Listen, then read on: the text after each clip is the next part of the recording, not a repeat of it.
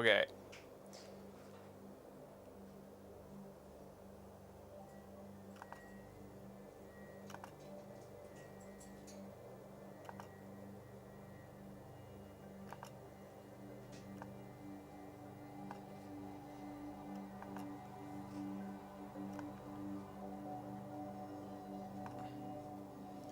Hello, McFeerick.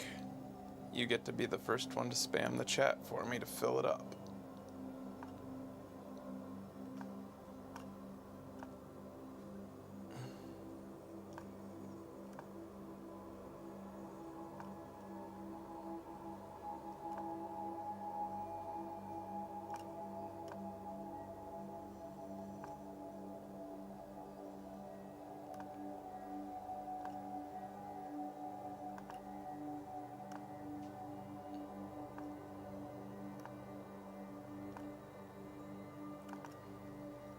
Hello, Oscar.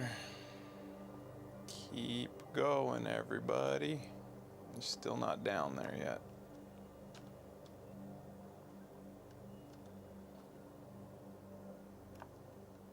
Still not at the bottom.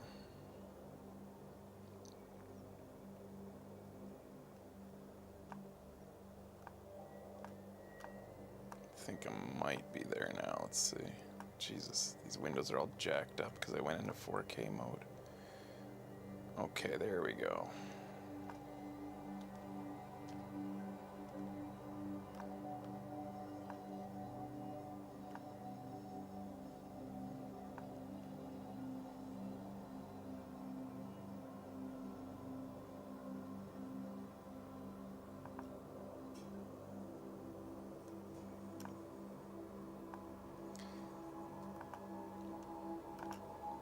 Alright, no reason to delay.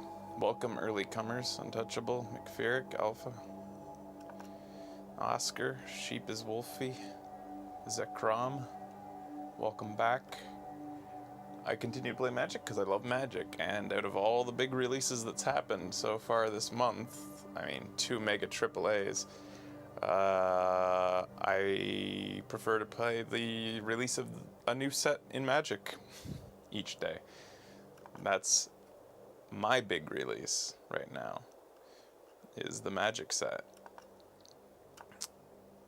This was a crazy month for anybody who likes to play all 3 of those games, like Horizon, Elden Ring, and Magic. Like, to keep up with all 3. Like I said on the show and trailer we just did, like how some people in our community and just in general when I see on Twitter, feels like people play every game.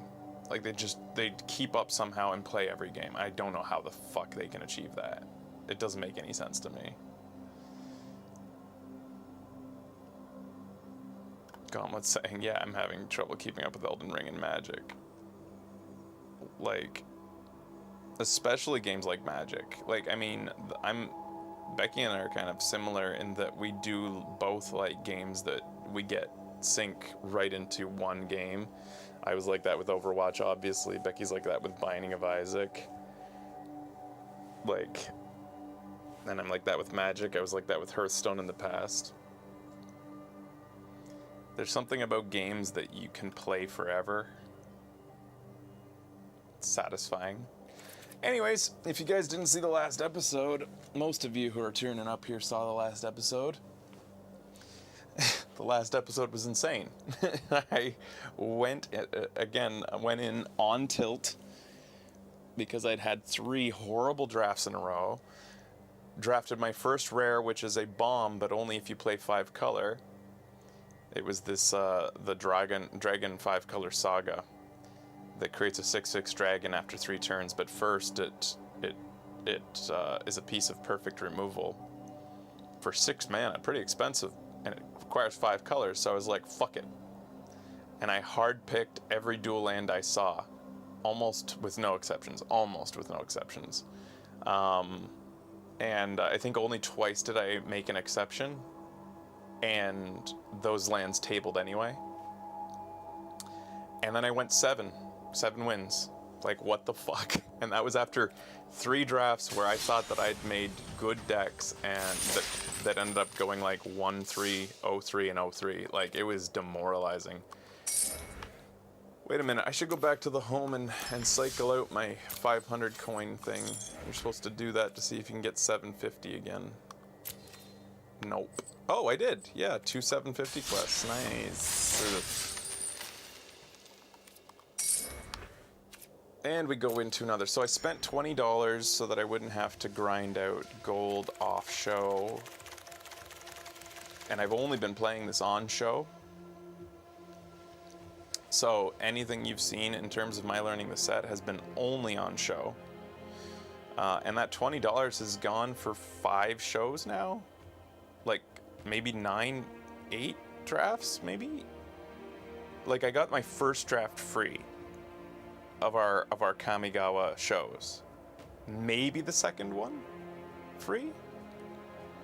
I think it's been 9. This will be the 9th draft on $20, and I still have lots of jewels in the bag. So while, you know, it is free to play, but like if you want to play a lot and don't want to grind out gold, $20 when you think about how much you spend on a brand new game. Like I don't need to do a sales pitch for fucking Hasbro, but when you consider the cost of real cards that I used to pay for and stuff, like it's actually a really good value.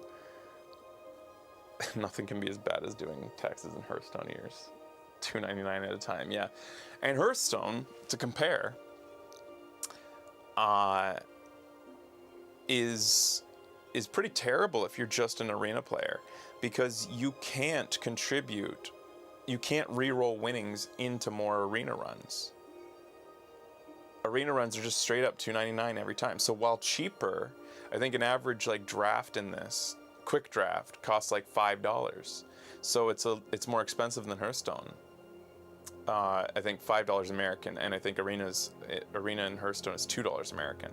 So while almost triple the price in Magic, your winnings get re-rolled into the game, which is something. Also, you get to earn on daily quests. Your daily quests contribute to being able to do a draft run, which also doesn't happen in Hearthstone. Hearthstone kind of treats arena players like shit, to be honest. Anyways, 5 mana rare that we opened up, blue-black. When Kotosi, the Silent Spider, enters the battlefield. So I'm still seeing all these cards for the first time, many of these rares and uncommons. I'm still seeing uncommons for the first time. When it enters the battlefield, exile target card other than a basic land card from an opponent's graveyard. Okay. Search that player's graveyard, hand, and library for a number of cards with the same name as that card and exile them.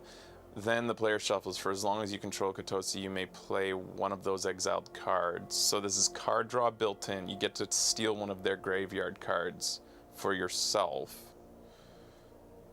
Maybe multiples if they were running multiples. That's not going to happen in limited.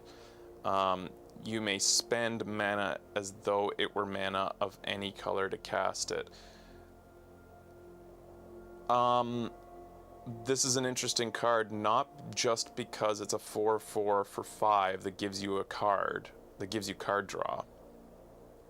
You also get to look at any card they have in their deck, which in limited is very powerful. In constructed, that's not as powerful because you're usually playing the meta and you know what they're going to be running in their deck. And it's also powerful, this card, because in constructed they're going to run 4 copies of their best cards, and this can like dissect a deck and like kind of hurt its late game strategy. In limited, this lets me see exactly what bombs are coming, how much removal they have left. Very interesting card for limited. I think I will pick that. And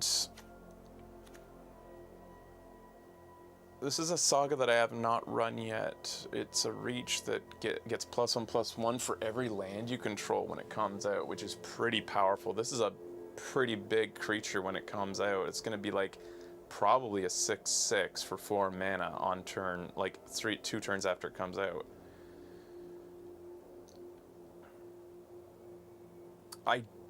If you had land cards in your library, you put in your graveyard, you put it on top of your library. Otherwise, you're going and fetching lands with that saga. I haven't even seen this run against me, let alone, I think I saw one run against me once. There's not even any removal in this pack, it looks like. Okay, this is a piece of removal. Yeah, let's take this, a semi, like it's not like a, I wouldn't call it a bomb, but it's quite a useful, and it's a 4/4 body for 5, which isn't horrible.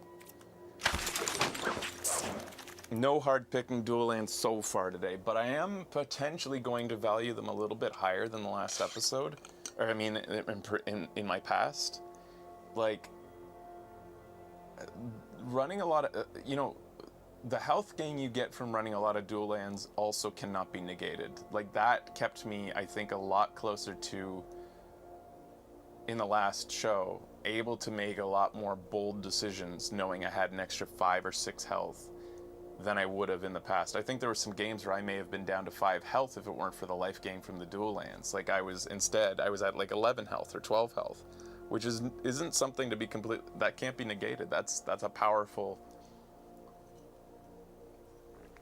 buffer room that you get. Okay, so we have a blue-black rare. Let's see, not a rare that you want to completely devise an entire deck strategy around. So while this is nice to have, I'm not like looking at blue-black and saying I'm doing blue-black. Selfless Samurai allows you to give lifelink to your lone attacking samurai. Also, you can sacrifice this card to make any creature indestructible. So when you do attack with your best samurai, you can make them indestructible. Generous Visitor, whenever you cast an enchantment spell, put a +1/+1 counter on target creature. So this is good if it gets out early in an enchantment deck. I just love this card. I love the art. I love the flavor. This is an enchantment creature that gives +1/+1 to Samurai. Here's the Kitsune Ace. I've still yet to run vehicles, and I've barely seen any vehicles run against me, which is kind of sad, because I think they're fun, and yet out of all the sets that I've played over the last few months with vehicles, I've barely ever seen vehicles being run. Seven Tail Mentor is another Samurai card. Lots of white Samurai in this pack. If we pass this pack, we're signaling that, we don't have a chance to not signal to some extent that white is open down the table. Spell Pierce, Planar Incision, not huge. Jukai Trini, blocks or becomes block, gets +1/+1 until end of turn. This is like a 3/3 for 2 basically, but it doesn't do the extra 1 face. Favor of the Jukai, as long as enchanted permanent as a creature gets +3/+3 and has reach, but you can also channel this to do that instantly, temporarily, which is nice utility. Kami of Terrible Secrets enters the battlefield. If you control an artifact enchantment, you draw a card and you gain 1 life. It's a 3/4 otherwise. I haven't seen this run at all, pretty much. Okaiba, this is a Nezumi ninja this is actually a pretty good card, I think. For only 1 mana, out of all the sagas I've seen, for only 1 mana, you do a net 4 damage difference to your opponent. You do 2 damage to your opponent and you gain 2 life. So net 4, you're making the spread by 4. In addition, then you get a Menace 2/2 that gives all your vehicles Menace, which vehicles aren't typically going to be black in the black decks, but a 2/2 for 1 mana, in addition to the life gain and damage bonus, in an aggro deck isn't bad. I kind of like this card. Huh.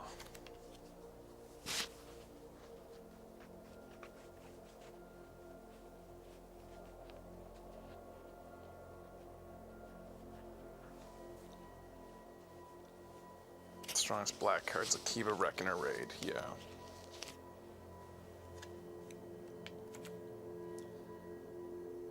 That's the creature from the raid? What are you talking about? What do you mean? I don't know what that means.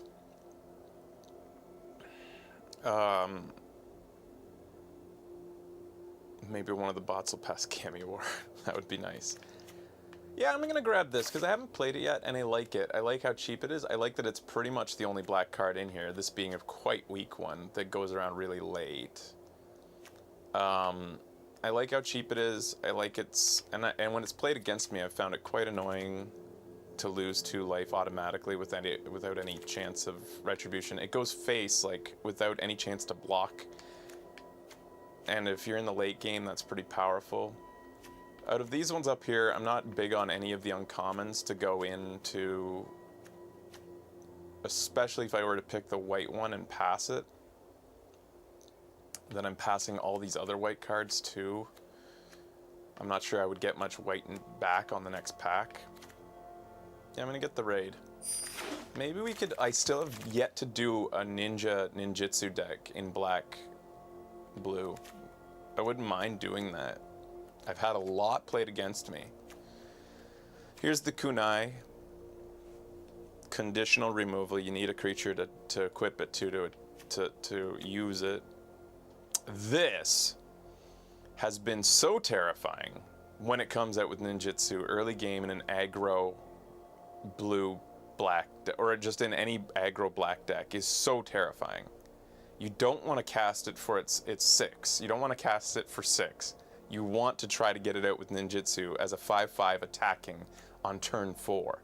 That's terrifying, and it's been quite in my first game playing this set.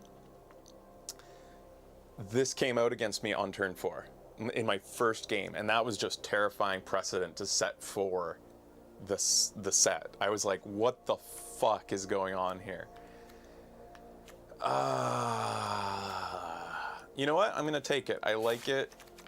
I wouldn't mind doing, like, you know, I'm not hard picking here, but I wouldn't mind leaning myself right now towards blue-black, because out of 10, this is my 10th draft, and I have yet to play a ninjutsu blue-black deck. Hot shot mechanic. There's a lot of white going around, so I'm hoping down the table that white is going to be, they're interested in it down there. Each opponent sacrifices a creature unless they discard a card. Twice in a row. This is, I think, a good card. Samurai are going around like crazy, but I've already passed a bunch. I'm not gonna take these samurai. This is annoying a little bit in an aggressive deck, especially that it can trigger ninjutsu.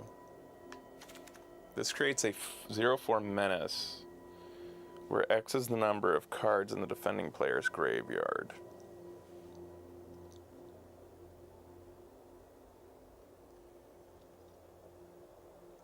That could be quite big, this creature as well, for punch through in an aggro deck. I think I'm going to take this Saga. I like the discard ability.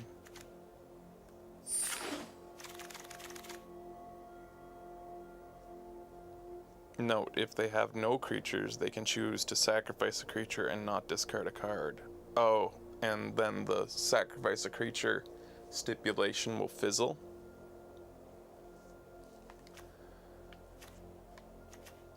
Lots of white going around, but yeah, 2 of these katanas going around for the samurai decks. If we'd gone into hard white, we would be overwhelmed with the amount of good stuff going around for us. Here's a dual land, and I'm not loving anything at first glance that I'm seeing in here. Mnemonic spheres are nice.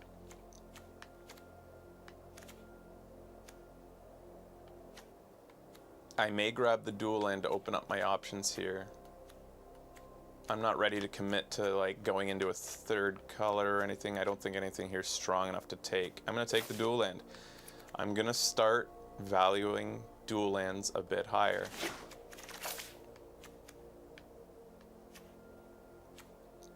Oh, hey, we got a shrine in the color that we're running, potentially running. Death Touch, at the beginning of your end step, you may pay 1. If you do, the Death Touch is nice to have. Destroy target creature with toughness of, wow. So if you have multiple shrines, you can wipe out their 2-drops slowly over time.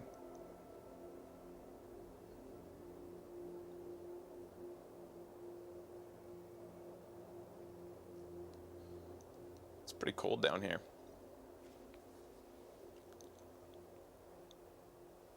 I'm waiting for it. Oh, I should actually turn on the heat then. There we go. Yeah, maybe we'll take the Black Shrine then. Things are looking pretty interesting in black. We don't really have much blue. Right now, black is, despite this card, black seems to be what I'm looking at the most here. Befriending the Moths. Really good in an aggro deck because it allows you to punch through over their heads, giving your creatures temporary flying. Here's a Ninjutsu Lifelinker, which is pretty good in an aggro black deck. It's also an artifact to boot if that ends up being synergetic.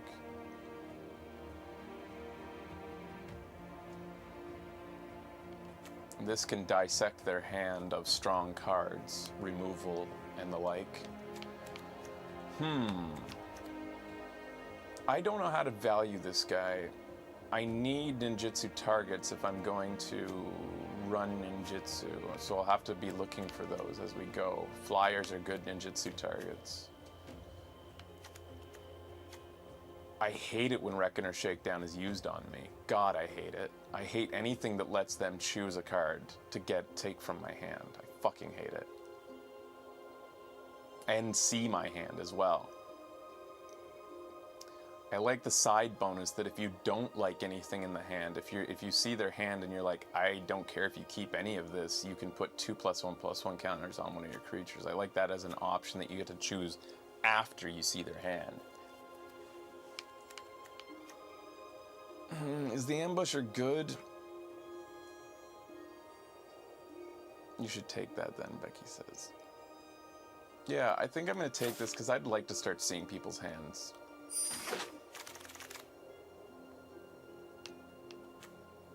And more discard? Well, I don't want to drown in discard, but this is also a freaking annoying card when it's played against you. It's almost like card draw when you make your opponent discard cards, because like while you're not getting options, you're draining them of options. So you're getting you're winning the card draw war. Would I run this in a deck that already has 2 pieces of potential discard? Just completely drain them? Or dual land, just to keep our options. Let's take the dual land, because I'm iffy on it, and let's keep our options open for these decks coming. So I have a potential to run 3 color with green, given the 2 dual lands will give me better options with that as we go here. This is a very powerful card, especially with its ability to reconfigure and give creatures ward, which can make it really difficult to remove some of your best stuff as the game goes on.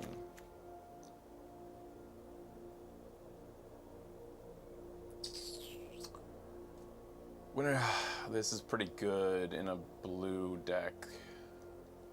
The constructs are decent. This has worked for me, especially with things like the blue sagas that discard cards. Yeah, I like this combo. I like Antiquity, but we're not sure. I think I'm going to take this. This is like, it works with a lot of, combo's good with a lot of things.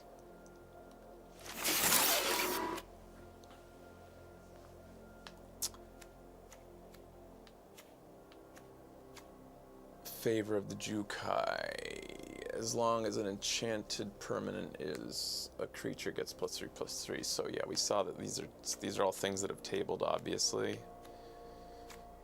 This is going around I feel like this is being undervalued by the bots.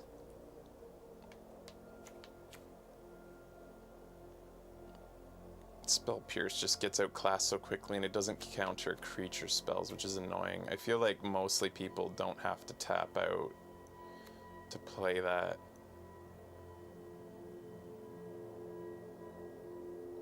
This...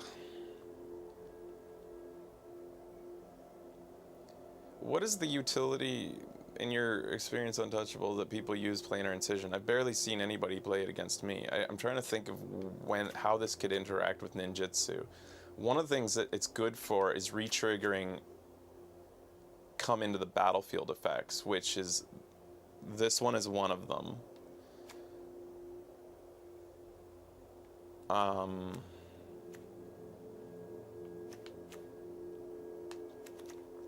That's it that I have so far. It obviously dodges removal. I'm talking about beyond that. I think just like re-triggering coming into the battlefield, but I'm trying to think of obvious combos that I might not be thinking of. I'm going to take it just to and then think about it.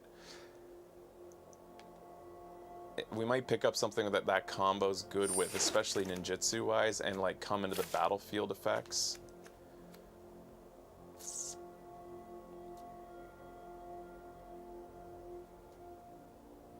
If we end up playing control, this isn't bad.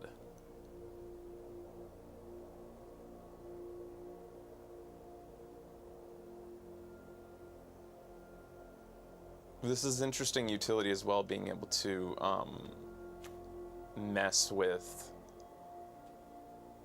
graveyard effect synergies. I don't love it. I'm gonna take the dual land. Who knows what might come in the next packs. I'm gonna take this dual land too. I don't care about any of these enough to take them. We got 4 dual lands, not bad. And a sphere is nice to pick up. That table. You can also start a saga over. So it does, like, it brings it back in. Does the saga get the +1/+1 counter then? Or does the +1/+1 counter fizzle? Saga's transform, so technically a saga can have a +1/+1 counter on it. Yeah, it just doesn't have any effect on it until it transforms. Wow, we're getting lots of late dual lands here.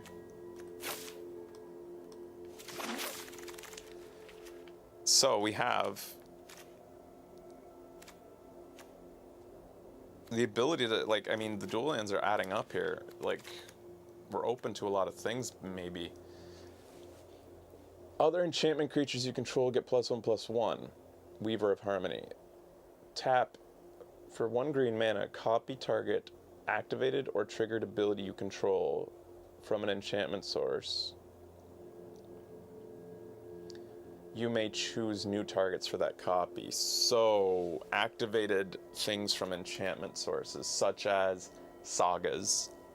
You could trigger this twice. Like, this guy could trigger for 1 green mana, he could trigger this saga twice or this saga twice. Other enchantments that I have. This is an enchantment, it could trigger this twice if you wanted to. Doubtful you'd have enough targets for that to matter. So far, that's the only enchantments I have. That's interesting. Here's another shrine, but 2 of these shrines can't exist at the same time. So this wouldn't be able to play with the other one. You'd have to wait for one to die. Death Touch can't be... you can't negate the fact that it has Death Touch, though, which is a nice bonus. Piece of Removal. This guy makes enchantments cheaper to cast. This is like a mini Wrath for little guys on the table.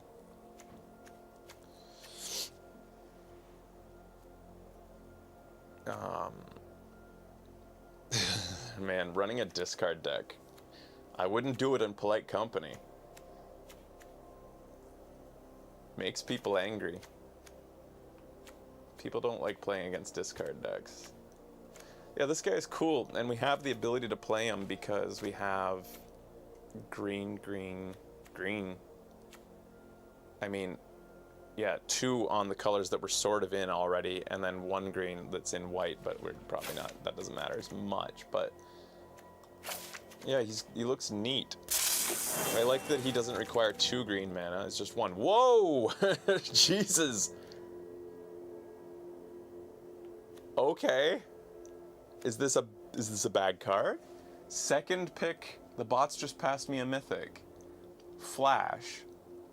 It's a planeswalker with flash. As long as the Wandering Emperor enters the battlefield this turn, that's the name of this, the Wandering Emperor, you may activate her loyalty abilities anytime you could cast an instant. So, yeah, it's flash, and then its loyalty abilities are flash.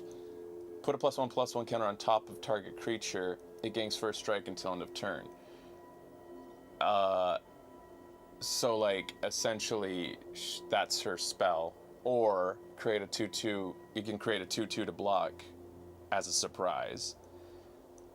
Or its removal as a surprise.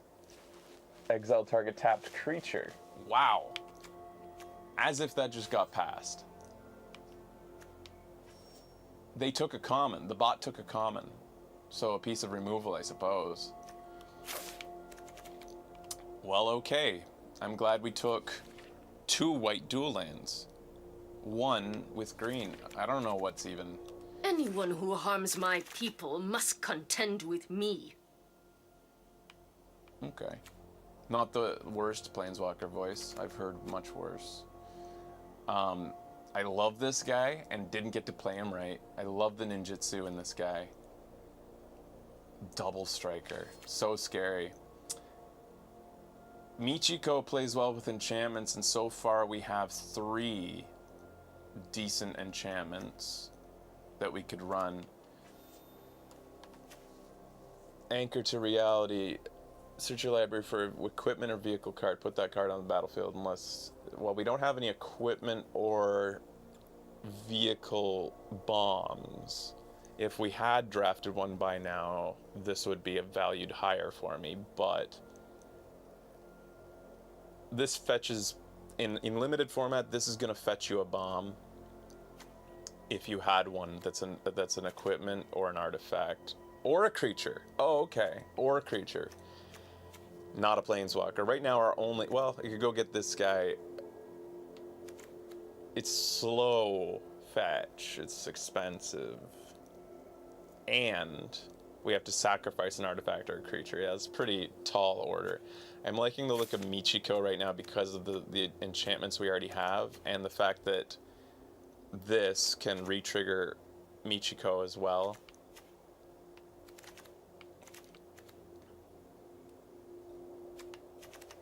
We got Weaver of Harmony that can do that. We got the blue removal, but I think Michiko is really strong. And it's white now, and we have this white bomb, which is crazy.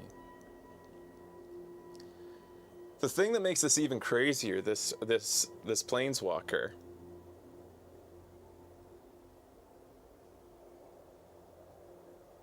is the fact that it gets to trigger its loyalty abilities twice, basically, because it gets to play it the second it comes out on your opponent's turn because it has flash, and then when your turn begins, you get to do it again. So essentially, this is 4 mana for 2 white samurais, 2/2 white samurais if you want, or 2 +1/+1 counters with first strike till end of turn. Less likely you want to do that, but I mean, you want to charge her up, right? Because as you charge her up, you get to exile multiple creatures. You could, yeah. So that's why was I bringing that up anyway? I'm not sure why I brought that up. Oh, because we want to go into white because that's such a bomb.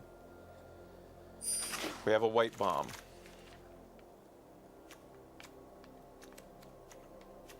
Another white double striker, another... We could go hard into enchantments here. Scry 2, that gets us closer to our bomb. Gang 2 life, nice bonus. Then you get a 2/2 first striker. Enchantment creatures.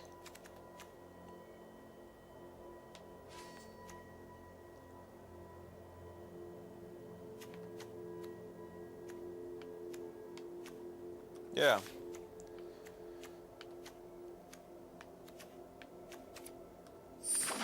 Let's look at enchantments hard here today. And things that get bonuses from enchantments, and I think green has a lot of that. Here's yet another enchantment that turns into a formidable creature late. We already have quite a few 4-drops, but... is removal. Far from perfect, but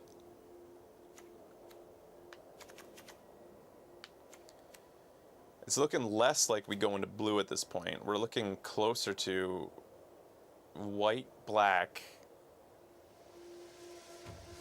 Yeah, we have to see how it shakes out as time goes on. I'm just going to keep on, like...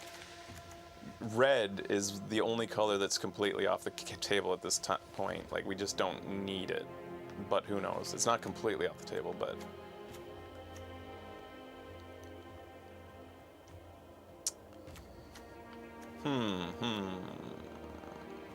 Trample Haste Colossus is pretty scary. I'm thinking the enchantment, double down on enchantments. We'll probably want to start looking at green really good here for enchantment synergy.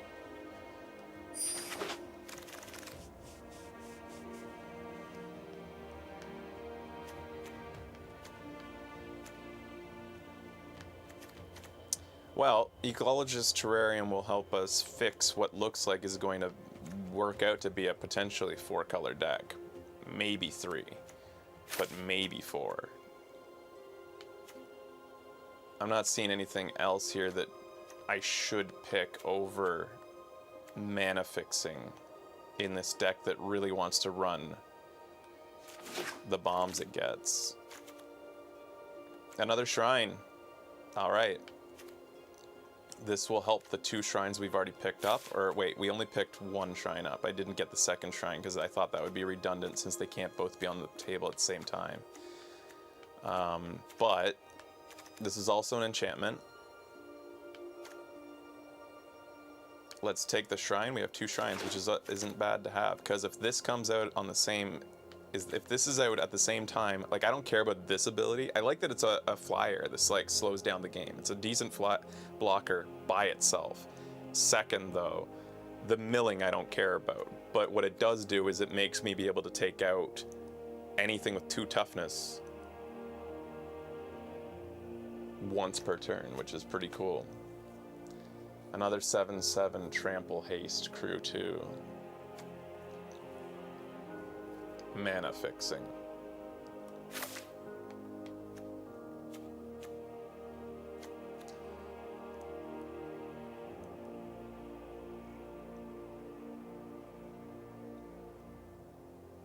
This allows us to manipulate our shrines. Because manipulate our enchantments and our sagas.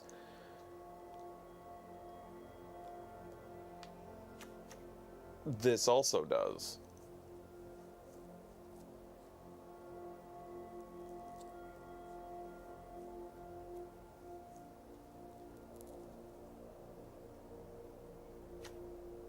And then Imperial Moth is also just a really good enchantment.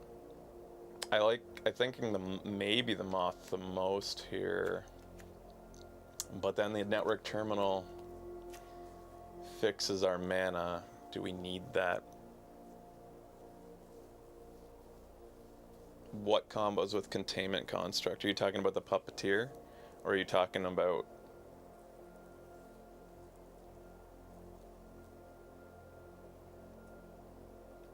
Containment Construct, you mean this? Because you discard a card. Yeah, Network Terminal discards a card. So if the Containment Construct was out... We don't have a lot of... We're not really playing aggro, so the +1/+1 and flying isn't really something... And we have a lot of 4-drops already, so I'm looking less at this saga at this point. Yeah, I'm just going to keep my options open, get the terminal, so that we have extra mana fixing depending on what we end up drafting here. Wow, this tabled, or this tabled. I have almost no removal outside of my Planeswalker right now. We don't need this dual land. I don't think I need 2 of these. I'm going to take the removal. So we're playing a little bit of blue, it looks like. This is also kind of removal. It turns a creature into a 1/1, basically, if you want. You can aim it at your own creature and give them +1/+1 counters for X. But you can also aim it at their creature and make them into a 1/1 by paying 0 for X. So it's pseudo removal. Otherwise, a 3-drop that blocks really well, that gets us to wait for our sagas to do their thing and move us towards our bombs. Instead of the pseudo removal, I want to flesh out my early game and my blockers, so I'm going to take these guys. So we're running blue because our two best pieces of removal options here. I would like to take the dual land, but we have two pieces of good removal in the 4-drop spot. Expensive, I wish that they weren't in the 4-drop spot, but 2 is nice to have.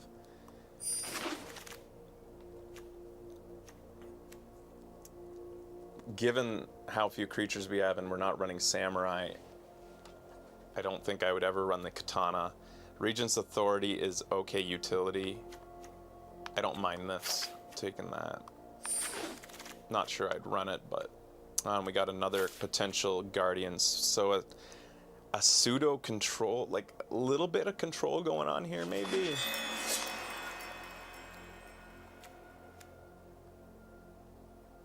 Take the Kami, but we're not going to run them, I don't think. Red is the least likely color out of all the colors that we run. But then, maybe it's because this gets passed, but I think this is the 3rd time I've seen this gold. I don't think I've opened it 3 times. Oh wait, no, this I'm confusing with the other saga that I think has similar art. I think I've seen this twice actually. This is the 2nd time. Haste, whenever it deals combat damage to a player, if it doesn't have an indestructible counter, put an indestructible counter on it. Whenever combat damage is dealt to you, remove the indestructible counter from it. It's all right. It's not like pickable as my 5th color in this draft. We got another shrine, so we have 3 shrines. Yeah, I don't even need to really look at anything else. This is pretty strong, but like not in this deck. And this might table as our 3rd piece, but I don't know that I run 3. It's just that it's so late game and expensive, but we can wait for the late game with guys like this on the table. Anywho, I'm taking the shrine, obviously, because now we have 3 shrines. Another walking skyscraper. It like you can cast it earlier if you have modified creatures. We don't have a lot of things that modify creatures. This modifies creatures. Equipment modifies creatures, which we don't have any of. This shrine modifies creatures itself, rather, and other shrines. Michiko is modified by default by herself.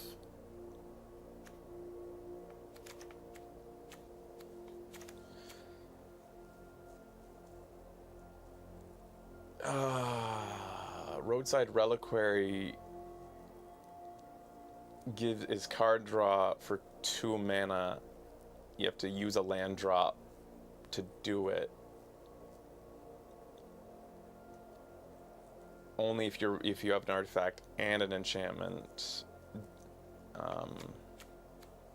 have to sacrifice the land as well. This is more control and gets us closer to our bombs, which is the whole point of this. Modern Age goes good with the containment construct, but I want to stay in the game long enough to get to the bombs, and this is really good at doing that. So I'm going to get the Moonfolk Puzzle Maker. It gets us closer to the bombs and blocks really well for us, and it gets us towards our shrines.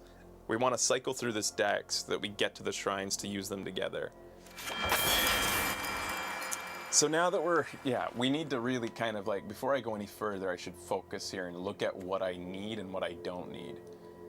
At this point, the deck is looking like, Mnemonic Sphere might be in there. It's looking like white, black, blue, green.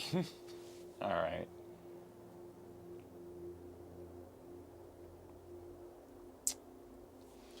I may need to consider...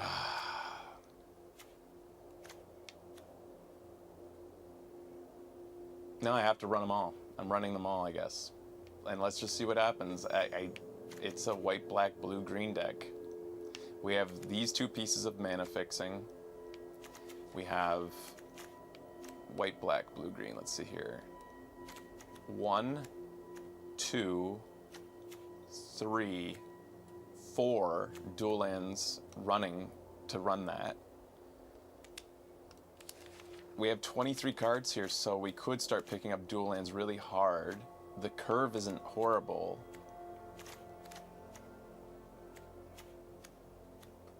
We got card draw in here. Probably wouldn't run Regent's Authority. I'm going to take out the weakest stuff I see so far. This guy doesn't really play into our strategy. He's an aggressive card, so I'm taking him out. Keeping the Shrine, obviously. This is an iffy one that I would run. It depends. I'm gonna take it out just because it's not an auto run. It doesn't like play with the strategy completely. Card draw, Weaver. Okay. So like 3 more cards, and as we pick cards, I'm going to like really focus on what I cycle, like what cards might replace what as I. Oh, okay. So here is another way to get to shrines. This works really well for that. This guy buys us time as a blocker. But I'm thinking more the Commune with Spirits for the fact that it gets through. This is very slow card draw. I don't want it. Befriending Moths is too high in the mana curve. We don't need that, and we can't really. This is just a samurai. We aren't doing that. This is an ninjutsu target, which we're no longer doing. It's for me either the Archer or the Commune with Spirits. I'm going to do Commune with Spirits. It's almost like card draw in a weird way. And it gets us, like, just cycles through the deck with... Oh, wait, I didn't even look at the Web Spinner Cuff. Equipment. It's a 1/4 with reach, actually. It's a blocker in the 3-drop slot that has reach and reconfigures. Actually, this is probably the card I want. That's actually pretty good. The main reason being that it's a creature. It's not just equipment. I was going to pass it off, be like, I don't have enough creatures to care about equipment. This also modifies these guys when you put equipment on them so they can attack if I needed to. Potentially gives me a 4/8 reach blocker. No, yeah, that plays well with us. That's as good as cycling through the deck with that other card. When We Were Young doesn't play well with us. There's a lot of red cards in here we get to ignore. Let's get the second shrine. They can't play together, these 2 shrines. Can't have 2 of the same name out there at the same time, but it's an extra shrine in there to draw into. Oh my god. Somebody in red in this deck is going to get a gift. Ah, fuck me. So we're getting another shrine and we're running 5 colors. All right, 5 shrines. We got almost 5 shrines. Well, we have 5 shrines, but we don't have all 5 colors of the shrines. We have 2 of the green, and then the white, the black, and the red. We can run this kind of because we have, Windscarred Crag I picked up. So that's not, I do have a dual land in red. We're running a shrine deck. I should probably take the dual land here. We don't need another Long Reach of the Night. We don't need another 4-drop like that. This is an obvious pick. We're taking the dual land. I'm just breezing over the look, and yeah, we're taking the dual land. Another Terrarium can help us mana fix. We would have to think of a card to replace if we took the Terrarium.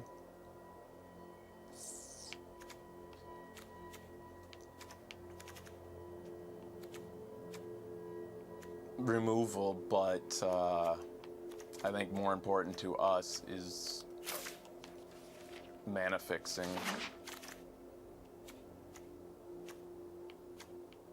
Dual land? No dual land. We can search for shrines with this as a 5-drop.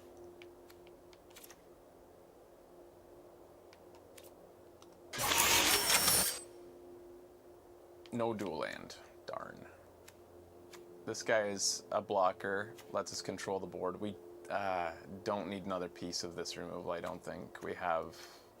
It's just so late. I wouldn't mind earlier game removal. I'd take early game removal. Well, no, this isn't early either. I think I'd probably, out of everything, more likely to run the Fang. It doesn't matter if he comes out late game.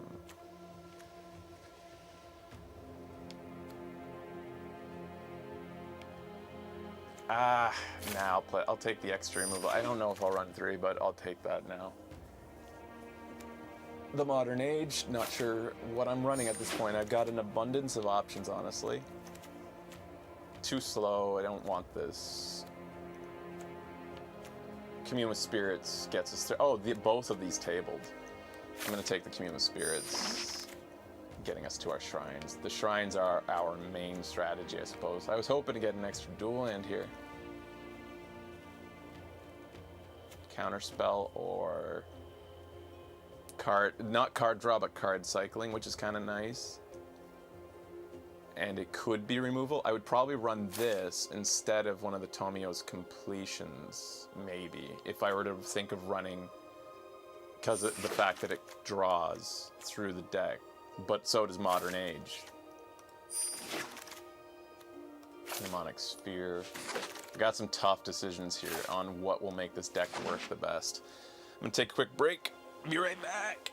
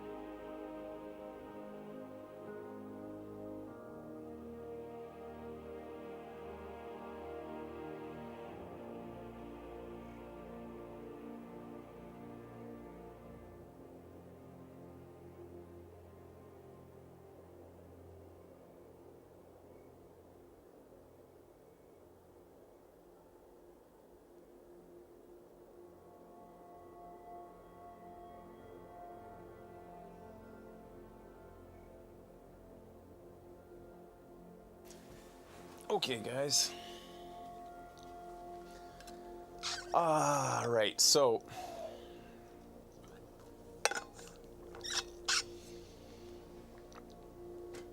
we got 6 dual lands, which really helps what we're trying to do here.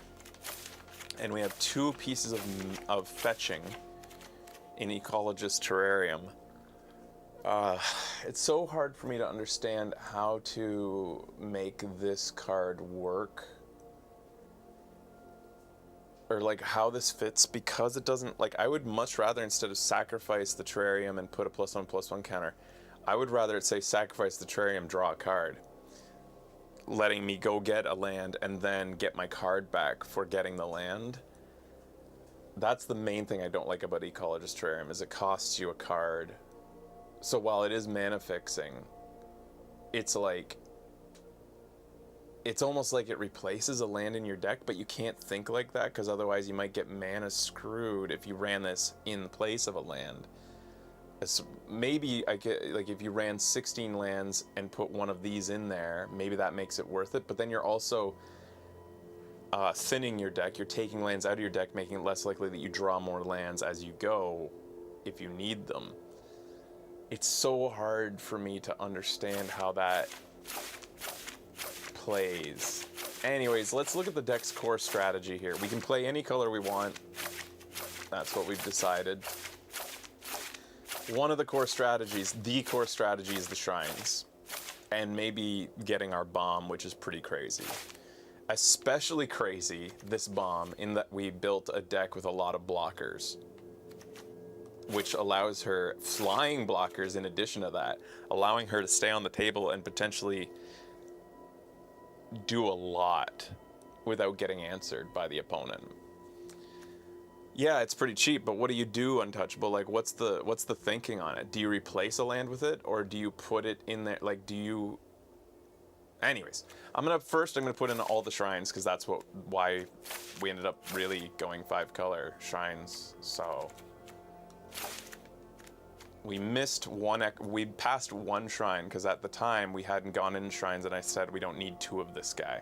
This guy's also a nice early blocker, which is awesome. You think it's like the 18th land? Yeah, it's just that you lose a card. You can get them back, I guess, because of things like Mnemonic Sphere and Modern Age. You can cycle through and... Well, Modern Age doesn't draw you cards, it just cycles cards because you have to discard one. Works well if you have the construct, of course. There's our... So we have 5 shrines. We didn't get the white shrine, which would have been awesome. I think that one generates 1/1s. We also have, if we're playing the shrine strategy, you can't not put in the 5-drop that fetches a shrine late game. That can just be the thing that puts your shrines over the top, makes them super powerful.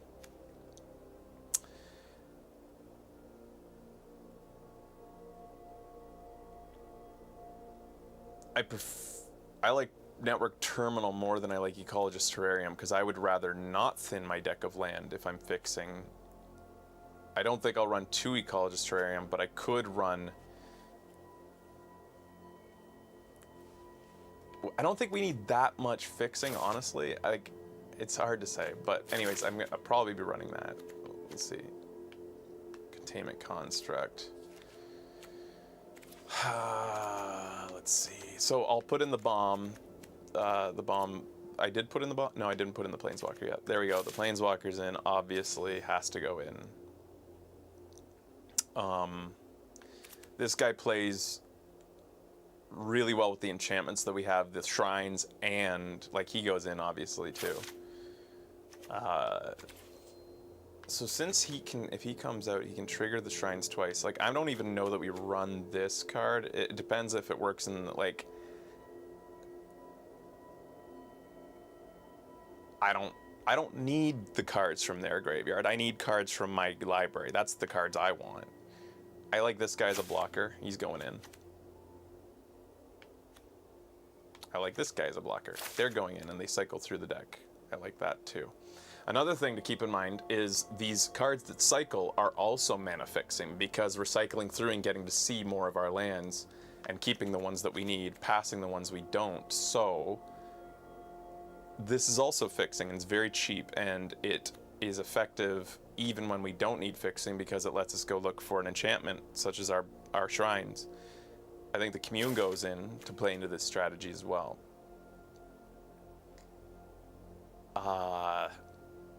Modern Age cycles through. I think that's a pretty core strategy to this deck, having these. I don't know that we need to run the Terrarium, or potentially don't even need to run the Terminal. I think because of the amount of cycling we have going here, blue is the core card. Blue and green is what we need the most. So most of our lands will be blue and green, and then we have to hope for fixing potentially to get us white, red, and black. We don't need early game black. Black is a bonus.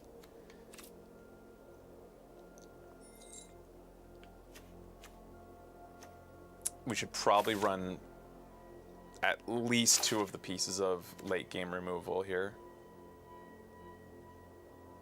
My light is flickering over there. Mnemonic Spheres are great because at the worst case, you pay 1 blue mana and just cycle them for a new card. And in the best case, you have an abundance of mana late game that you get to get extra card draw for them. Yeah, I would much rather be cycling through my deck than mana fixing or playing terminals and terrariums.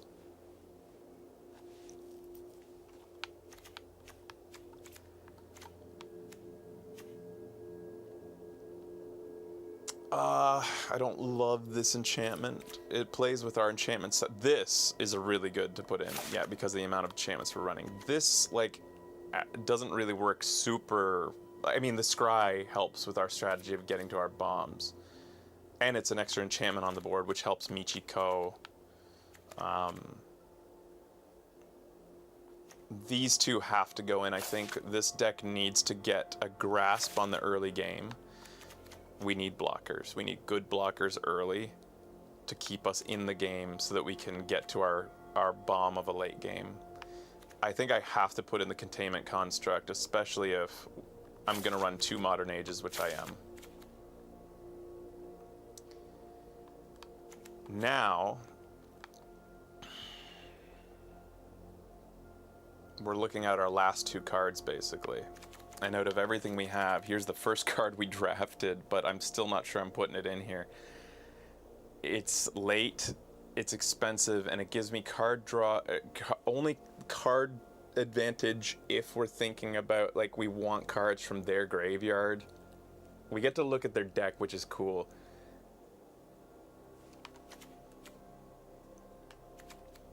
But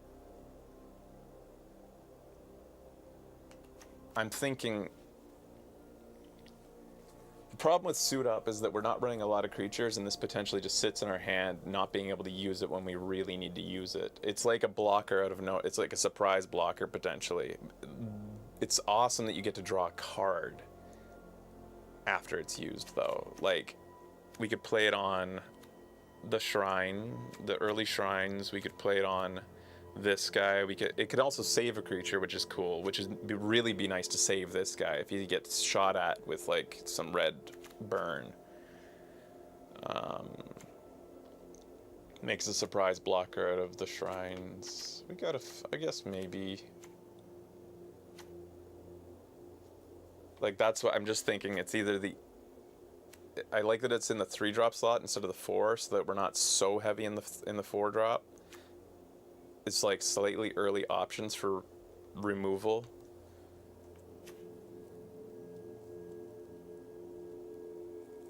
The bonus of vehicles get menace is nothing for this, and the menace ability of this 2/2 also doesn't matter to me. But it is an extra enchantment.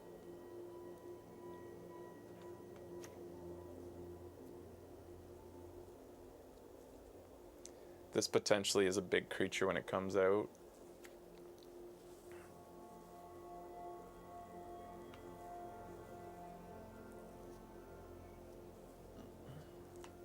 Maybe I should mana fix a little bit.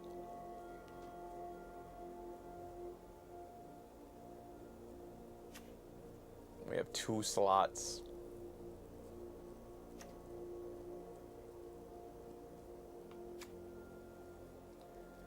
Two slots to play with here.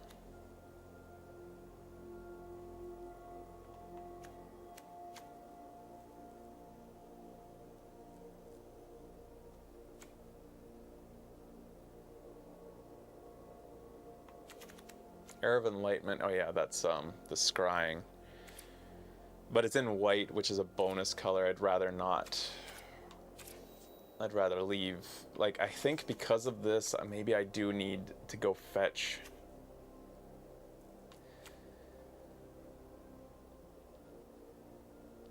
Do I have the artifacts to tap if I wanted to use this for that ability?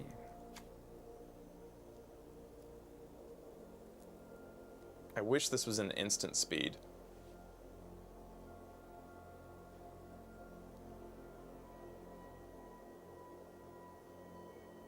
Becky, can you explain why Savannah keeps meowing at me, then wants to refuses pets? Oops, what did I just put in by accident? The terrarium? This is tough.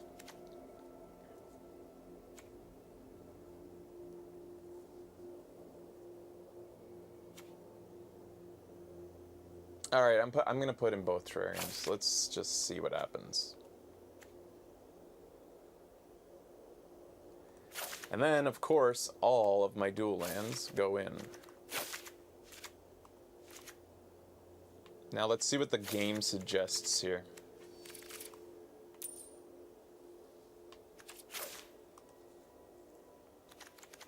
Lots of blue, obviously.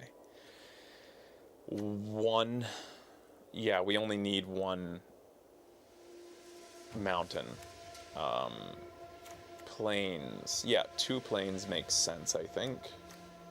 2 green. Yeah, that makes sense. I think that was good suggestions by the computer.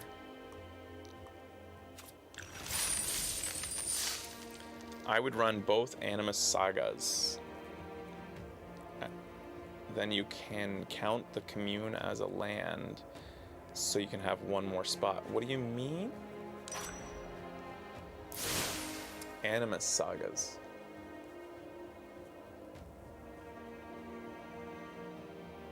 I don't see an Animus Saga. This is from Oscar in the shadow chat.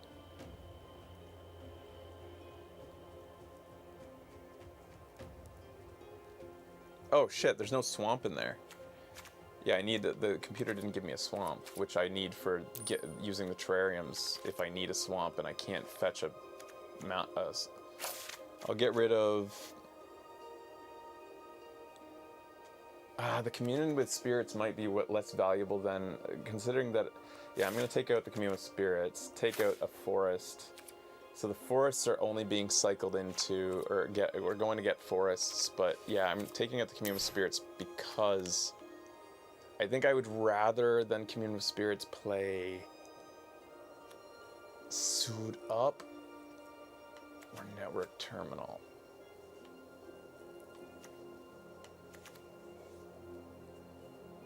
I'll play Network Terminal. We have no 1-drops.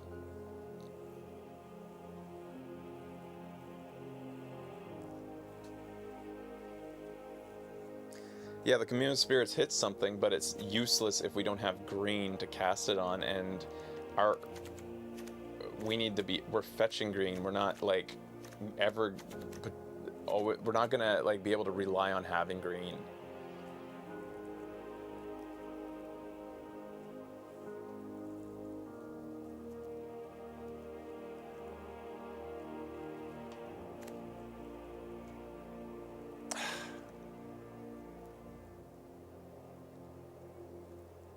Yeah, I think it's a fair cut because of that. Yeah, as Untouchable said. I still don't know what you mean by... Oh, you're calling this the Animus Saga. Okay, so... Oh, it does say Animus in it. Animus of Knight's Reach. I didn't see that.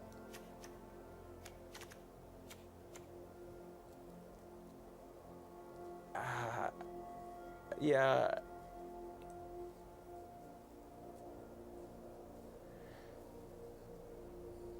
I don't know what I'd cut for it. Like if I wasn't running 5 color, maybe I'm just. Yeah, I'm mana fixing the hell out of this deck so that I can run my Saga strategy. I don't know that it's gonna work.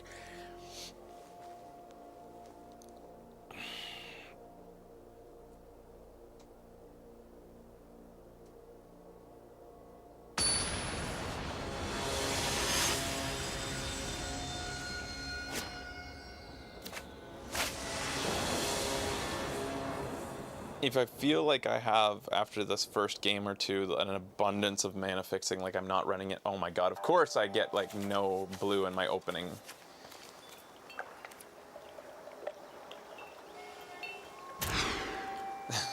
And now I get 4 land hand, alright, yay! We'll keep these. So we already had to mulligan. I don't need both islands. I'll get rid of one of them. Opening up, we will... In case I draw into black, I'll play this now, black or white.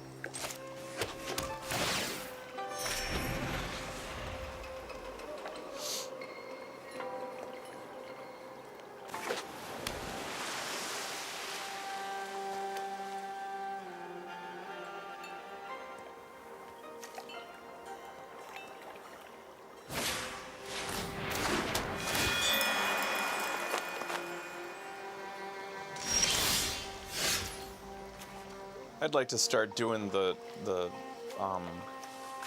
my Modern Age right now.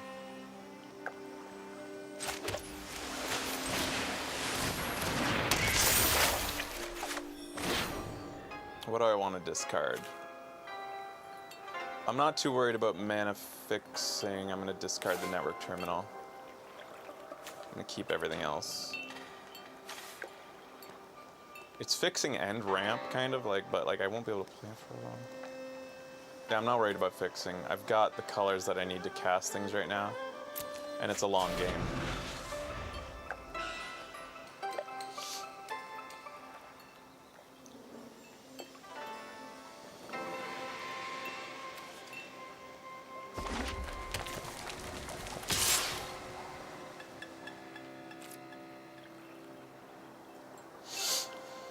So they're running blue, red, maybe artifacts.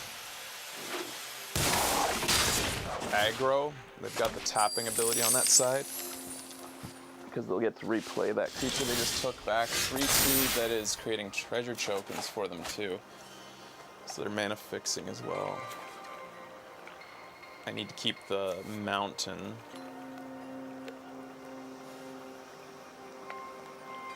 I'm good for bluing. Yeah, we'll get rid of the island.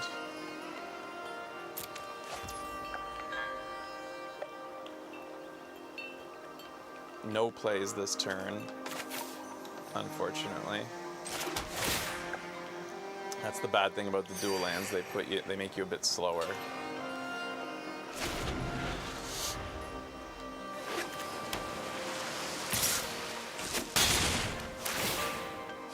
If they have a 5-drop to play, I can remove it, at least.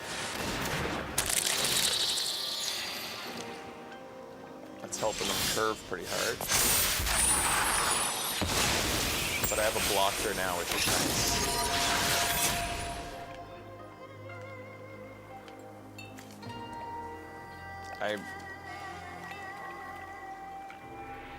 Unfortunately, this will not kill anything on their side right now. The Shrine of Cruelty, I might want to hold on to it. I don't want to use that removal necessarily right now, though. I can make my floater here a 3/4 by playing the Weaver of Harmony, so that's what I'm going to do. I'm going to hold on to my removal.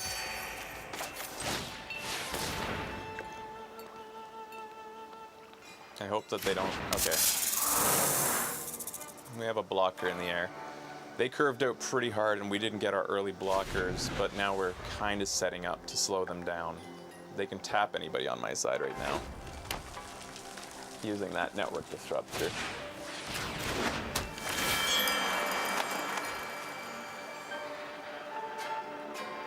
I was hoping they'd use those treasure tokens to play something worth targeting right now with my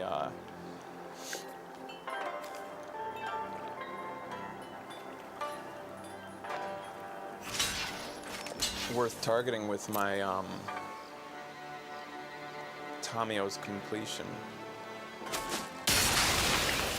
They're going full aggro. They were willing to trade a pretty solid card there.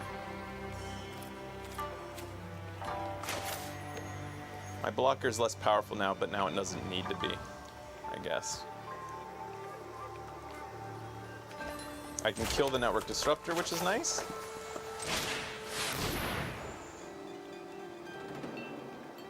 Might want to drop the audio a bit. Yeah, Magic can be a little bit loud. How about that? It gets really loud, like, just when it does the effects. Like, the music isn't loud. I wonder if I can independently change those.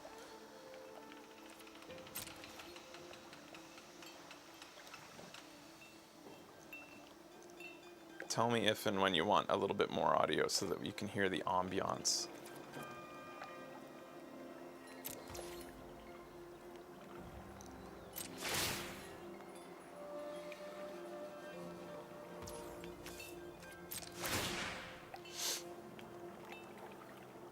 They're really upset about losing this creature. They're like holding on to the pass like over and over as though they have like some answer.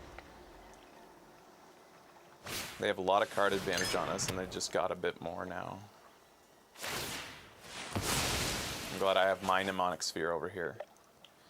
We're hoping to draw into that Planeswalker. We have the mana to cast her.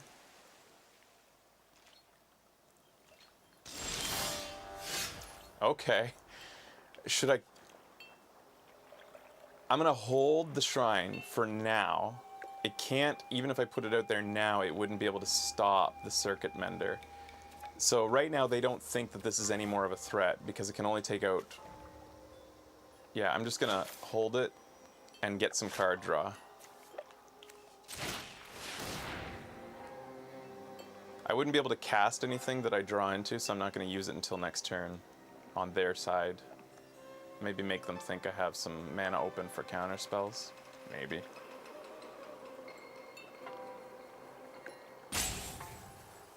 Are they thinking of countering the Mnemonic Sphere?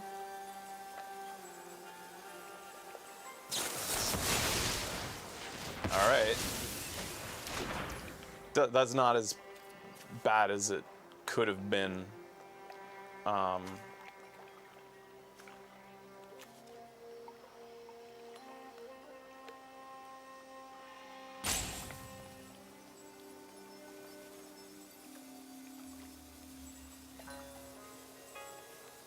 Yeah, I'm just gonna hold the shrine. I want them to, like, I'm not gonna... it starts doing face damage, but I can't do it right now anyways. I'm gonna hold the shrine just for now.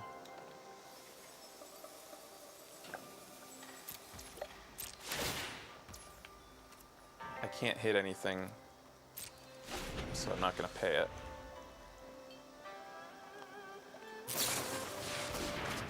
Wow, they got card draw. Boy, howdy.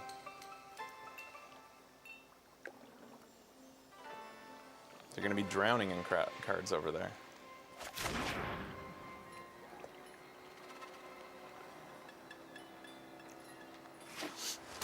So if they only have 22 cards left in their deck, I have 27, so they're more likely to have drawn into any potential bombs they would have. They're only running blue-red. I can start doing face damage if I played the Ancient Wars here. 2 per turn if they don't have removal. They've decided to go after not the shrine? Sure, dude. No blocks. That was dumb as fuck. If that's the removal they're gonna use, then I'm gonna bring out the shrine now.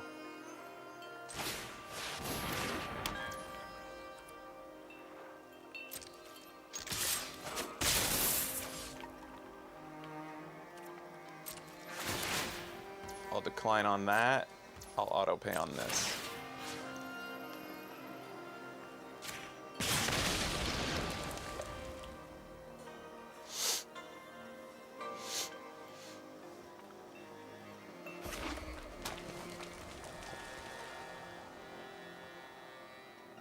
Do they have just... Oh, they had 2 pieces of removal. You know what? Now they're down to 3 cards. We're almost even on card advantage, except for the fact that this one gets them an extra card. Uh-oh, behold the unspeakable.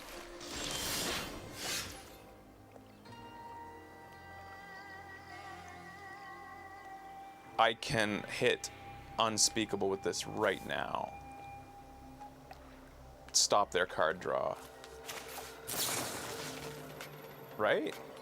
Oh, it has to be artifact, creature, planeswalker. Let's do this. I'm glad I held on to my island to get rid of.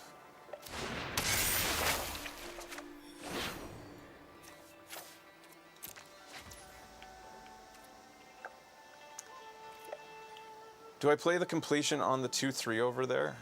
Or do I wait to use it on Behold the Unspeakable? I'm gonna have to take a lot of face damage over the next while, and I don't want to give them the extra card. I'm gonna play, this seems crazy, but I'm gonna play...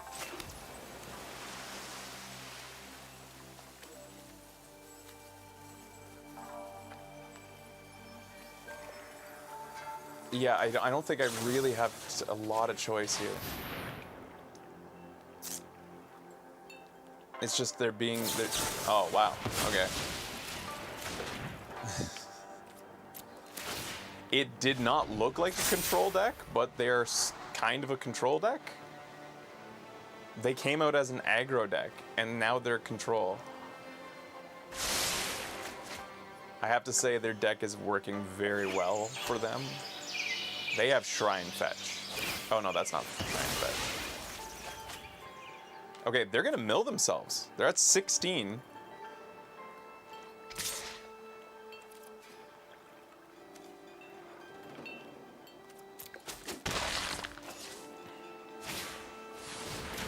They're gonna mill themselves. They're now at 15 cards. If I can hold out long enough, I need some removal for the unspeakable that's coming.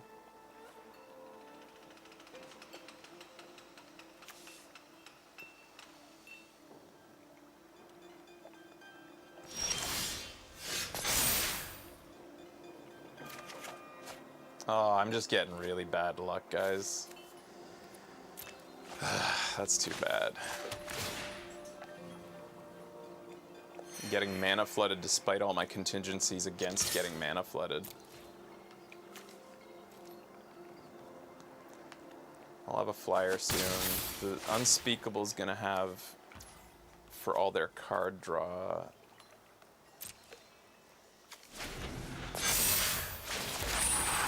they're gonna have be a 6/6 or a 5/5 or. They are now down to 13 cards in their deck.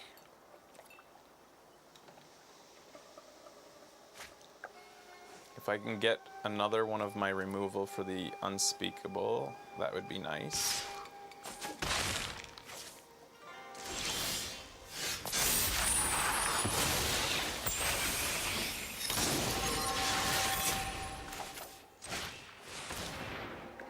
This will slow down the circuit mender. We can finally block it, or well, yeah.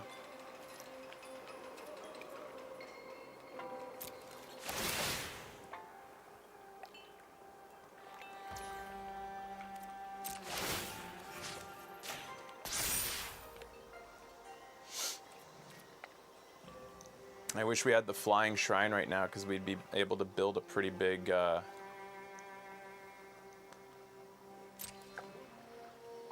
we'd be able to build a pretty big blocker right now.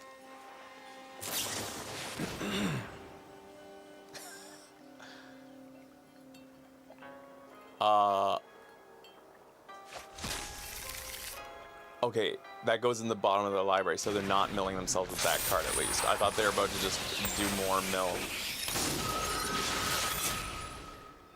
It takes 6 to the face, unfortunately. 5 to the face? Oh, they played a land before attacking. That's good. 5 to the face instead of 6.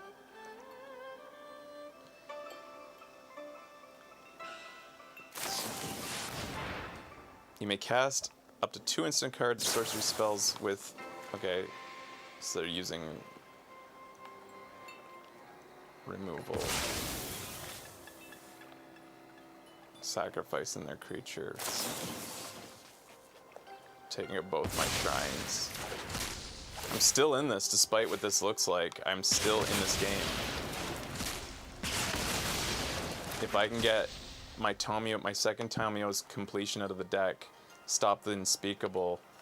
It doesn't look good with 5 cards in his hand over there, but I'm still in this game. Potentially. And I'm not. I just got... Oh, that's just bad luck. You can't judge this deck from that game. I got mana flooded.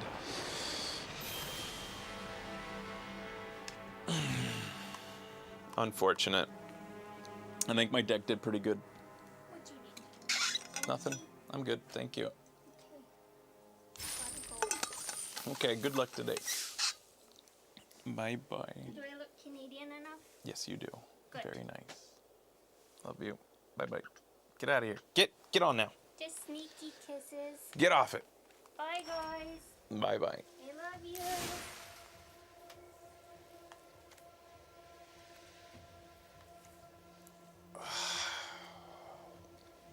I'm thinking of running extra removal. Taking out the terminal. 1 extra removal for this control late game strategy.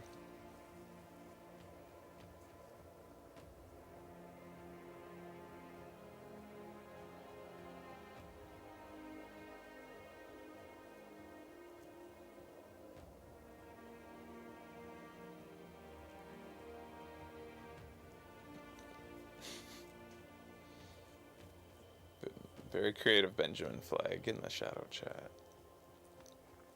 Yeah, I like this deck. I think it has the potential to get a few wins. I just need to not get mana flooded. Earlier, I didn't get any of my blockers on the ground. I only got my shrines. That's what I also need.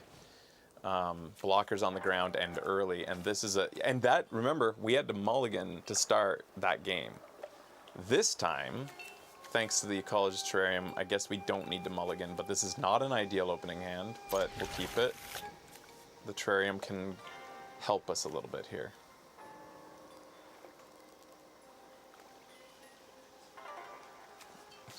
I hope I don't have to use the Terrarium to fetch an island.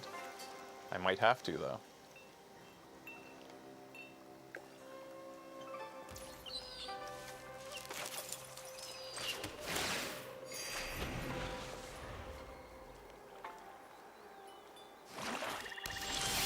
Yay, I don't have to. And I can cast it right now, which is nice. Because it's sort of also, well, no, it's not. I was going to say it's mana ramp. That's Network Terminal that's mana ramp. I guess we will go get, we have a forest, black, white. We need the mountain.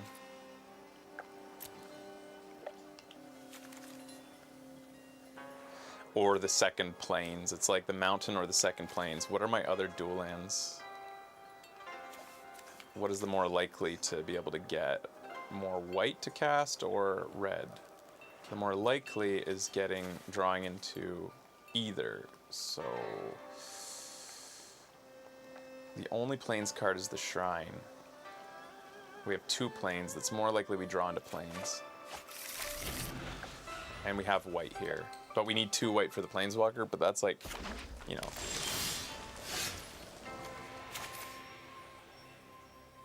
I'm glad they had a slow start. Not a lot of people have slow starts in this format. I don't need to play the plane. I can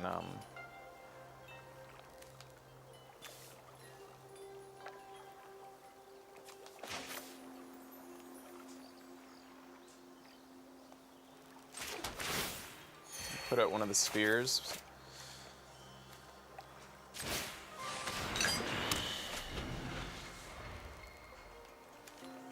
We got Shrine Draw, which is nice. We got a nice piece of removal coming to deal with what they might be able to drop soon. Bye-bye.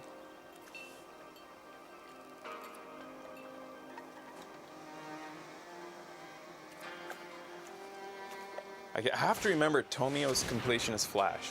Gotta remember that. Shit. That sucks. But there's nothing in here. At least I don't have a bomb in hand. That would suck. They'll probably maybe get rid of they're getting rid of the sphere? Maybe the removal? If they get rid of the removal, they're telegraphing that they have something nice in hand.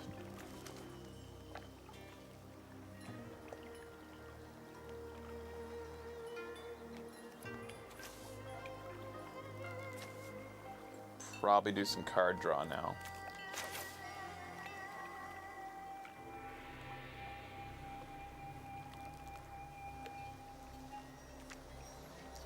Oh, this is annoying. I don't have the ability to play my other mnemonic sphere and draw at the same time.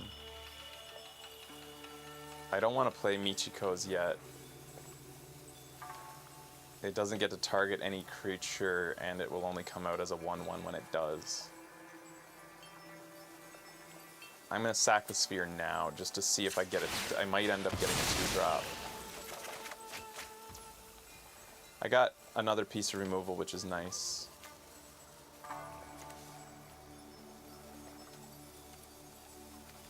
She gets bigger over time. Maybe I should start working towards her.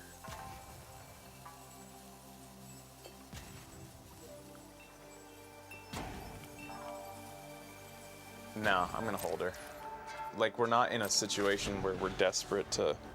Oh, it counts your artifacts too? Shit, I should keep that in mind. But I hate that she doesn't have a target right now to actually get some of her value, and like, Uh-oh. What's this? Ninjutsu Legendary. Whenever it deals combat damage to a player, exile the top card from each player's library until end of turn. You play one of those cards. If you cast spells this way, pay life. They have to pay life to cast spells from the top of my deck. I don't want them to have my bombs. I don't want them to use my bombs against me. I don't think I have a choice but to play Tomio's Completion on that. I have to.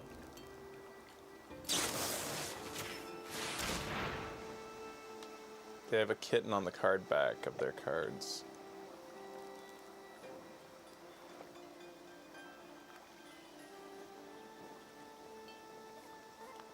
It's a must-answer card, kind of, because they have 20 health. They wouldn't mind spending 4 health to get my Planeswalker. And the Planeswalker can charge itself up and start removing, like, unlimited creatures over time. Like, that's scary.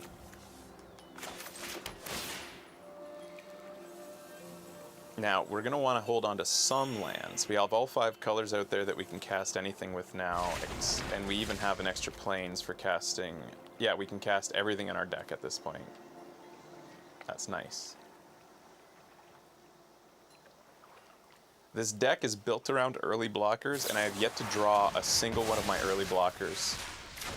Not the 0/4 Shrine, not the 2/1/4 Flyers. Wait, 1/1/4 Flyer? Not the 2/3/4 Defenders. As 3-drops.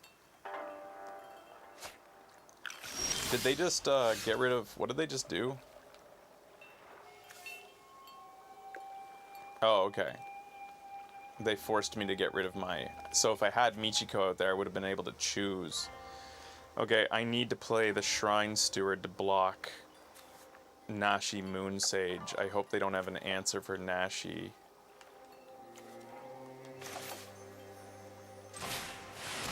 I will go get my...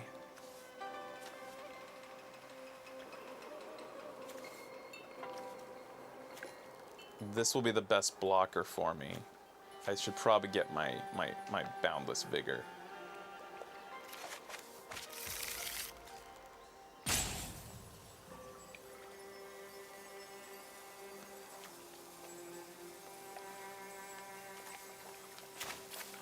I don't know what I want to play now. Let's just get rid of the card that he knows that I have, I guess. So I have a blocker. Let's hope it goes unanswered. But I haven't had any creatures for them to have to answer yet, so they could easily have removal in hand. They might get to play something from the top of my library. Okay. Shit. He's getting good value out of those cards, given that... Goddamn. So here they're going to get to use their Mythic Bomb. They get to play my Containment Construct. Could have been worse. You're going to have to pay 2 health to do it. Could have been a lot worse.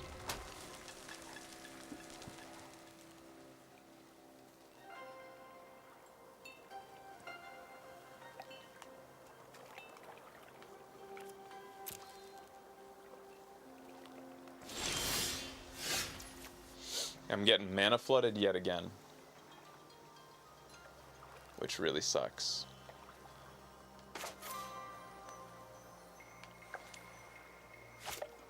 Let's see what I can get out of my deck before I decide on casting the Shrine as a blocker to the Scion.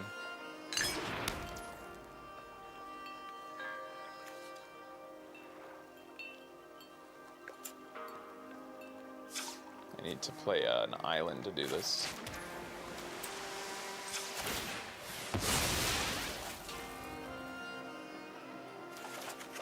Oh my god. This is insane. How screwed we're getting. Like, we have so many contingencies against getting mana flooded, and we're still getting mana flooded. Like, there's nothing I can do about it. Like, this sucks. Holy shit. This is bad luck. This is the second match in the draft. I'm just getting so fucking mana flooded.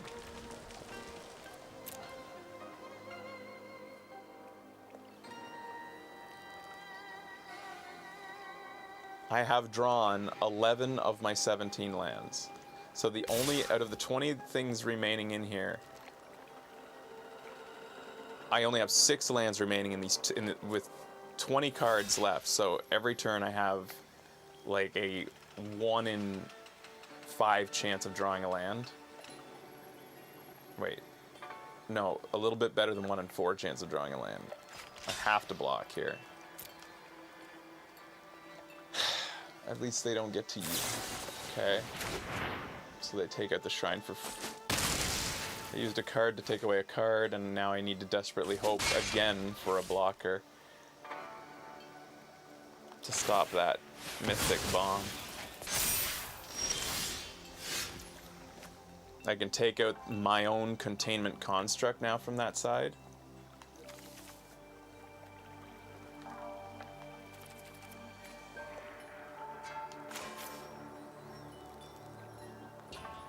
I guess that's nice.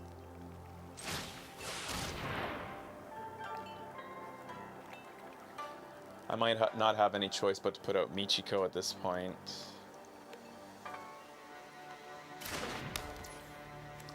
I don't know about keeping Michiko in the deck now. Like, it's just that it only is really beneficial for a deck that wants to attack a lot, and I don't.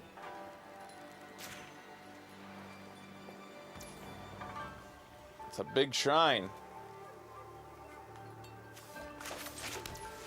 But it only gets to be till end of turn, unfortunately. Wouldn't it be nice if I could... If I put a +1/+1 counter on the shrine now, it would be a 3/3 next turn, which would potentially get it out of range of a piece of removal they have, which would let me block.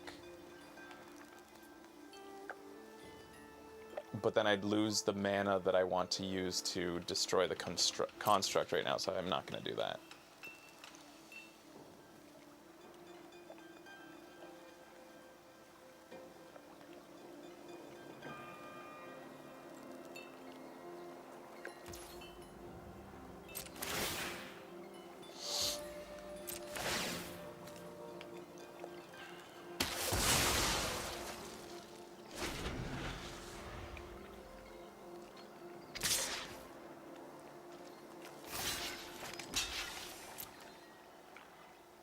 And because this is a legendary creature, I guess it got to keep the counter. Oh my god.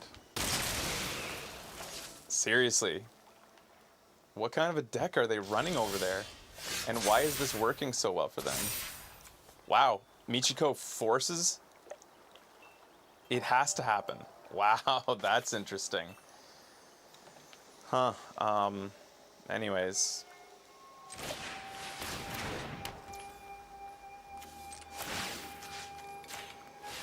Maybe this gets it out of range a little bit of removal. I have no idea what I'm doing though. Like, I mean, this is bad if I can't answer that over there. I just keep getting mana flooded. This sucks.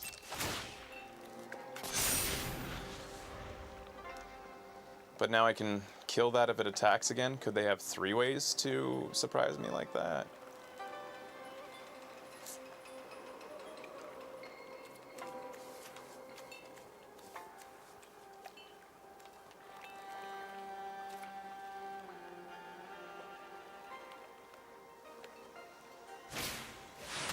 Maybe I will consider the Sages instead of Michiko. I don't think Michiko is really worth keeping.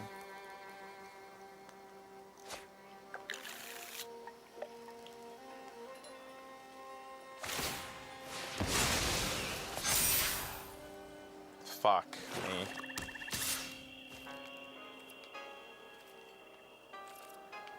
Let's just hope they don't get anything good. Let's hope it's a land on top of my deck.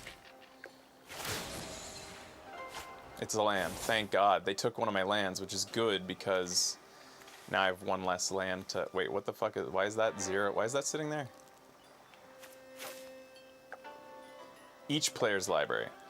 They can also play from their side. That's interesting. They have to cast... They have to pay life to do it. It's obviously they should.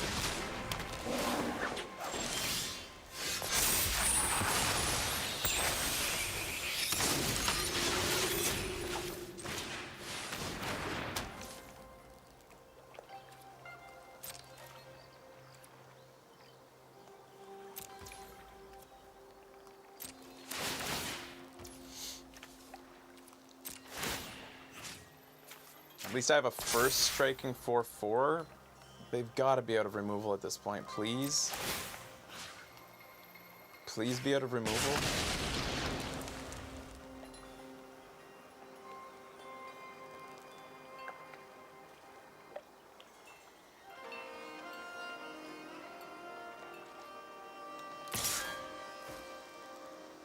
The 5/5 I'll take to the face.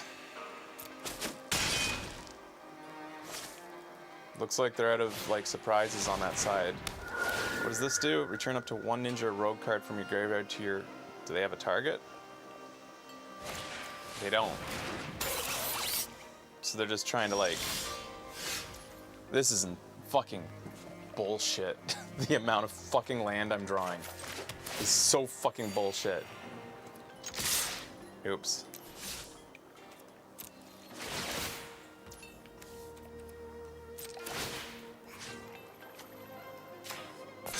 I got a 6/6 first strike, which is nice, I guess.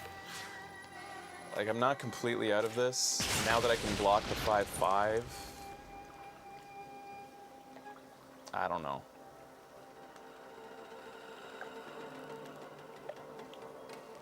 Maybe we'll stabilize. I don't even know what this does. Okay. They're just trying to overwhelm for one big attack. Are they going to attack now? Can they kill me now?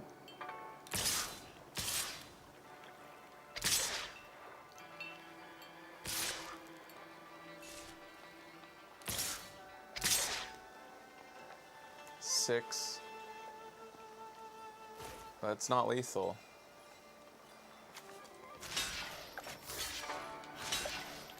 I'll lose either Portrait or my Boundless Vigor.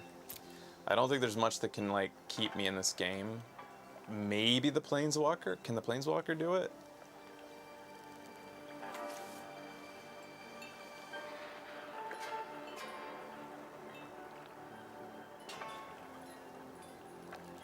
I won't, wait, I'll lose both because Michiko will shrink and then the damage, is that how that works? Like the damage on her will, that's not how it works in Hearthstone. In Hearthstone, if a creature has over damage and then they become smaller, they just go down to 1 health.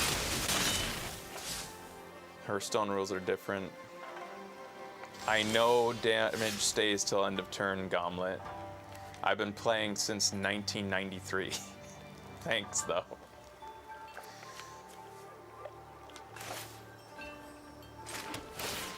So I just drew every land? 1, 2, 3, 4, 5, 6, 7, 8, 9, 10, 11, 12, 13. There's 4 lands left in this deck. This is fucking bullshit.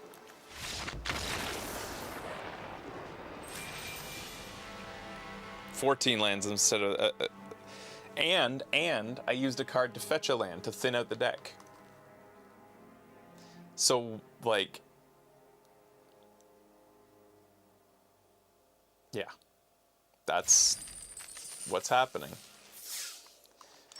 I might get rid of Michiko because she's more of a, like, I don't think she's amazing. I like maybe the Long Reach of the Night for late game.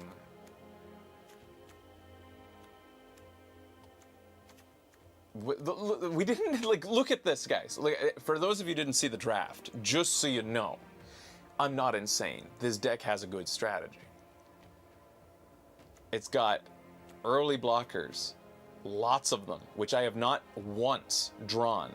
This card, either of these cards have not once drawn. That's the entire strategy of this deck, is early blockers to stabilize my game.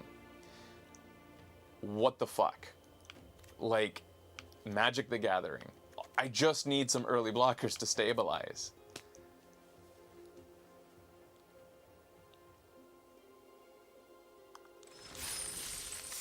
Instead, I'm just drawing every single land I have.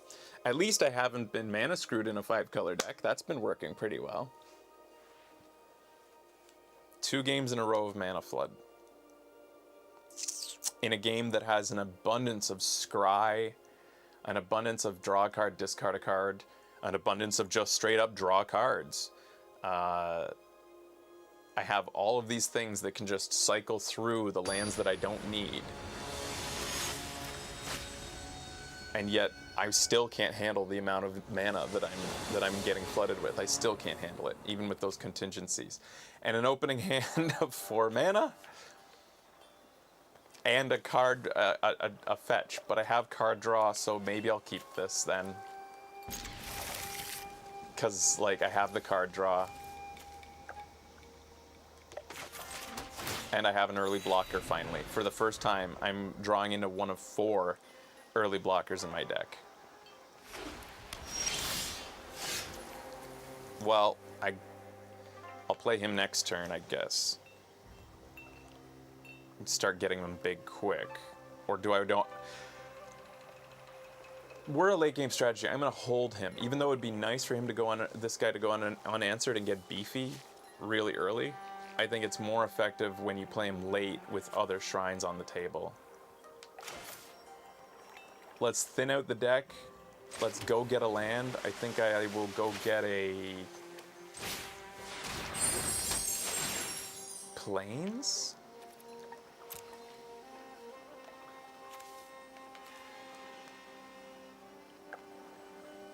The mountain's only in there for one of the shrines, that's it. So I'm gonna get the plains. The plains I need 2 of eventually. I don't need a swamp.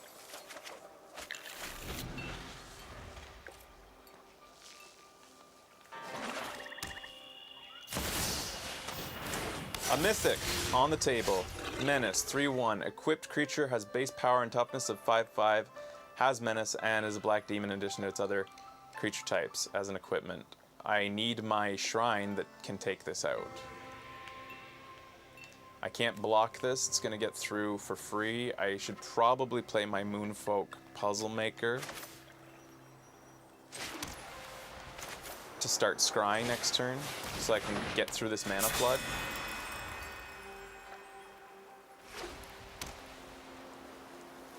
I have a lot of removal. Let's hope we can get to it to deal with the mythic. Okay. I can sacrifice this. That was a dumb play. I can get rid of the Ecologist Terrarium at any time.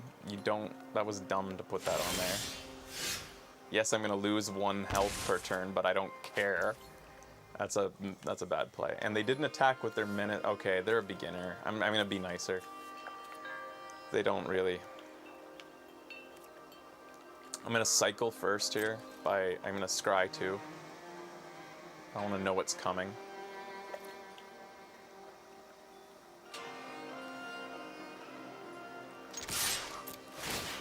Scry 1. I get to scry 1, not 2.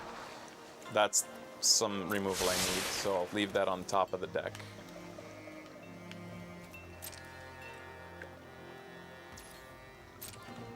Do I want the blocker now? I can't block the menacing creature.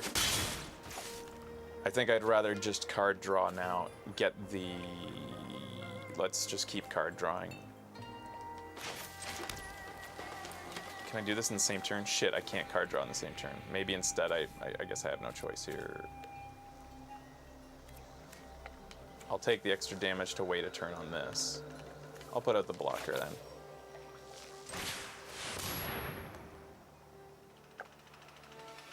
That's fine. We can wait on the card draw. We're not too worried about the card draw at the moment because we know that the card we need to draw into is sitting on top of our deck right now.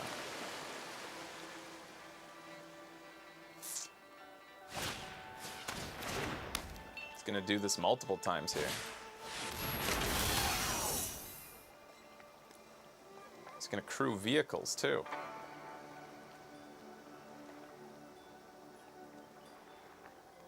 I can use Ecologist Terrarium to start attacking with Guardians if I want.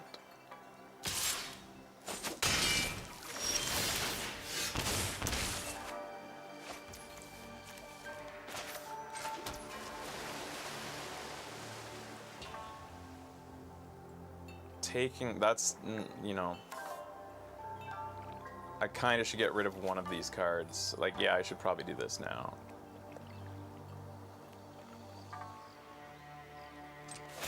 I can't take 2 per turn.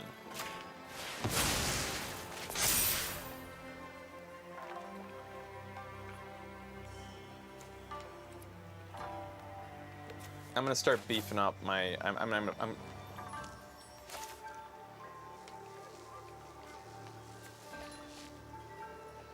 No, I'm gonna put out the sphere. I'm fine to wait a bit. They probably don't want to. Will they crew in to lose the vehicle? I don't know what this player will do, because if they crew the vehicle, at most I'm taking 4 next turn, or I'm blocking both. They probably don't want to do that. They would have to pay 2 black mana to reconfigure to make it the 5/5 happen. Tamio's completion can only hit artifacts, creatures, planeswalkers. Okay. Fuck it. I'm doing this instead. I think it's worth scrying to fix my draws and just...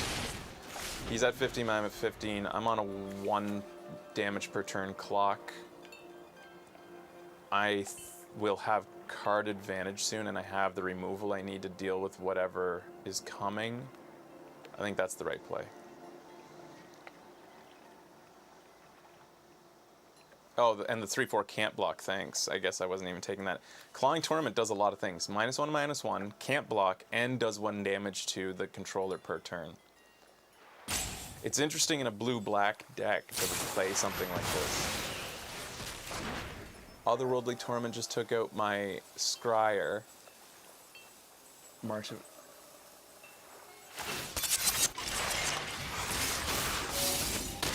Exile... Target artifact, creature... Okay. They paid X to do it. Okay, I guess.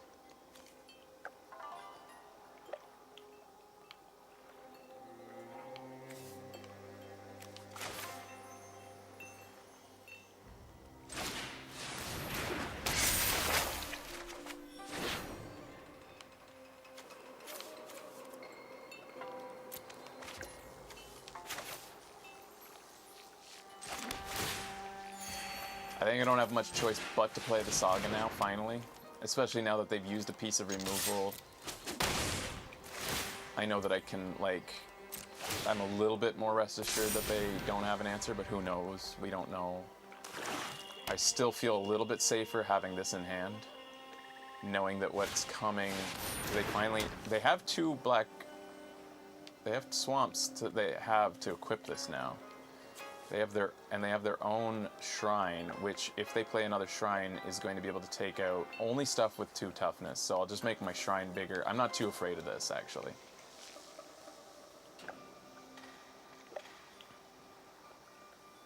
They're running 3 colors, so they could have a couple shrines in it, but oh shit!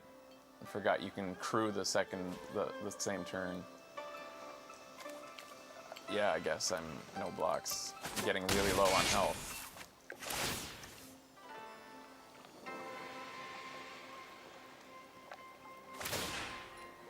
I should...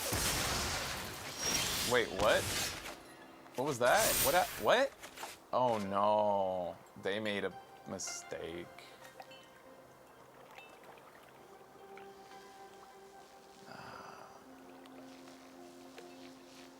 Well...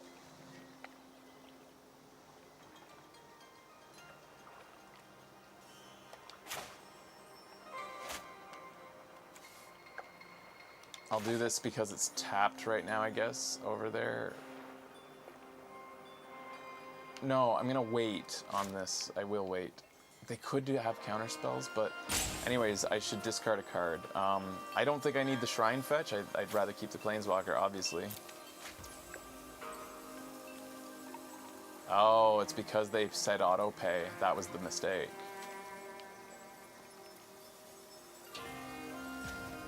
This can create a 2/2 with Vigilance. It can also put a +1/+1 counter and give first strike to something.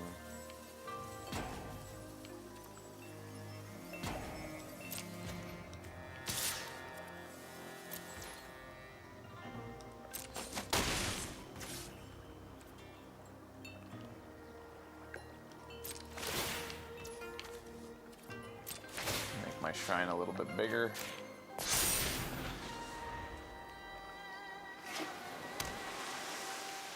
I'd rather use its +1 ability, this Planeswalker's +1. Also, if I hold her, and player has flash, that's one extra turn that they don't get to choose to attack her.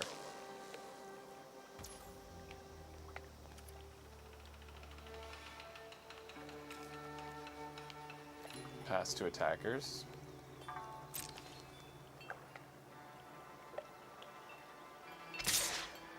Okay.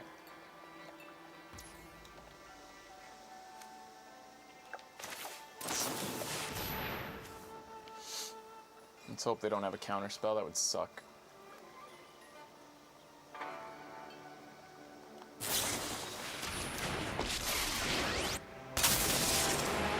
So Finally, I'm home.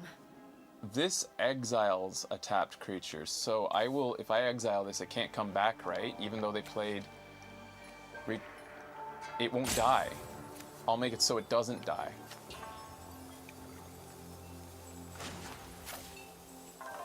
So that card fizzles. It doesn't get that ability. You are not much of a roadblock. And frankly, I need a little bit of the life gain because I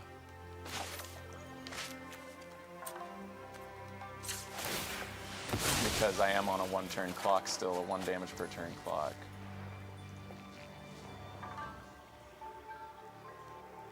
I can duplicate my activated abilities, that's nice. And give +1/+1 to...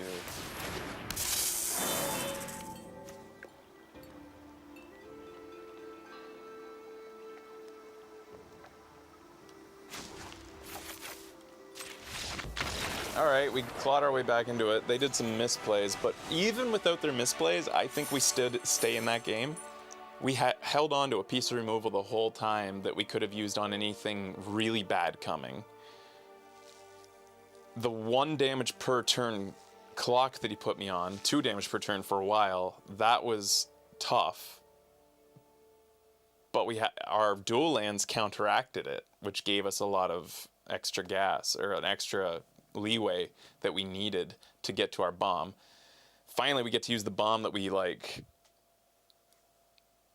Yeah, anyways, I think that we, even without that person's misplays, I think we still win that game. I'll be right back.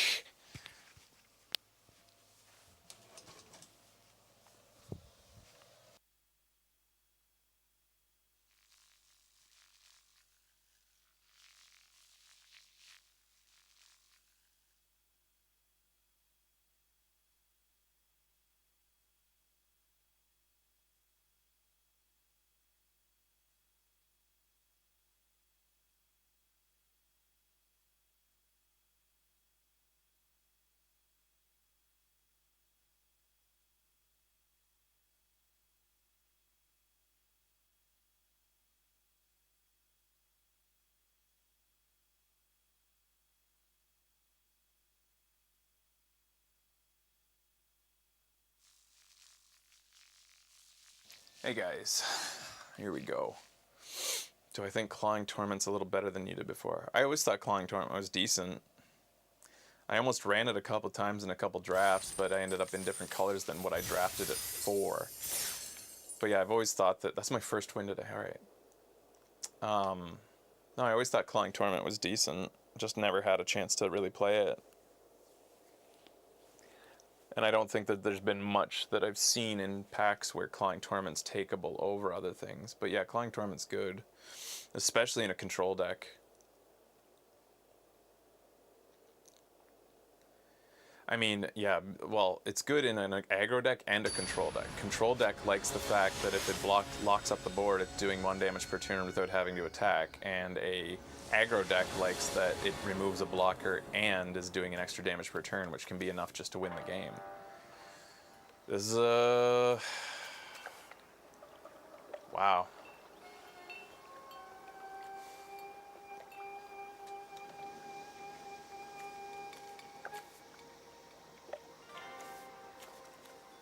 On one hand, we have our blocker. On the other hand, we don't have blue mana, which is the only thing that makes this a playable hand, so mulligan.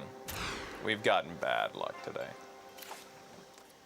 I don't even know what to say. All right, keeping these. I'll get rid of the shrine fetch that I don't need. it's been bad luck with this deck. I think this deck's good. I like it. It's not great, but I think it's good. It's got a lot of chances to win, but it's getting some bad luck. This is the second game we've had to mulligan.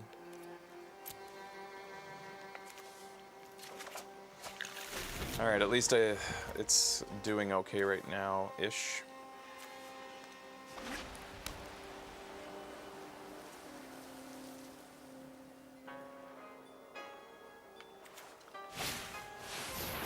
Okay. Those guys are something to consider when you're playing like a deck with Tomio's, or I mean with Michiko. She likes to play with those guys. I probably want blockers early, as soon as possible.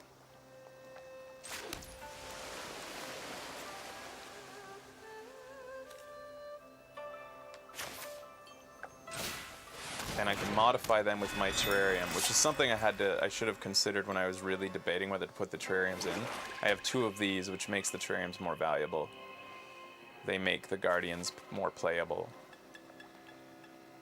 more effective when it does come to the time that I need to do damage. Okay, I just lost my blocker, but I have another one. No mana now.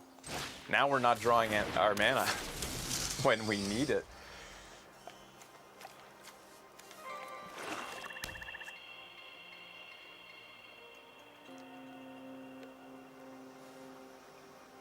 So at least we get to stop the 2/2 flyer.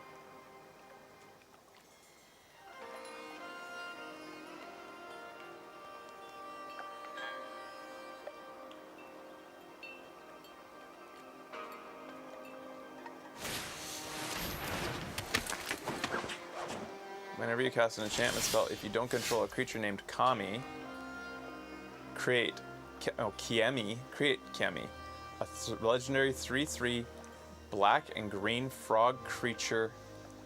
We have removal and we can't cast it.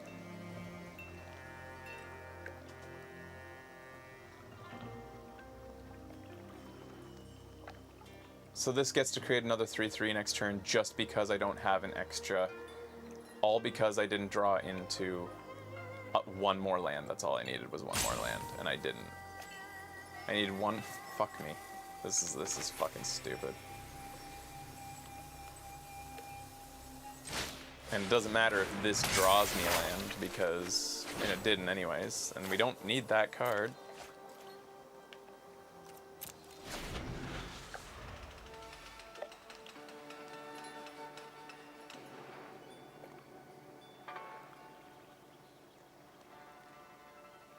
Should we just start over again, guys? Like, we're not, this is already bullshit. Like, this is just gonna be painful.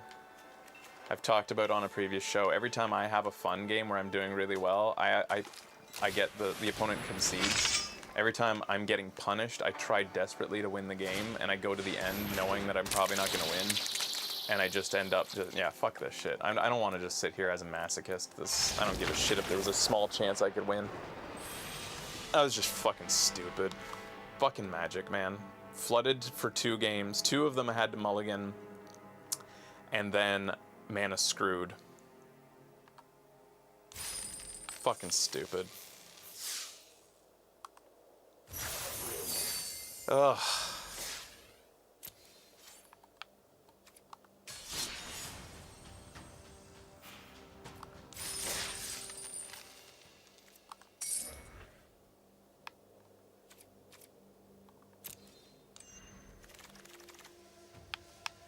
Oh, hey, that's a nice opening for our next draft. First pack Reality Chip. So, if you're not familiar with Reality Chip, this is awesome.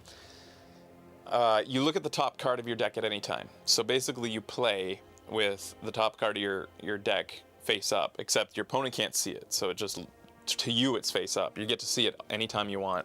You know what's coming. Second, you get to play that card as though it were in your hand, which means you can play it, and then a new card is on the top of your deck, and you can play that one now. And you could play that, and you could do it again. If you had, you could potentially like get 3 card draw, and this stays on the board. This goes on forever. This keeps on happening. It's awesome. Lisa? What's up? Are you scared? What's going on? Just a second, guys. What's up? Hi. What? What's going on? Were you looking for people? Yeah? What's up? Becky went downtown. Yeah, Becky left. You're a good girl. There you go.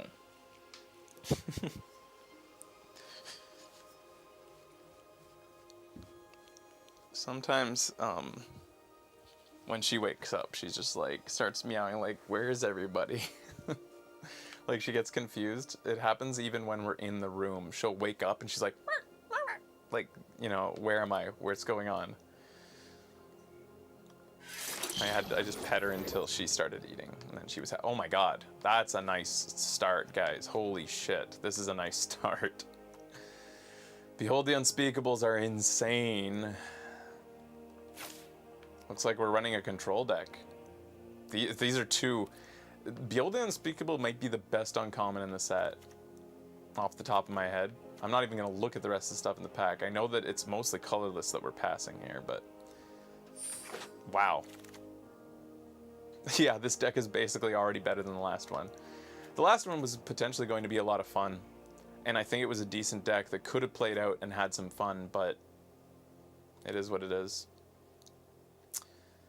This card we faced in our very last match. What do we got here? So we're definitely playing blue. Definitely. A 4-drop 3/3 flyer that lets you cycle through cards if you're playing artifacts is not bad, and it's on color with what we're definitely playing. However, in this pack, the stronger card, being only the third pick of the first pack, I should look for the strongest card.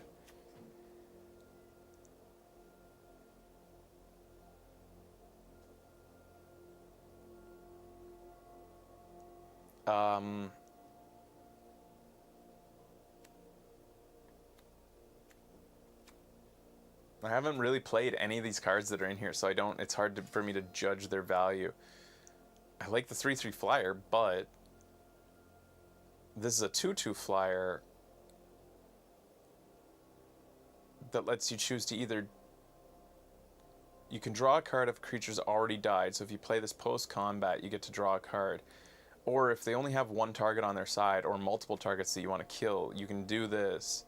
Will I have the sacrifices to make this a good trade?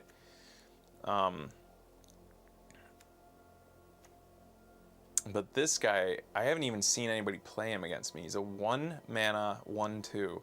Sacrifice an artifact or a creature and draw a card.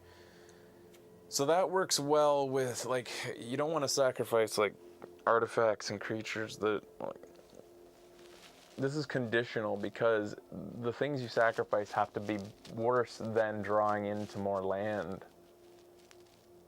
But you also get to sacrifice targets that were about to die anyway, which is nice.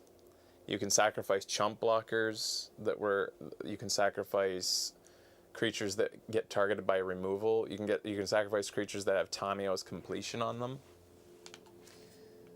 that were just sitting there doing nothing anyways. So it lets you get back your card, basically.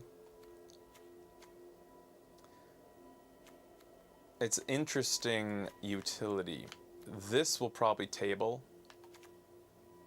This is a flyer over this. I think I like this more than this. This seems conditional, and I feel like this is more less conditional than this. Where this is very valuable in the right conditions, I feel like this is more valuable all around.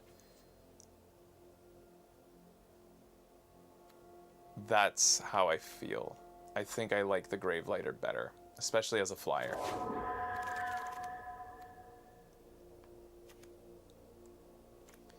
Anchor to reality. So this has the picture of the reality chip in it. So my reality chip is in this art, actually, which would be cool flavor. It says that you can cast as an additional cost to cast a spell, you have to sacrifice an artifact or a creature. Then you search your library for an equipment or a vehicle card and put that card on the battlefield. then shuffle. It has mana value less than the... if it has mana value less than the sacrifice permanent's mana value. And you also get to scry too. So you have to... it fetches you a piece of equipment or an artifact. If you had a bomb, it lets me go get my reality chip. Maybe I should run this. It essentially gets me my reality chip. Because all I have to do is sacrifice something with mana value of 2 or less.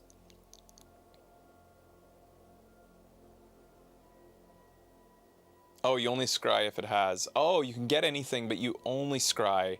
Okay, now I understand that better. Yeah.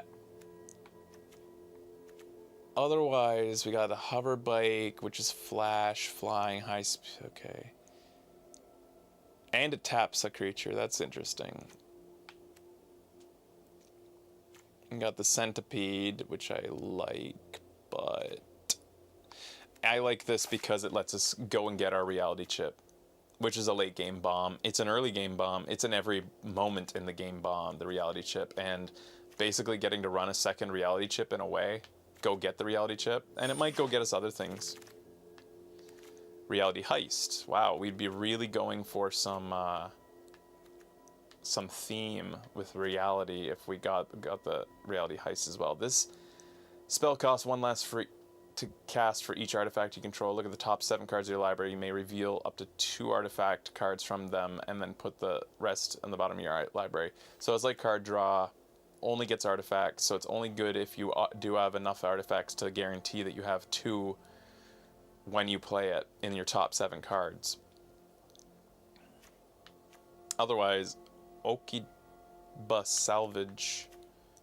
Return target creature or vehicle card from your graveyard to the battlefield. Then put 2 +1/+1 counters on that permanent if you control an artifact and an enchantment. So that would get our reality chip back, because it is technically a creature. Which is kind of interesting. If, like, they killed it. Network Terminal lets you draw a card, then discard a card. And mana fixes. Return to action also saves our reality chip potentially if it was targeted to die.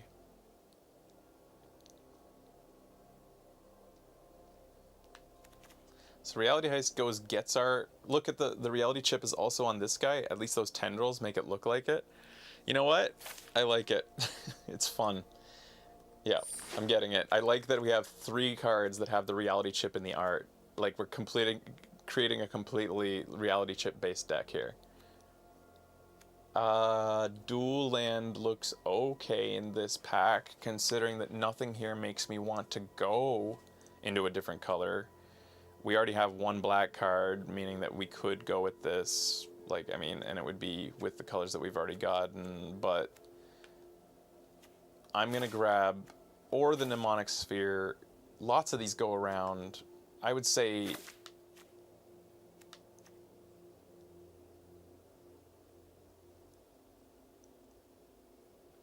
because of the artifacts and the reality heist, I'm gonna grab the Mnemonic Sphere. Card draw, get us to our bombs that we hope to pick up more bombs as we go.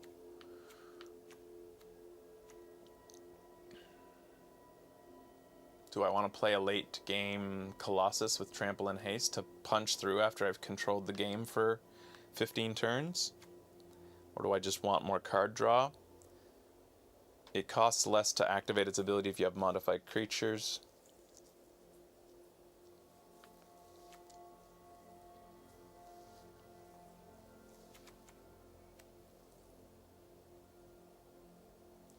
We can fetch our Thundersteel Colossus with the Anchor to Reality as well if we want it to punch through for that final damage in the end of the game. And it goes onto the battlefield. Basically, Anchor to Reality could cast Thundersteel Colossus for 4 mana. That makes Thundersteel Colossus pretty valuable here because we have Anchor to Reality.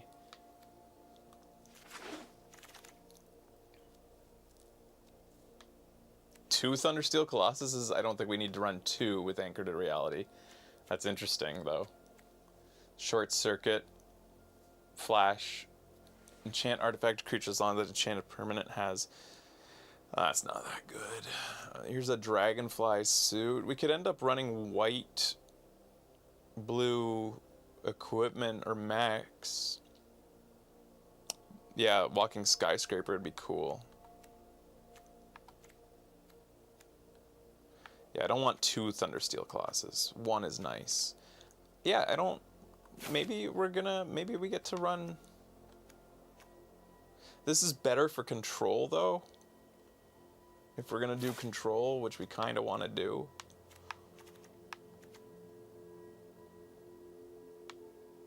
We'll have an abundance of flyers. Yeah, I'm gonna do the Moth Rider because of a control deck strategy. Containment Construct will work good if we end up getting the 2-drop Saga that discards cards. We don't need to get Shrines. We can ramp into artifacts with the Artificer, and it's a good blocker. The Artificer and the Containment Construct are both solid for a control deck with artifacts in it. The Automated Artificer is a 2-drop that can slow down their early 2-drops, like their early 2/2 attackers in those aggro decks. I think, though,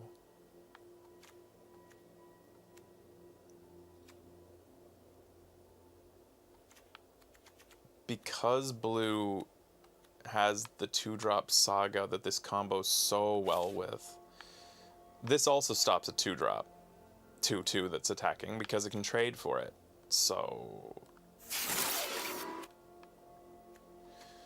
Wow, we're getting a lot of good artifacts here. Do we want the hover bike with flash? This is a bit of control because it can tap.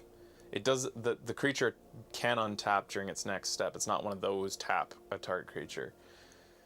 Flying 2/2 flash can be a surprise, or we can ramp into some artifacts. I'm gonna get the Artificer.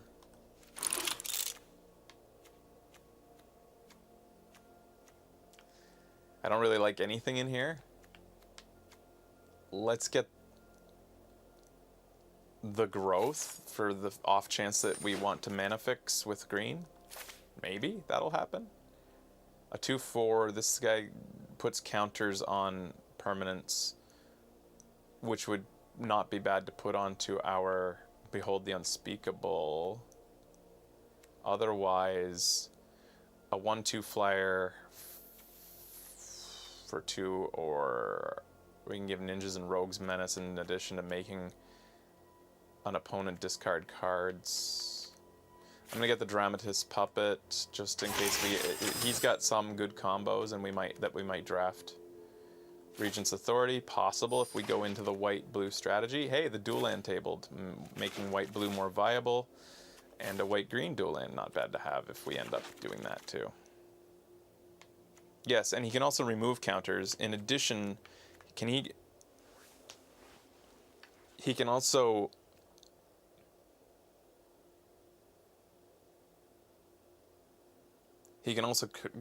target your opponent. Yeah. That's interesting. Hey. Brilliant Restoration. Return all artifacts and enchantments from your graveyard to the battlefield. Late game. Is that worth the 4 white mana that it costs? Let's see what else is in the pack here.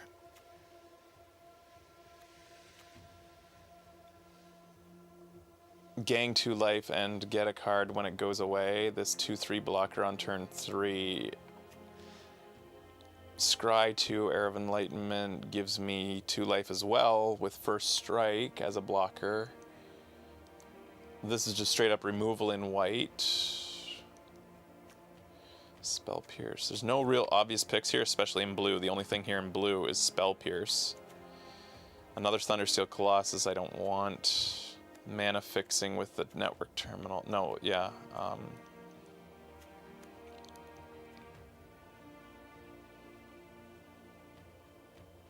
Circuit Menders in blue? What are you talking about?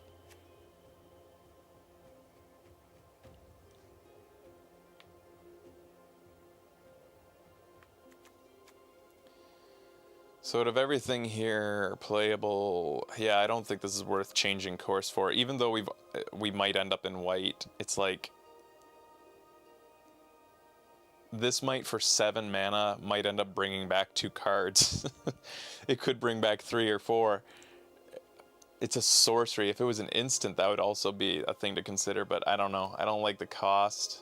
It doesn't go with this deck strategy necessarily. We do have a lot of artifacts, which is cool. But this deck doesn't want to have things in the graveyard, and if it did, I don't know. I think I'll get the Circuit Mender because it's a decent blocker as a 3-drop, and it gives me 2 life, which keeps me in the game a bit more. It's an artifact that plays well with some of the other strategies we have here. We're not sure if we're playing white or black as our second color, but we might not even have a second color. We're not sure yet. We did get the Containment Construct that plays as the Modern Age, so we do want a Modern Age at some point. What else is in here? We got a dual land, the Dockside Chef, sacrifices artifacts or creatures, Bronze Cudgels, Dragonfly Suit. We're getting kind of weak packs here for blue. These are weak packs. The best card here is Voltage Surge, and we're not even halfway through our... I'm just going to get the Modern Age. I want it. I need it. Yeah, I want it. Okay, maybe a bit better for us now. Network Disruptor is okay. Colossal Sky Turtle's not horrible, but we're not really in green yet. Futurist Operative is a 3/4 blocker that only becomes a 1/1 when it taps, it becomes unblockable. Interesting. But it's a 1/1, unblockable 1/1. Any man of any color here. Automated Artificer, ramping into artifacts.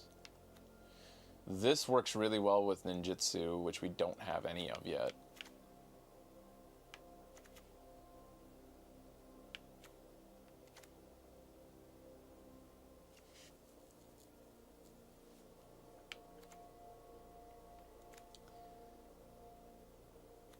I don't mind Network Disruptor.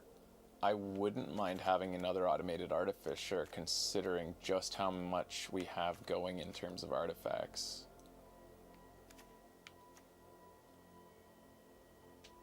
A 3/4 on turn 4 that can go unblockable. And it can untap after blockers to deal 3 damage of unblockable damage. What? Oh, you can untap him so he can attack, and he's unblockable, and then you pay the 3 and untap him while he's attacking. That lets him do 3 damage, basically unblockable. So he's like, yeah, good point. Didn't really think of that. Because it's instant speed.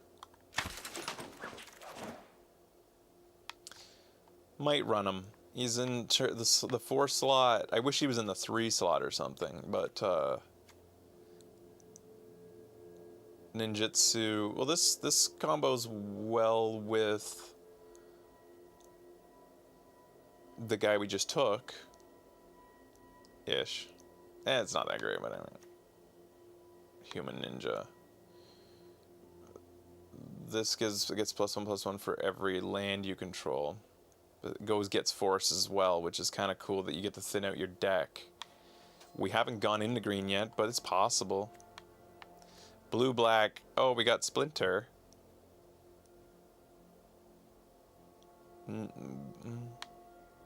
Or the blue removal. We have to take the blue removal. We have no choice here. Doesn't make any sense not to take the blue removal, considering how strong our blue bombs are, like our strategy so far. Another dual land that lets us play white if we end up playing white, but we still haven't grabbed any good white, really.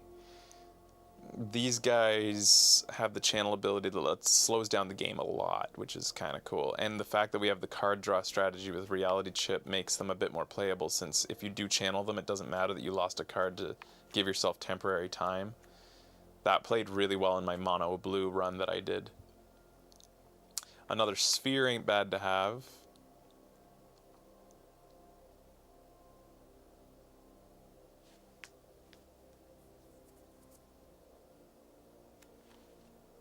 The courtyard doesn't work very well. Modified creatures. Will I have modified creatures? Not really. Remember, this is one of our bombs. Despite being uncommon, it's kind of a bit of a bomb. It is. A little bit of a bomb.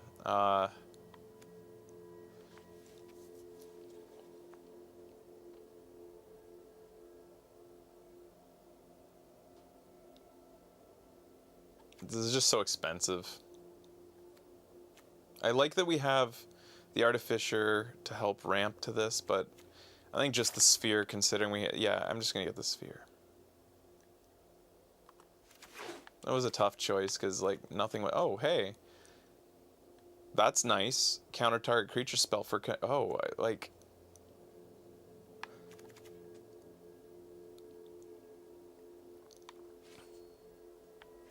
We have to leave mana open to make this happen, but it counters creature spells, whereas this... It costs less than Tamio's completion, but... This has to be used in the moment, and it ties up mana, whereas Tamio's completion gets to be used after the fact on anything. However, also, this just sends it to the graveyard. This ties it up.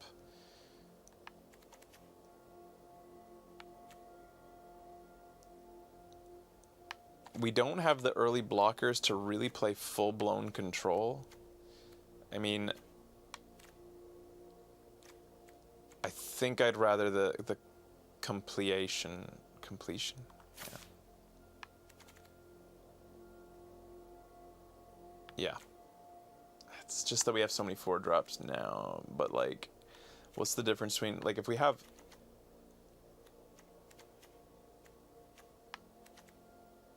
Yeah, I'm taking the enchantment instead. I like this guy. And we already have the unblockable dude, so if this attaches to the unblockable guy, and I think he's the same art. Maybe not. Anyways, if we attach this to him, he goes unblockable and lets us draw cards as well. We have more card draw than we need. But, fine. We can bounce creatures with this guy, but he's a 4-drop. I'm going to grab the Operative. I like him as a 3-drop in our 3-drop slot, which we don't have. We need to smooth out that. You know, so this tabled. No, it didn't table. 2 of these are going around and not getting picked. Green seems to maybe be a little bit open, or at least green-blue is. He's not an artifact creature, so we can't use him in... Nah, this doesn't work with our strategy. It's just too much stuff at the top of the curve. Like, I'd rather... Yeah, no. Searchlight Companion isn't horrible.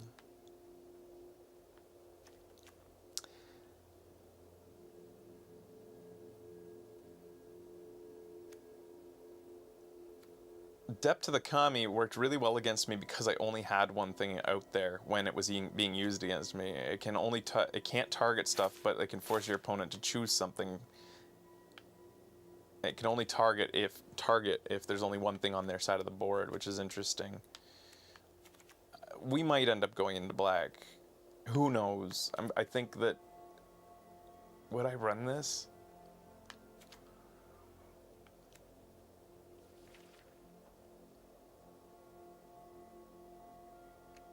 Given my control strategy, am I more likely to go green-blue than... We can channel this too, that's the other thing.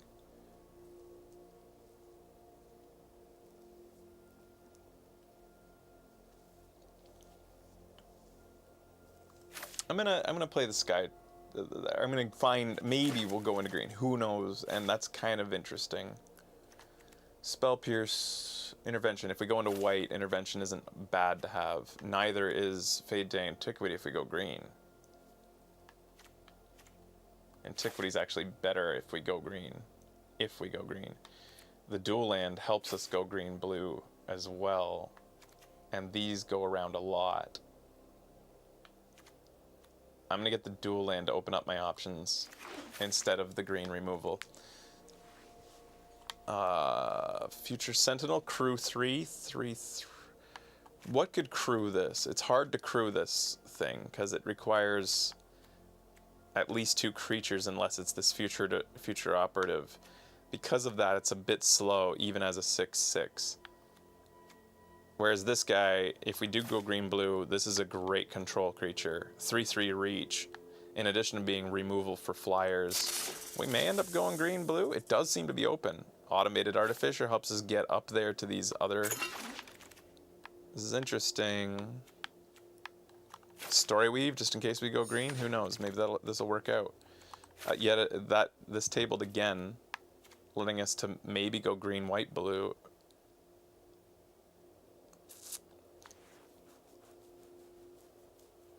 This is also kind of mana ramp in artifacts with blue.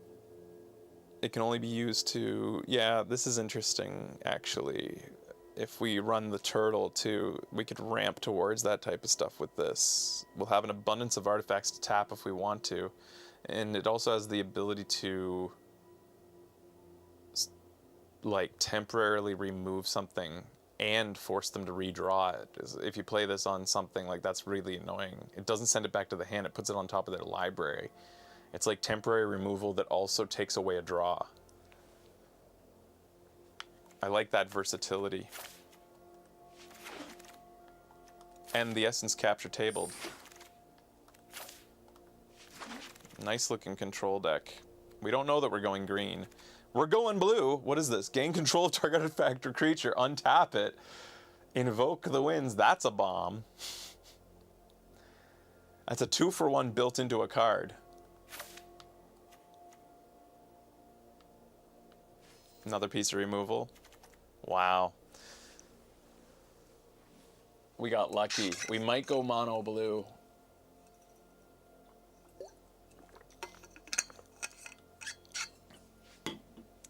There's been a lot of this type of card, and it's not an enchantment. So, okay, so Mind Control was, I believe Mind Control was the earliest form of this card, which if I remember correctly was 1 blue mana and 4 generic or colorless.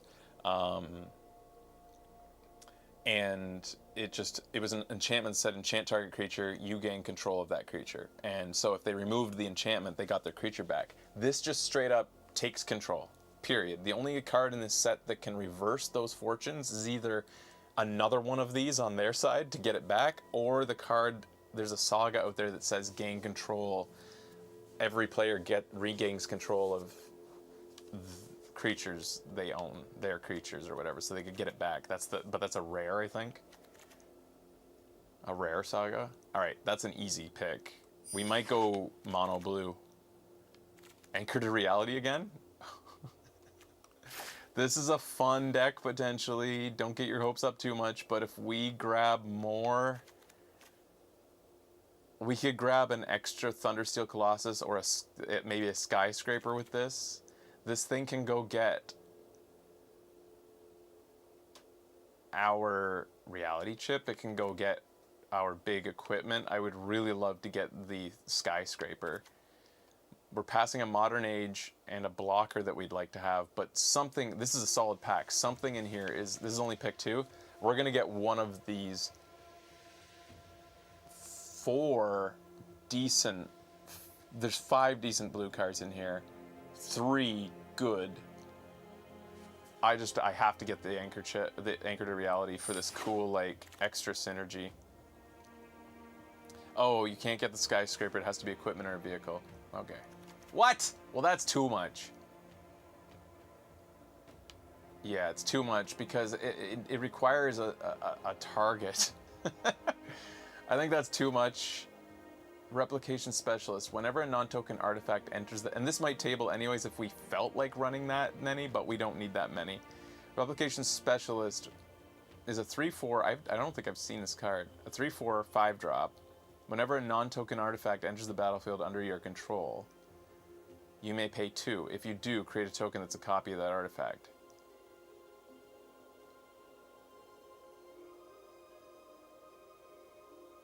This is... Wow. If you're running artifacts, this is obviously... Okay, so we're going mono blue artifacts.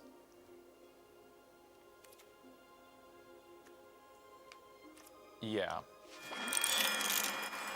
Let's take out everything that's not blue or an artifact at this point. So we know exactly what we're doing now. The blue game is just too hard here. The dual lands didn't end up mattering. This would help a lot. 3 Tamiyo's completion isn't bad, I think. Otherwise, an extra Thundersteel Colossus. Shit. I wouldn't mind the extra Thundersteel Colossus because of the 2 Anchor to Reality. Would I rather the unconditional counterspell? One of these 3 really good cards is going to table, and I just love that we have 2. This is the fun pick, and I'm going to take the fun pick. It might not be the best pick. I want to have fun, and this is just too much fun. I'm taking it. One of these 3 is going to table. We're on pick 4, meaning that we will see this with, like, I mean, there'll be, yeah, one of these will table. I want the fun pick.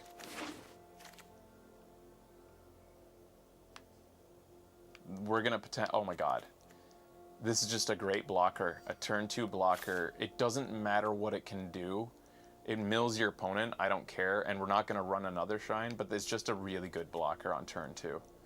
Good white removal, but even, well, we do have 2 white, blue, wait, we only have 1 white, blue, never mind. So yeah, I'm going to take the blocker.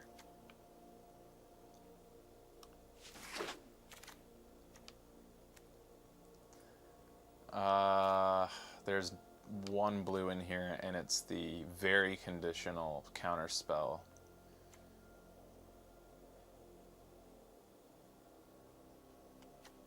Mana fixing Michigo. This is a very shitty pack for us.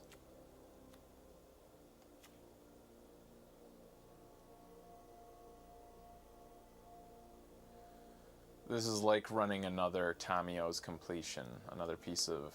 It's a little bit cheaper if we ended up going white. Both of these are conditional white removal. This is more closer to perfect removal than the other. What is Reign of Truth? Okay, that's Michigo that works with artifacts and...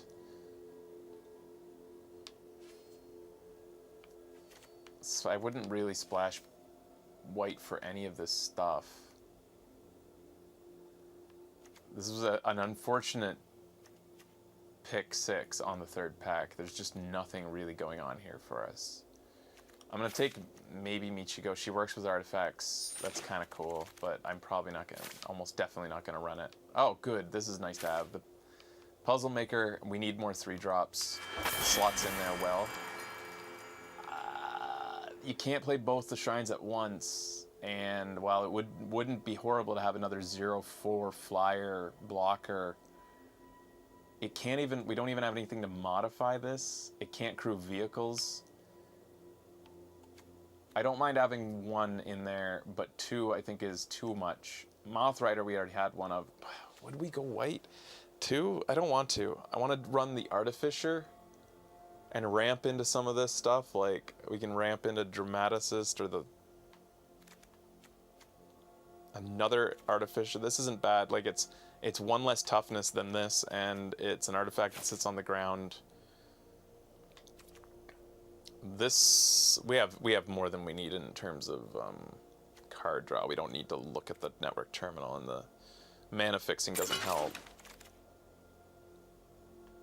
Tamiyo's Completion was the card that tabled, so the counterspell didn't. There was 1 other card in there that was good, but Tamiyo's Completion, I'm happy to have 3. Here's the blockers we wanted to table. Glad to have it. It tabled. The Anchor to Reality tabled. Alright, so even though it's fun, I don't think we need 2 of those. I don't think we'd run this in the 4-drop slot, though, either.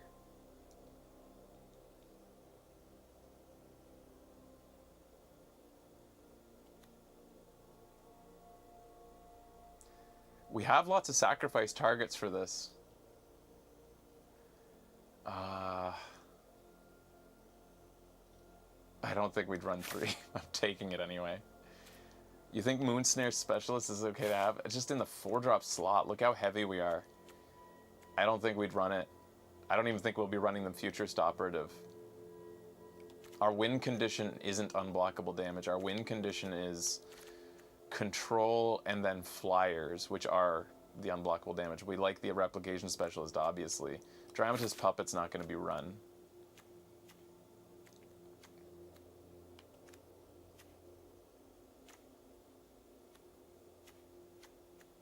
It's unlikely that I run either of these, honestly.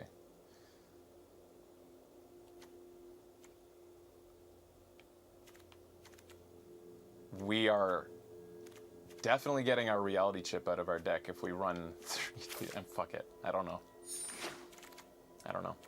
Hey, there you go. The counterspell tabled, not bad at all.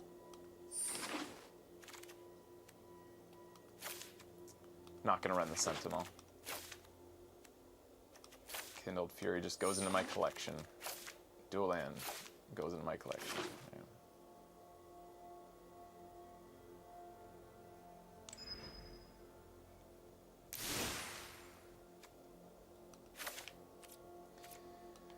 Alright guys, we just have to get rid of 7 cards we have to decide on. Our bomb is the reality chip and the invoke the winds. The reality chip can be fetched with our anchor to reality. Our other strategy is anchor to reality to go get Thundersteel Colossus. So the important thing to remember with Thundersteel Colossus is that it's a crew 2, which is awesome, but it requires, like, if we're fetching the Thundersteel... So we have a contingency. Thundersteel Colossus can be ramped into if we draw it by accident. We don't want to draw into it, but if we do, we have our automated artificers to help. But we need to sacrifice something to go get it.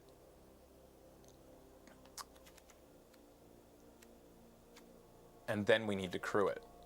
And a lot of our creatures are only 1 toughness. It's going to be tough to do it. The defenders can do it. This guy can do it. We need every creature we can get because we don't have a lot. So, yeah. Anchor to we're not going to run 3 anchors to reality. It was fun to pick it. I'm not against having picked it in case we did, but I don't know about 2 Thundersteel Colossus now. 1 ain't bad though.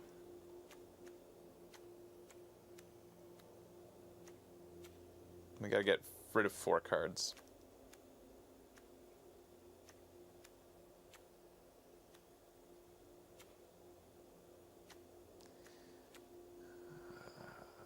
I like the control strategy that we got going here. I don't love the Future Operative, but he is a creature, and we kind of have to run him here.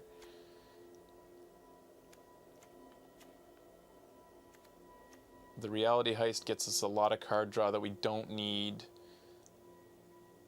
but it's going to cost very little potentially. It cycles through and goes and maybe gets... I don't like the Reality Heist here. I prefer the Mnemonic Spheres.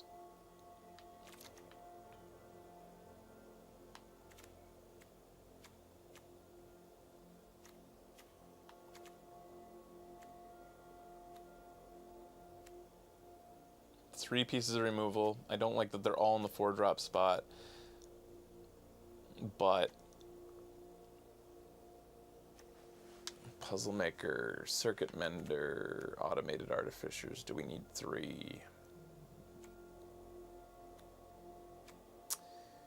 I might not run the Essence Capture. I don't think we need that extra, and it's conditional, and its value comes from putting a +1/+1 counter. I think that I might get rid of the blocker. I think the early game is okay with the 3/1/1s, the 3/1/3s. I didn't mind picking it up as contingency if we really needed it, but it can't pilot the Thundersteel when we get it. I gotta get rid of 1 last card.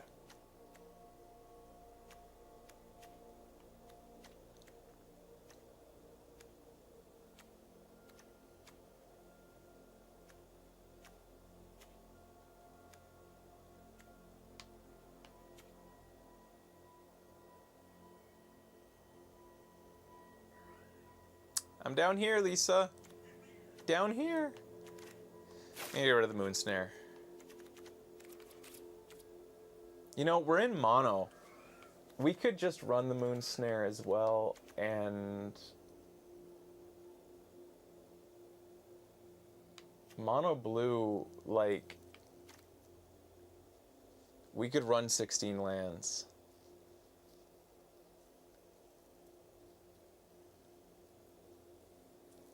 We need to get to 5 though, and that can be difficult to get to 5 lands reliably without running 17 lands. Even with 17 lands, we have to eventually get to.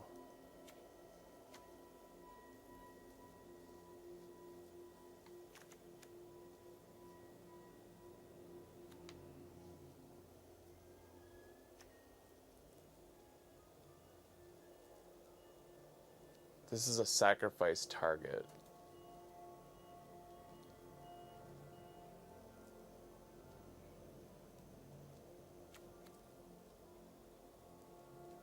Remember, this is all about the reality chip and fetching the reality chip.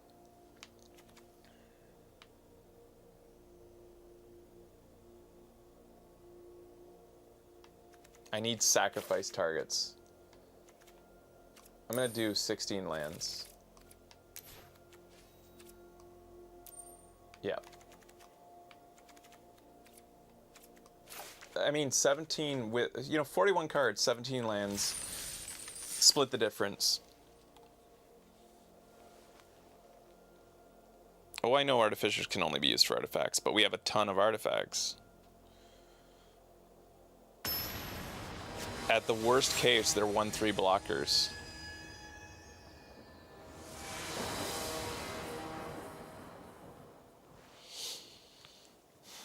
This isn't bad. We'll keep it. I don't like having this in hand, but whatever. It's not horrible. We have the early blocking. And we have card draw.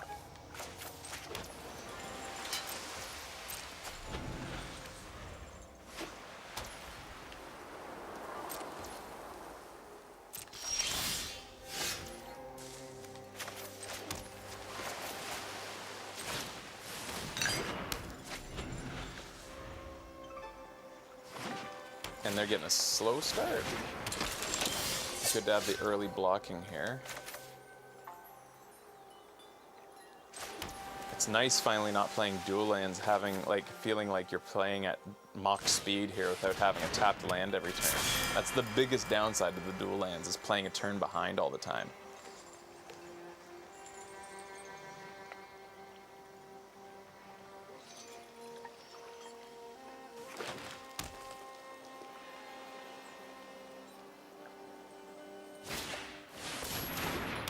What does that do? Okay, pacifism for me.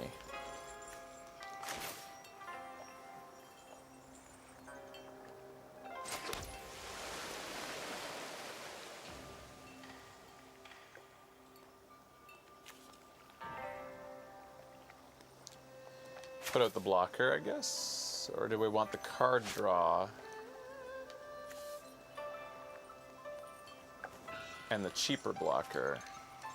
He's not going to attack into this, and he won't. It doesn't really matter if he attacks into this. I want the card draw. I want the options now. Sooner than later.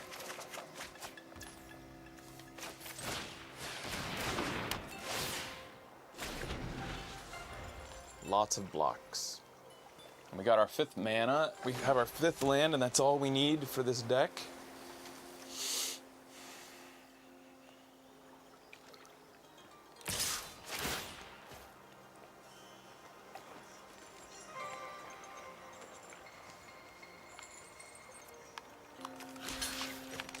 Calling the bluff. And if he wants to use a card to remove a card, go for it. I'm not playing Shrine strategy. I don't mind losing the Shrine to a card. That's fine.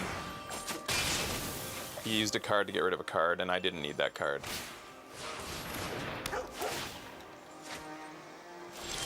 And if he was bluffing, then I was gonna be like I'm committing to that for the rest of the game, basically thinking that he's got that something to answer, which he might not have the whole time. So we're one closer to the Thundersteel Colossus already. One more turn and we can play Thundersteel Colossus, which is pretty interesting because these guys can pilot even though they're tied up right now. Right? That's how that works? Tap any number of creatures, yeah, so...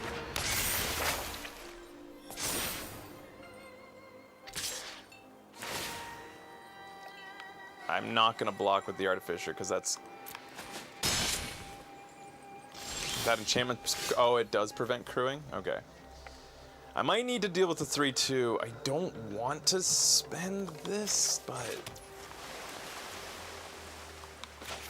What does this do?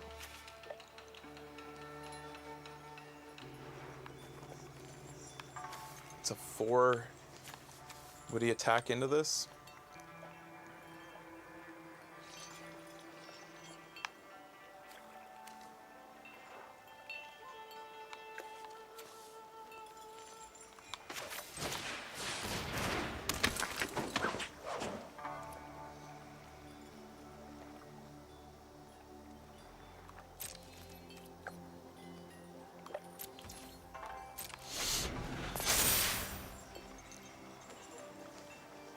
Take more face damage.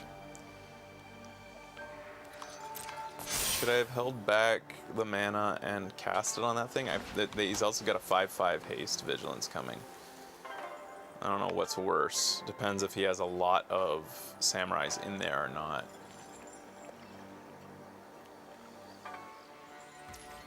He's not going to attack. Maybe he will. I might block. He'll take out the operative. We will trade. I have to hope he doesn't have any more tricks, combat tricks. I have to pray he doesn't have any more combat tricks.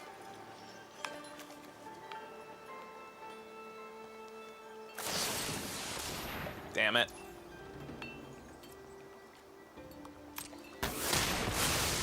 I was obviously hoping to block with the Automated Artificer and the Futurist Operative in order to let him choose which one dies. That sucks. He had a lot of green removal in there.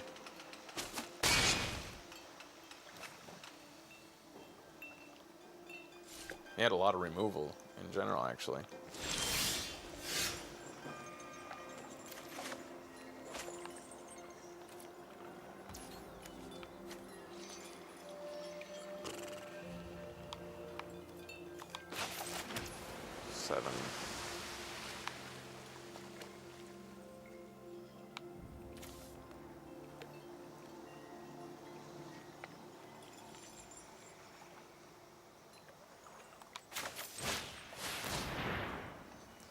At least if he attracts with the 3/4, I can sack 2 of my guys. Maybe to stop it, or I mean one of them. I'll lose 1. I'm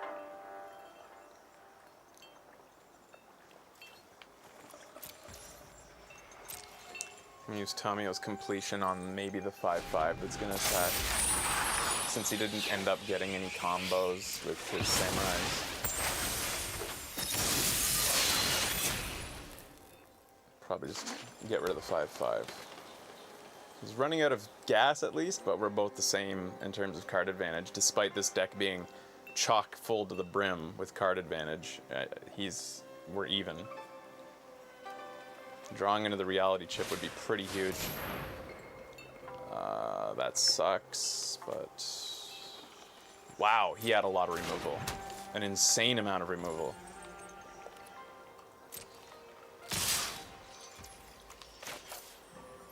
Oh, I had to do that before he attacked. Alright, game's over. That sucked. He had, like, 5 pieces of removal. And the Colossus was, like, ended up being just an empty card. And I acknowledged when I kept the hand that it wasn't ideal to have that in hand, but... Oh well.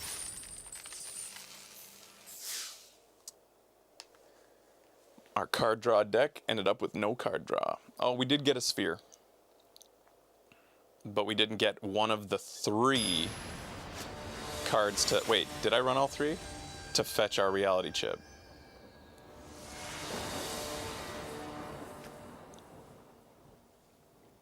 Okay, this is looking okay. That's an okay start.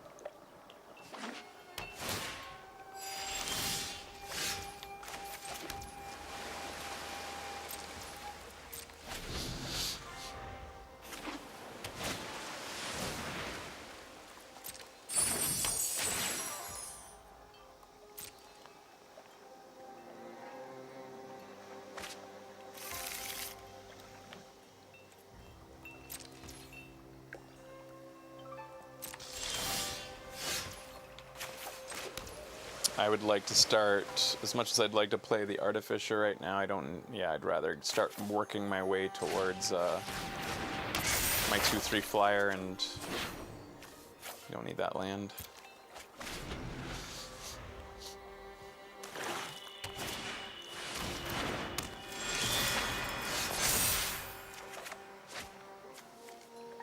We got our reality chip, which makes me kind of want to value my islands a little bit higher. I might get... Well, the Artificer's also good, though, with the reality chip. I'll get rid of the island. That's nice. We got our reality chip. We got our bomb. But it can't start... We can't start using it until it's been reconfigured.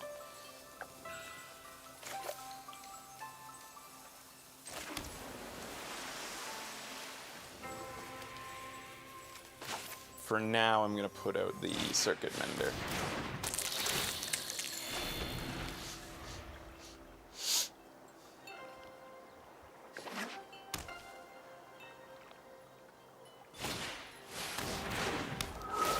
So he's going to sack. Who's he going to sack? I got a card out of that, and he lost the card he played. A weird play to me.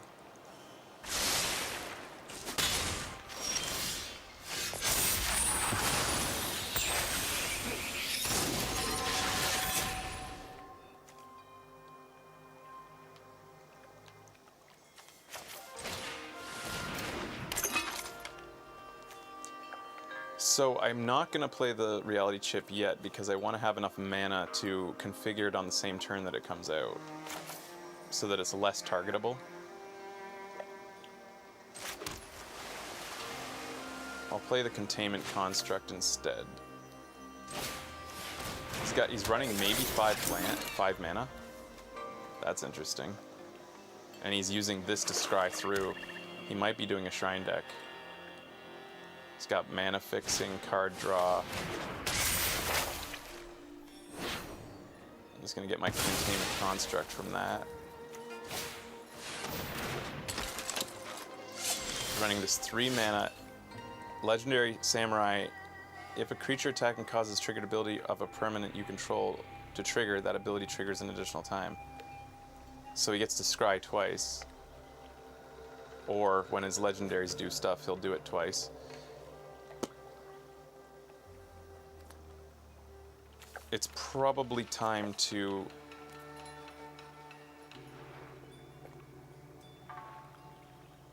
I could attach the reality chip now. Or I can answer that guy right now.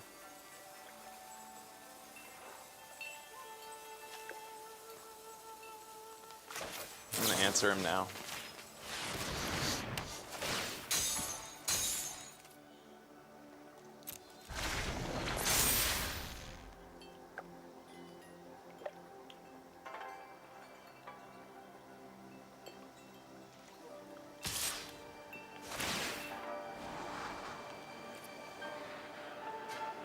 I take 3 damage just for this turn. Soon he's gonna get a 2/3 that can give him extra black mana.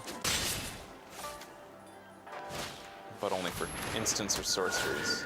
He's running lots of enchantments.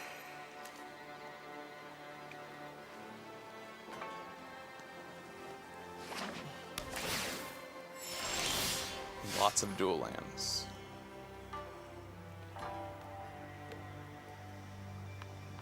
It may now be time for the reality chip.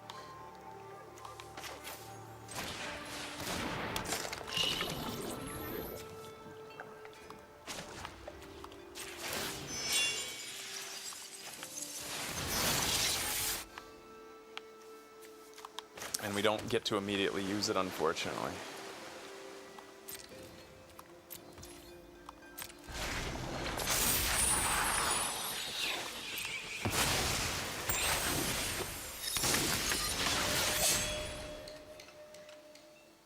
I'm down here, Lisa. What you meowing about? Hey, I'm down here. Come on down.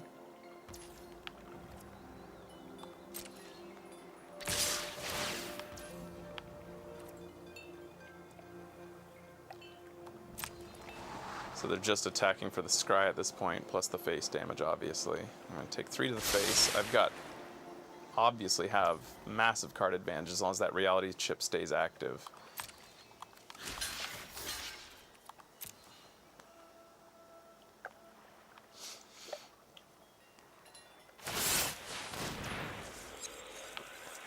That's fine. That sucks, but whatever. Cycled away that guy. He's got more board, that's for sure.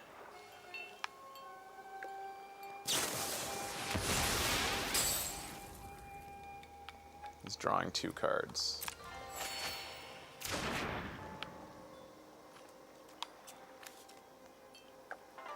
Who'd he sacrifice? Oh, the guy that I had. And he's hard casting the ninjutsu. Whenever it deals combat damage to the player, you may put an artifact card of mana value lesser than equal to the damage from your hand. That doesn't really matter that much. Okay. Play the island, and I get another island. Getting bad luck that way. I might have to answer that. I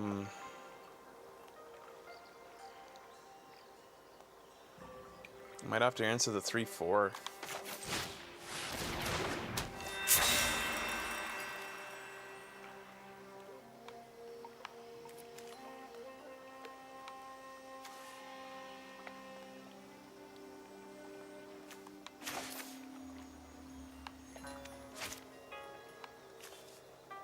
But clearly I've decided not to. Maybe I should have cycled out the mnemonic sphere just to see what my options were. Fuck.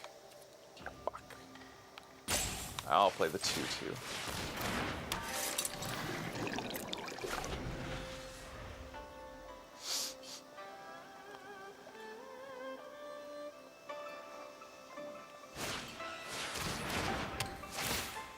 It's gonna remove what? Oh, good. I was hoping he wouldn't remove the reality chip from the... He could have gotten rid of the reality chip.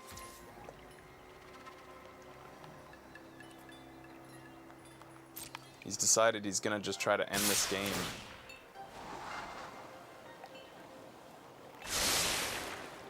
I'll prevent 2 damage.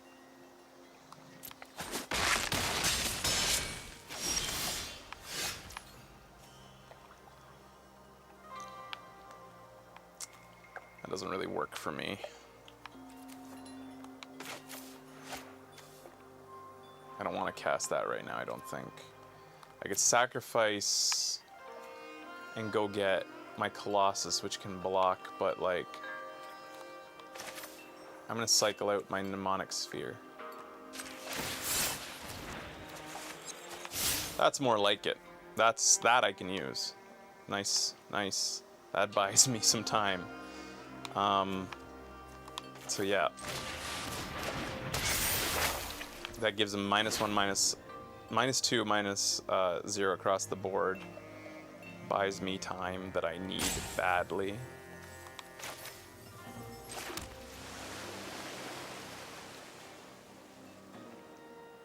I could scry out.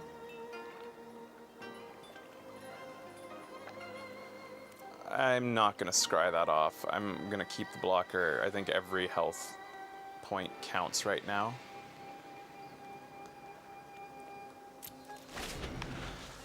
So I can block 2 of the oncoming damage. He can still scry, unfortunately. The creature can still...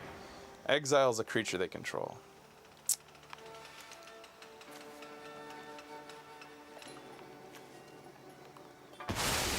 Rather get rid of the Puzzle Maker.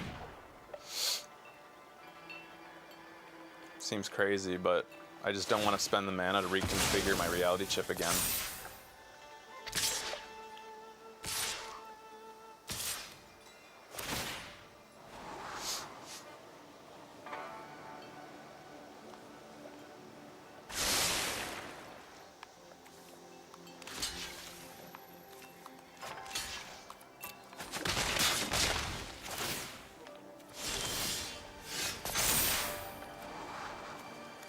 Yay.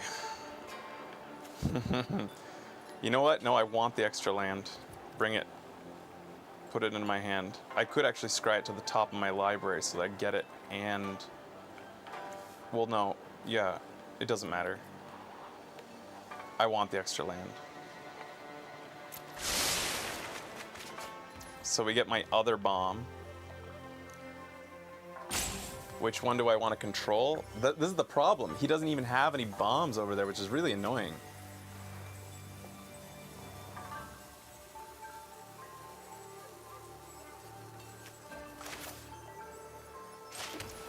Probably the 3/5.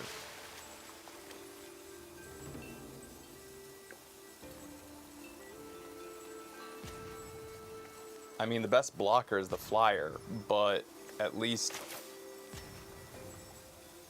I can block the flyer still. I don't like that he can scry. Especially that he has no cards in hand. I'm gonna take the Moonfolk just because it really sucks that he's doing so well without anything but in particular that's great that I could take. But now I have blocks, which is nice.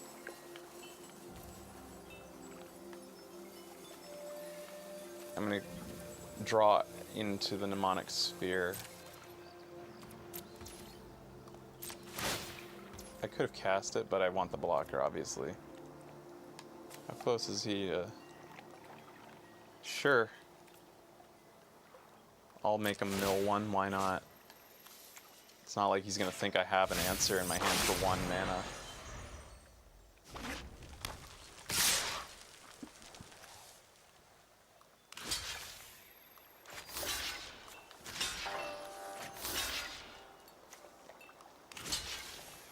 Take 3 to the face.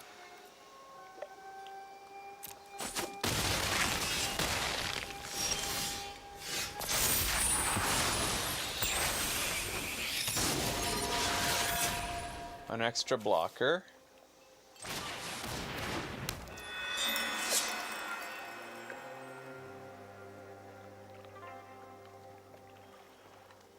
I wish Anchored Reality was an instant. What a crazy little bit of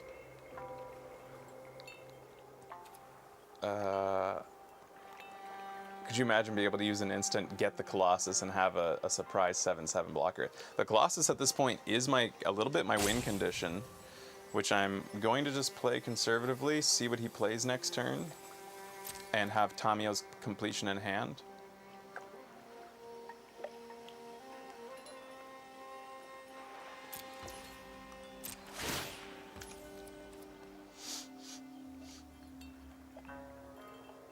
There isn't, yeah, I wouldn't have the mana to pay, yeah, because the Artificer wouldn't be able to get me out of ward situation anyway, so I'll do that.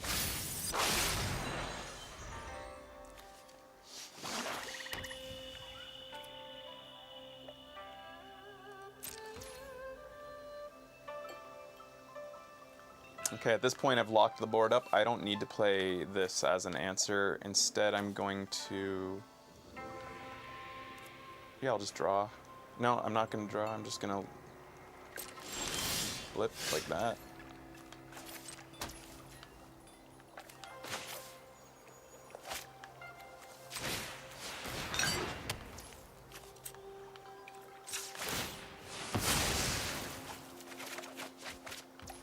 this point, yeah, I'd rather, you know. Oh, yay, my other bomb, if you want to call it that. So, potentially we're going to... we didn't run 2 Colossus, did we? Or, I mean, no, we can clone our Colossus when we play it now. This is kind of cool. Still no attacks.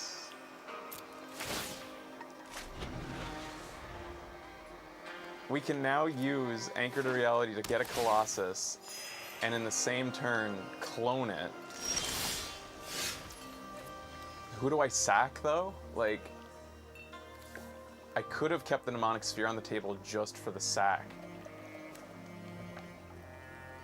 Probably get rid of the, at this point, the Automated Artificer, I guess.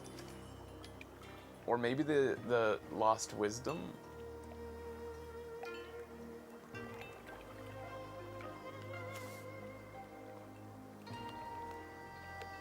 I think I can wait. I'm just gonna play... I can wait because, like, I can't go all-out attack or I open myself up.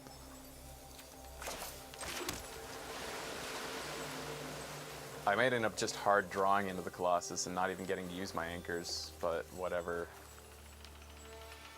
Maybe I should have attacked. I don't... I'm gonna wait another turn. I'm just a little... With 5 health, I'm just a little bit worried. So I'm gonna wait another turn.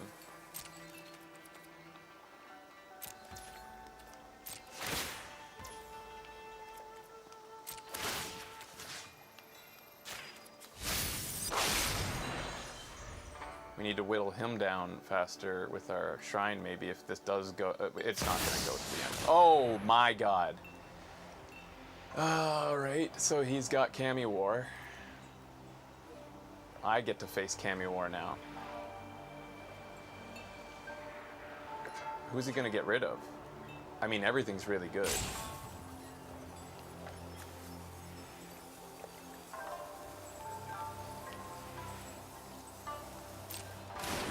That doesn't end the game, though, don't worry. That's fine. It's annoying, but fine.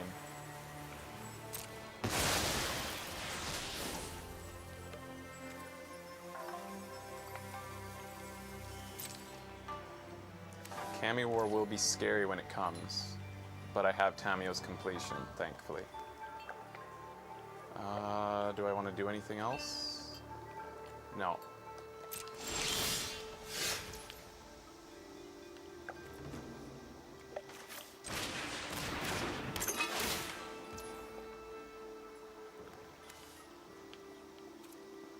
If I pay this now, I won't be able to play the Thundersteel. Did I play a land? Did I just play a land?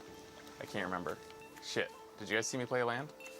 Because otherwise I can clone the Thundersteel right now and start attacking. I didn't play a land, so I'm not going to play this now. It would be nice to have the extra Automated Artificer, but no.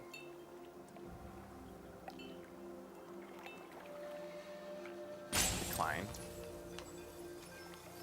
Thundersteel. Oh, fuck! God damn it, you have to play the land first, you fucking idiots. Me, being me. God damn it, the land had to be out first. And then I could have even done this too. I'm a dummy. Man, Magic can be so punishing if you're not, like, thinking. And I often don't think. Aw. Well, at least I have the counterspell ready. And can this counterspell... just spells? Well, anyways.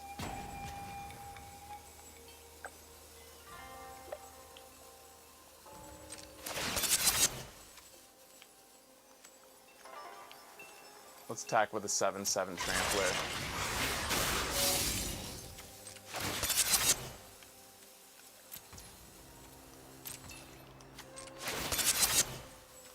It's really annoying. 2 attackers, please.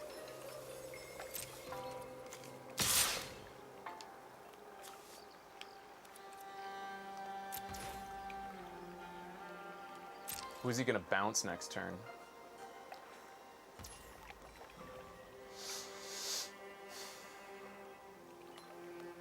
I know it's got haste. Do you guys know what I'm upset about? I could have cloned him. And I didn't have the land out in time. I didn't play my land first, so this didn't trigger because I couldn't use it. And if I also could have...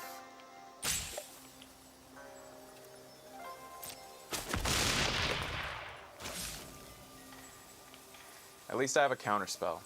And I wouldn't have been able to play it otherwise. I mean, I could have if I did it right, but decline.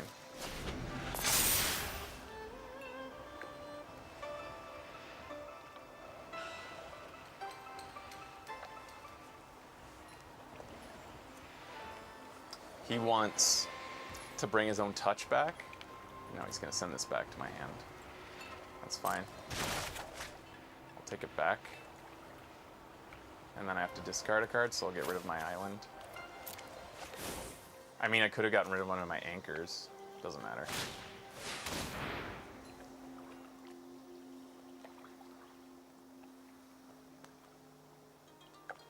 He doesn't have an artifact to hit this with.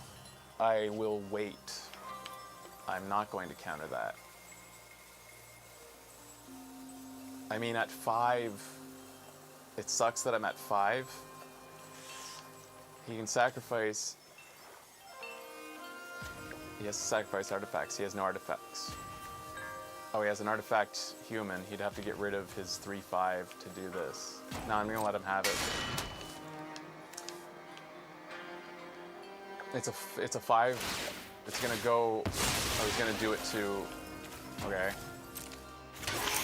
He did it to the thing itself. Okay.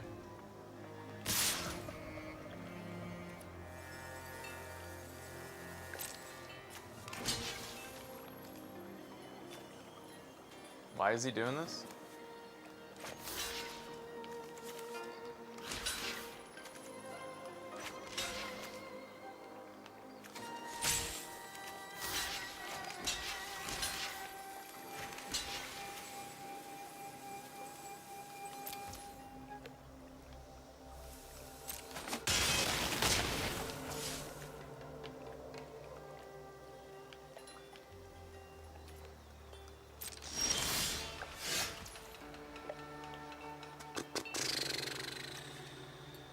Crew 2. I'm down to 4 in my deck. I can go in with an attack of... I can afford to attack with the 3/4. I think. Maybe not. No, I can't, really. But I can play the Replication Specialist. And the 3/4 would become a 1/1 anyways when it attacked. So I'm just going to crew the vehicle.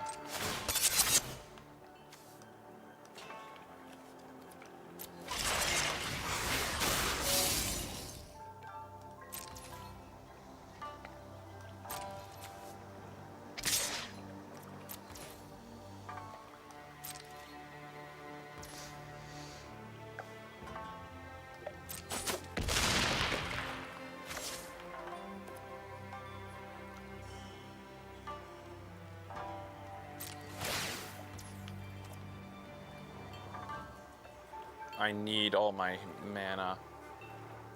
No, I don't need all of it. I can actually spend one right now to bring him a bit closer to the end of the game, but gives him more options.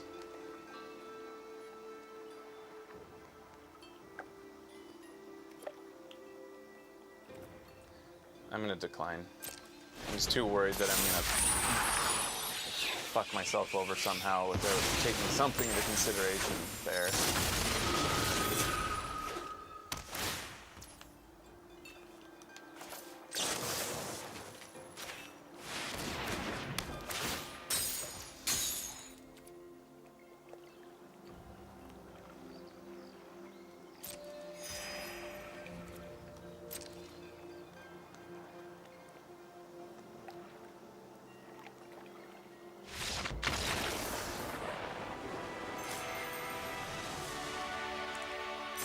What a fucking weird game that was. Oh, yeah. Oh, that's a good point. Quentin said crew the 3-4 with the 3-4, then untap the 3-4. Good point. I would have lost the extra mana though. That would have cost me 3 more mana, and I'm glad I had the mana available to have both the counterspell online and potentially play both of my. And it doesn't matter. Like I think I may have taken that into consideration and thought the mana was better to have. I didn't take that into consideration, but in the end, I think the mana was better to have open because I had extra removal on the top of my library as well.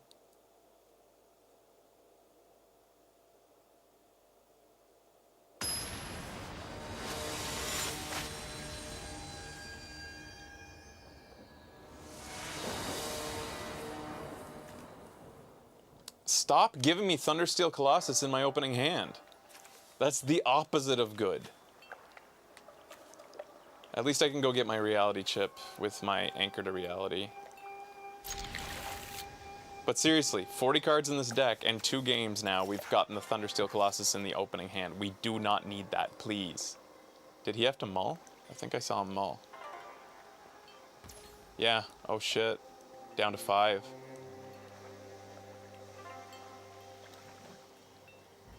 His name is Smellhole. Why not just call yourself Nostro?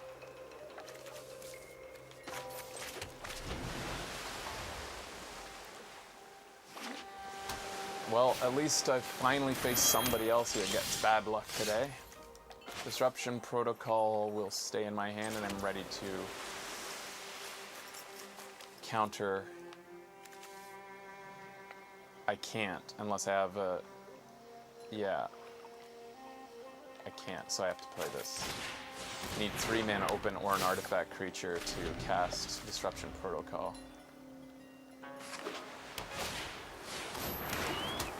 Luckily, he didn't play anything I would counter anyways.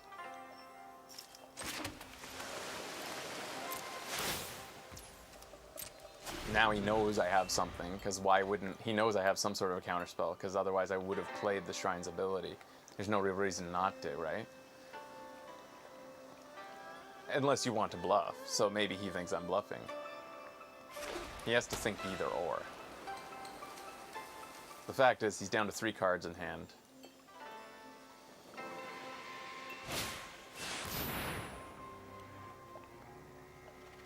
Probably, even though that gives him card draw that I don't want him to have, probably not worth countering. We need to control the game, not act as though, like, we have to win at this moment. Okay, so he's got this, which means he can get extra mana.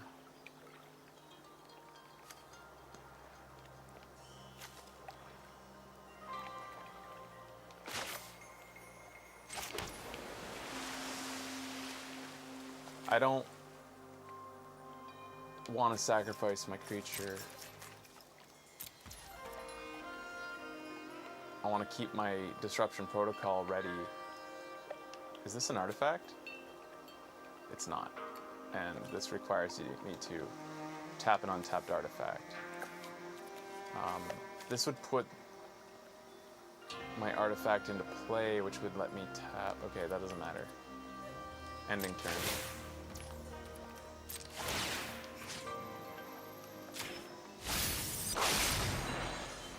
They lost their network disruptor. He knows, he knows, yeah.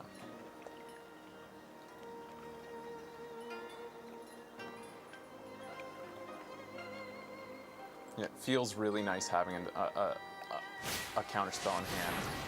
Yeah, I don't want him to have that. Maybe I don't want him to have that. It's because the board situation's getting out of hand, so I can't let it get too far.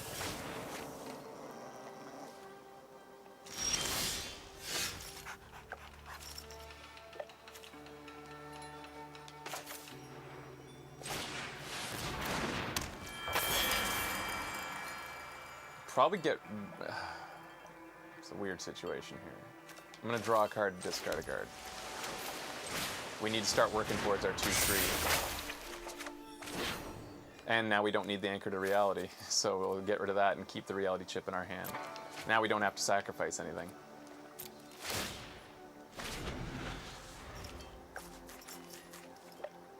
Reality chip might cause him to just straight up concede.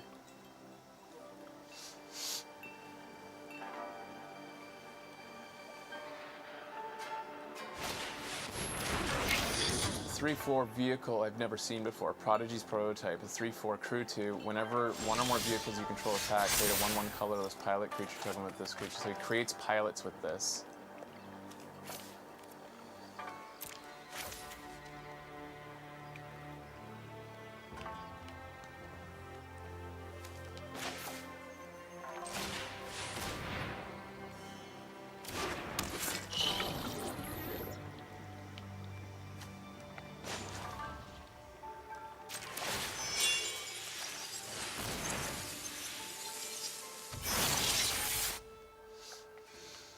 Oh, hey, hey.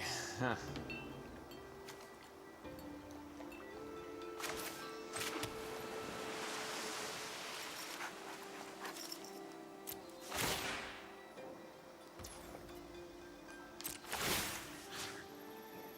Oops.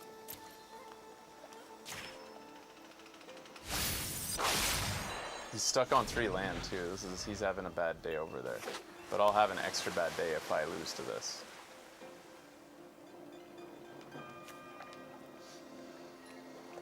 So the Thundersteel Colossus, if I get 1 more land, can come out next turn and attack and be piloted by the Spirit.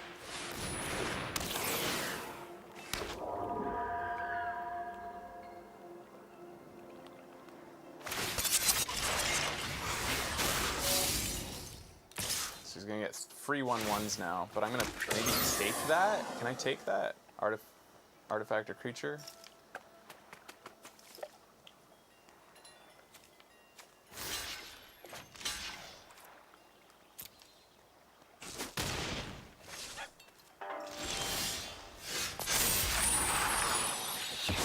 Crew it right now as well. Or I can attack with the Thundersteel right now. No, I'm gonna crew his vehicle. It's not exactly a bomb though, is it? Like if he does get a bomb, he could turn this around in his favor. I have enough life I can afford the life.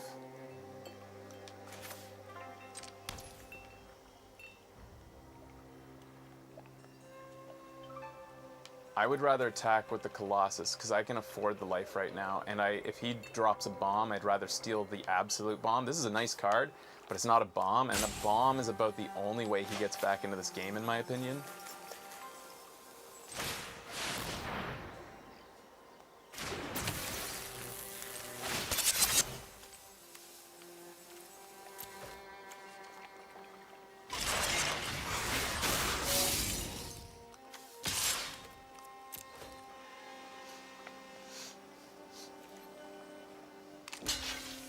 He gets his card draw now. But I attack for 5 face and I take out one of his creatures.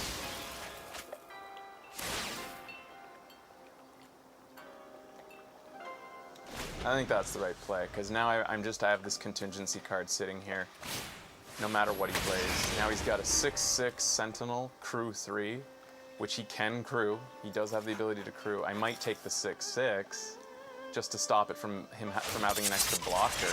He thinks he should be playing offensively? He wants to generate more pilots. You can't attack with that right now, friend. It's got summoning sickness.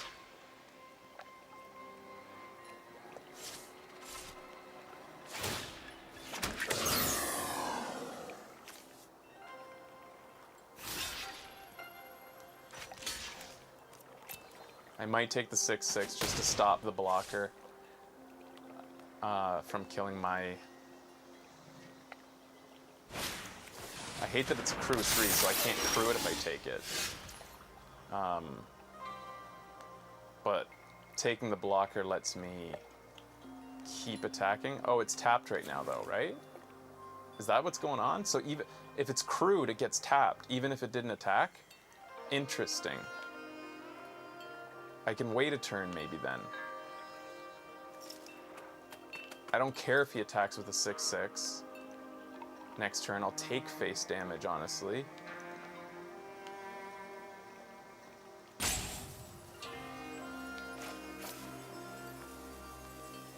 I'm going to continue to bide my time.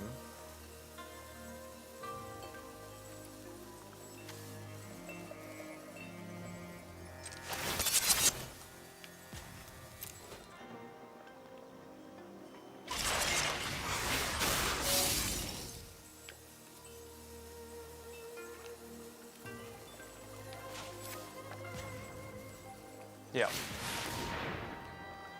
I am still playing as though I think that he could possibly play a bomb rare that could turn the tides. So I'm just holding on to the Invoke the Winds one more turn. I hate this.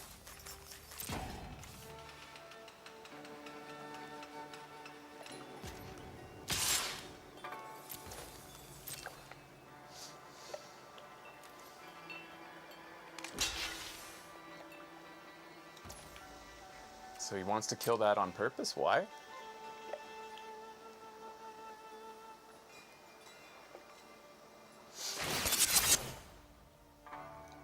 It's tapped. Can't block.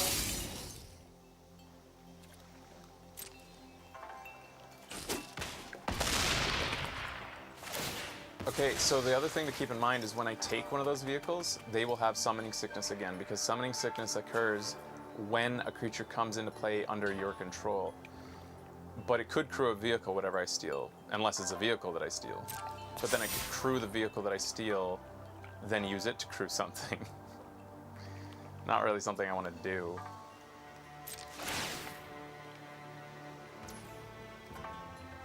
I'm going to decline. I'm going to a little bit pretend I have something. I could take the vehicle with winds, but it's I don't need it right now because he couldn't use it as a blocker, which would be the main reason I would take it right now, to get rid of his blocker. With this strategy, if he draws into a bomb rare that somehow, like, I don't know, wipes the board, or I don't know, I can still have the ability to get back into a Hail Mary situation if he were to play into one.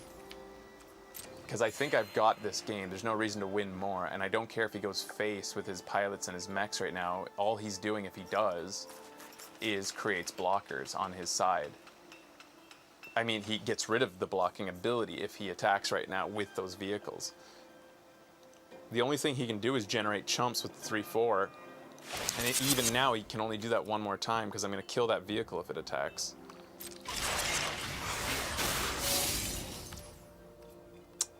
Do I want to kill the vehicle, though? Because then I'll lose whoever blocks. Let's see. Let's see what he does. 4-5 comes through, gets another pilot. I don't want to lose my guys. I'll take the face damage and not kill his vehicle. I wouldn't even be able to kill it if I wanted, so I wouldn't have enough damage. No blocks. The good thing is he gets chumpers. But I have trample.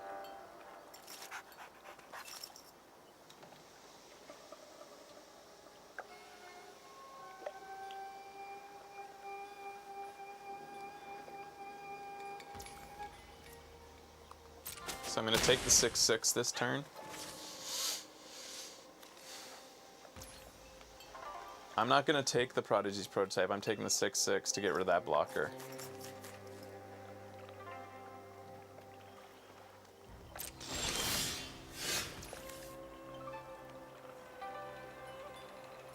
Well, I mean, I could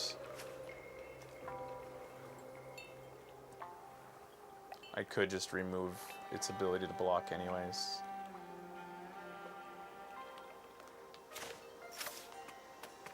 Well, now I have removal. This gives me card draw, though, if I play this instead of playing Invoke the Winds. So yet again, I am holding Invoke the Winds, removing his blocker over there, attacking. Making sure he doesn't have an answer before I make my decisions about attacking here.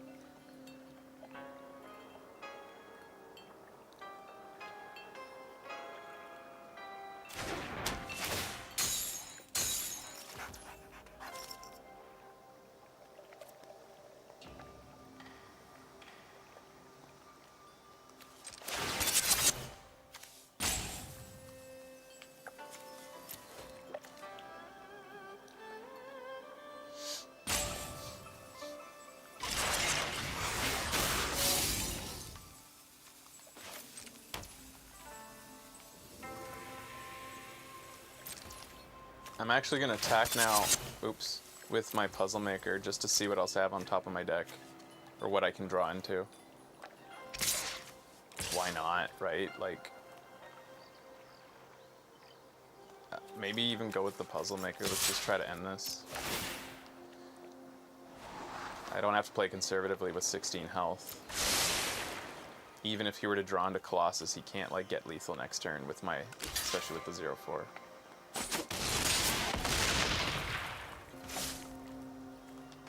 Play the Operative, why not?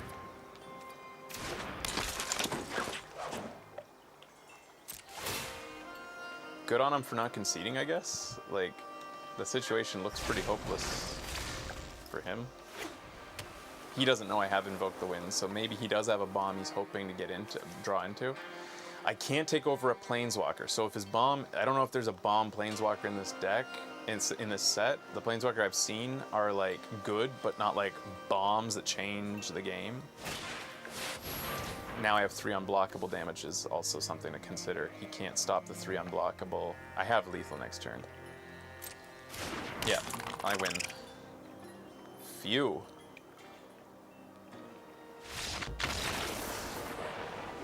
He'd mulliganed to 5. I had to win that. If I didn't win that, that would have been sad. I might get rid of one of my reality chip cards. I was running it because it was so fun, the idea of like just really doubling down on the reality chip, but I think I need to consider running one less. The Anchor to Reality.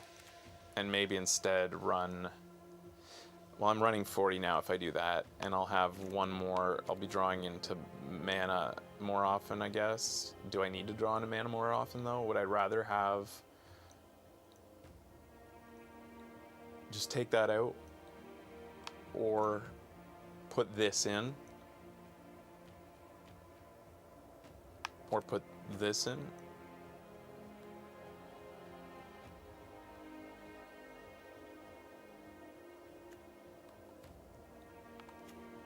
I don't need that, this though. I think maybe instead the Essence Capture. More control early game.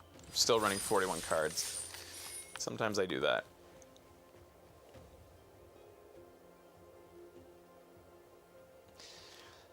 Yeah, so 4 mana nothing in your hand isn't good, but in my defense, why the fuck do I keep on with having Colossus in my opening hand?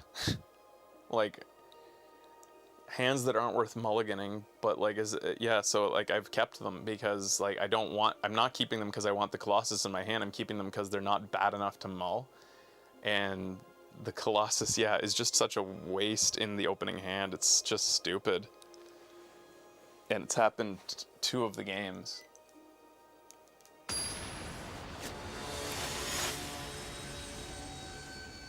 I would have taken his crap for good measure. No, I don't BM. I don't BM. Well, he conceded before I could BM anyways. Hey, opening hand reality chip is more like it.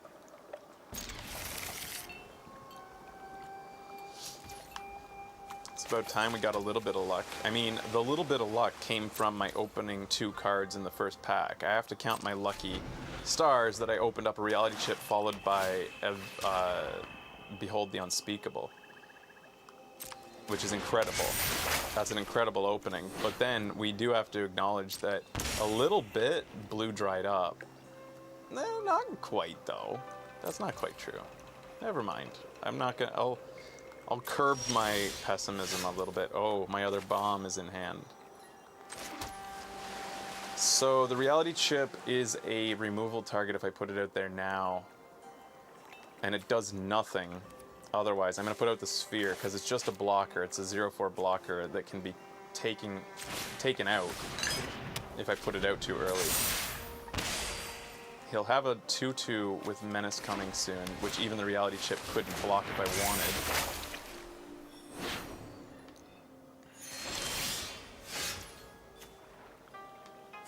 Probably need to just do card draw now. Nothing else to really do.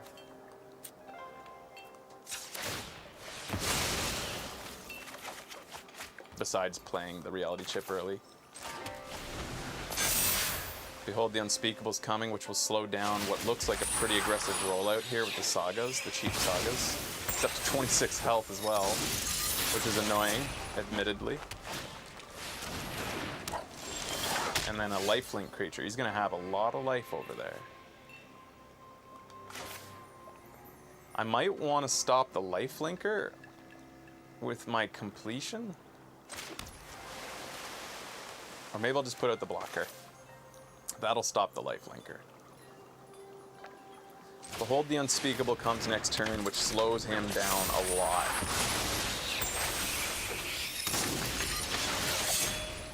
Thankfully. He can only attack with the 2/2 right now and get 2 face.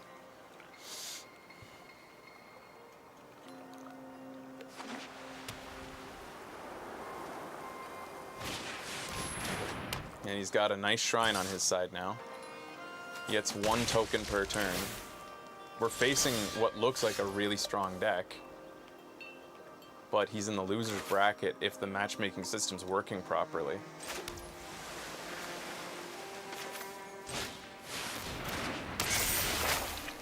I might want to take the shrine.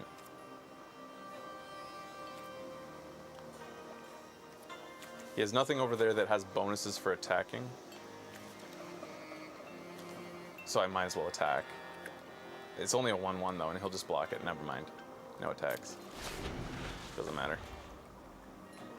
It's true, good decks can be in the loser's bracket. He's running 3 colors now. He might be running a bit of a shrine deck. Tiny bit of a shrine deck. We have 2 pieces of removal in our Invoke the Winds, and oh god. Invoke the Winds can't stop this, and neither can Tamio's completion. This is bad. Okay, so what do I want to take from over there? I probably wouldn't mind the Life Gang from the Golden Tail Disciple, but I would like him to play a bomb that isn't that, so that I can deal with what's coming. I don't need that, and I don't need that. Yeah, I think I need Chumpers by taking the Shrine. 5 mana. It'll let me create a chump right now as well.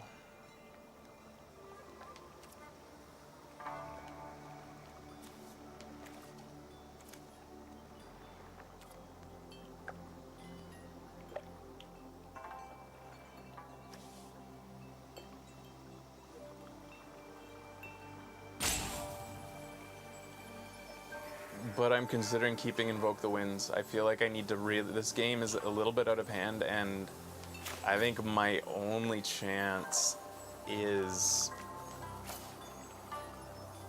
This allows me to keep 2 mana open for Disruption Protocol as well.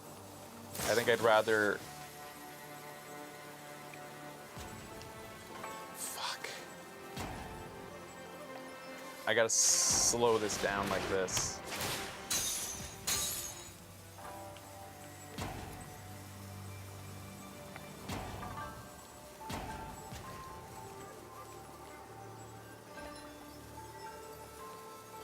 You know what, I don't mind, I'm going to actually just play the Artificer. I don't mind not having the counterspell available because instead of countering whatever he plays, I'm going to steal it with Invoke the Winds potentially. I know that doesn't keep me open, that doesn't help if he plays like an amazing Saga, but thankfully next turn I'm going to have a 6/6 flyer. Oh yeah, I also need 3 mana for the Disruption Protocol, a good call.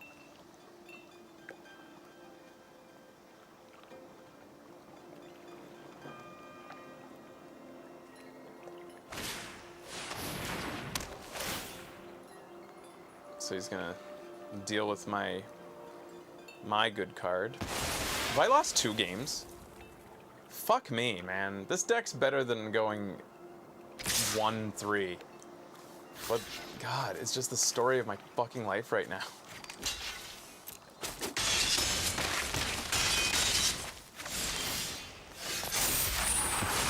So wait, what did he take actually? He took the blocker. He went for the worst target, thinking that he can... Okay, well I need the lifelink now. I don't want the lifelink, but I think I need it. They can stop his 2/2s.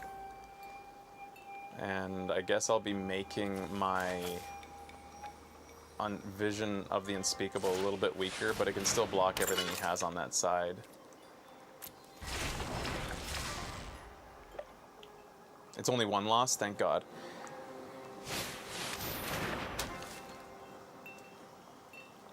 That's a nice shrine for him. And it doesn't matter that I locked up the other shrine. He's going to take out anything with 2 toughness, thankfully.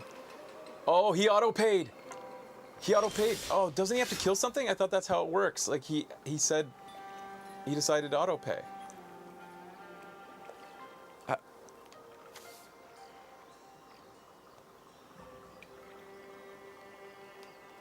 I don't understand, because that burned another dude that happened to.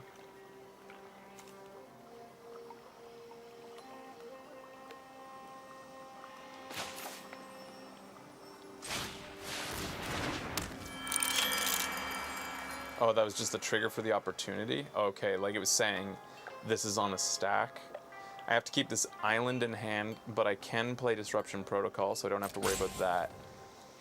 And my vision on the unspeakable is still a 3/3. He doesn't want to attack into my 2/3 lifelinker now. That's why he's not going crazy. Oh, thank God I had this. Phew. He pretty much won the game there if I didn't have Disruption Protocol, because that thing was just going to start doing face damage every turn. Tap and untapped.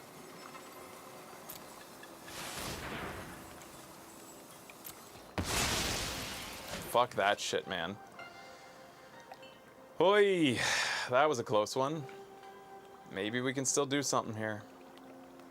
Now, unfortunately, though, my unspeakable can't block unless I want to trade it out for something. Yeah, this is right. Wolfenstein said it right. He's having amazing pull after amazing pull.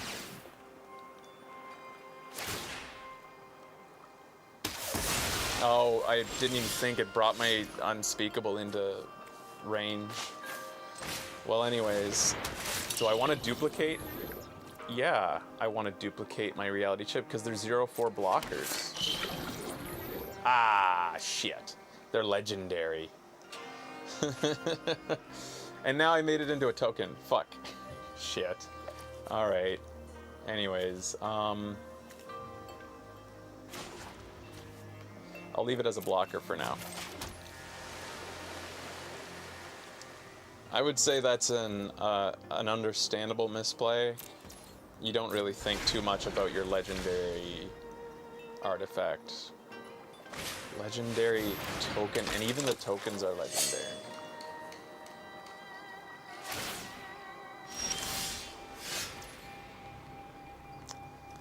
Well, I need to reconfigure this to get this.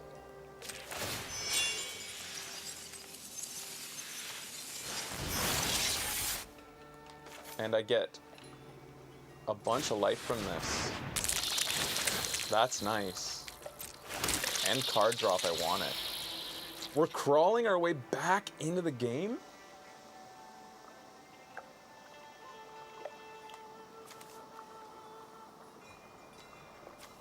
Why isn't it giving me the option to play this?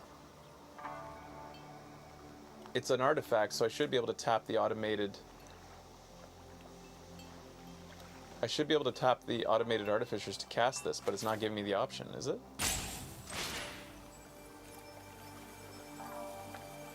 Oh, it needs blue, that's why.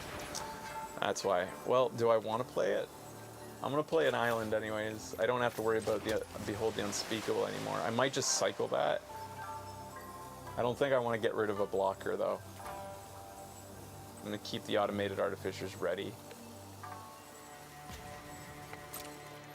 to block. I think that's the smart play.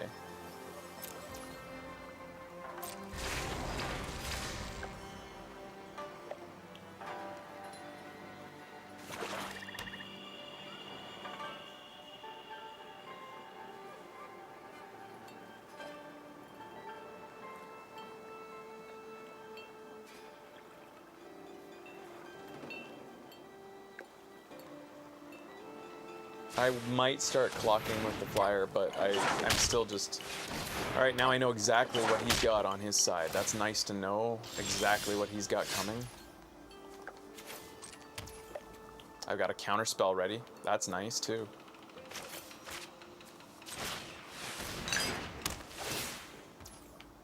Sure. I can sack one of them now if I want, and still have the mana I need.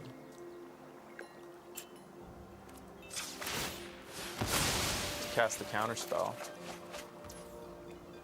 I could play the blocker too, and still have the mana I need.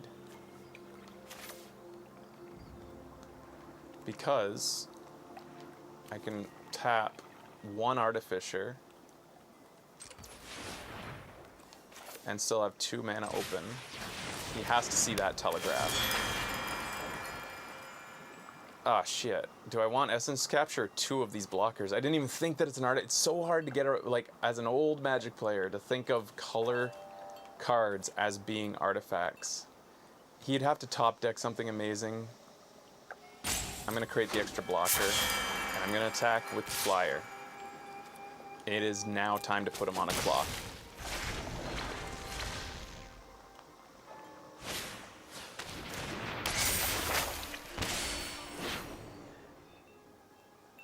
I have to kill the lifelinkers if they attack to prevent him from making me unable to kill him at all. Full stop.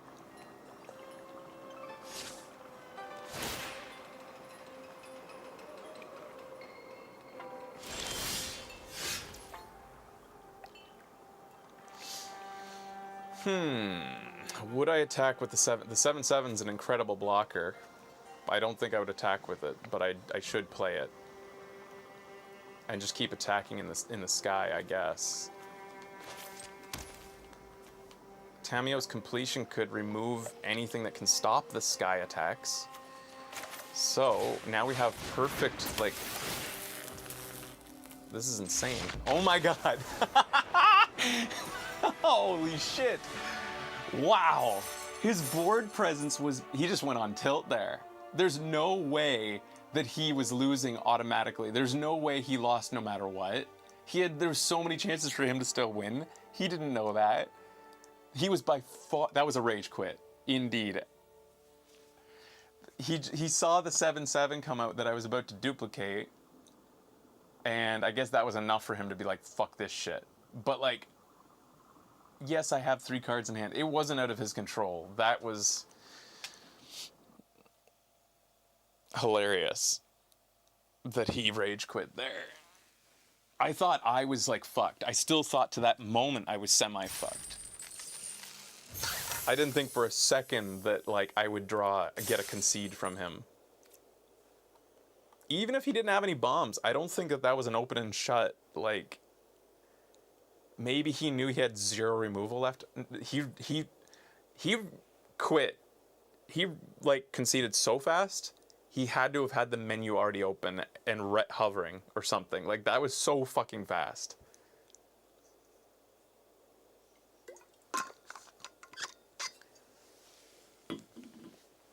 Was not expecting that. Magic is fucking weird, man. Make sure, see if Becky's saying anything to me while she's out and about. Oh.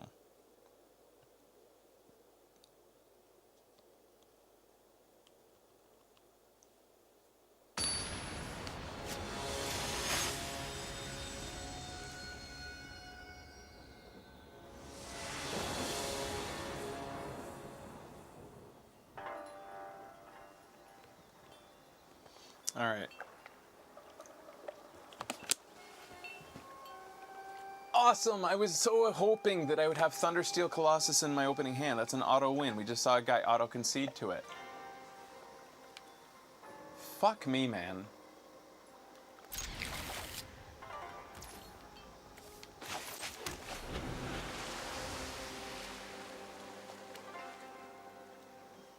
Fuck. It's still not a bad enough hand that you auto mulligan. It's just, you can't, like...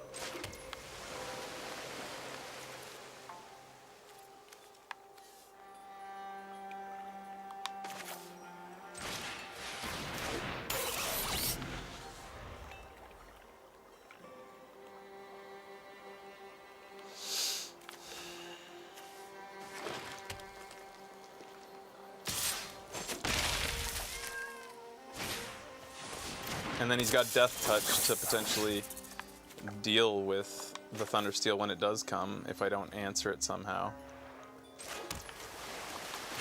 We'll stop him from dealing damage in the sky and...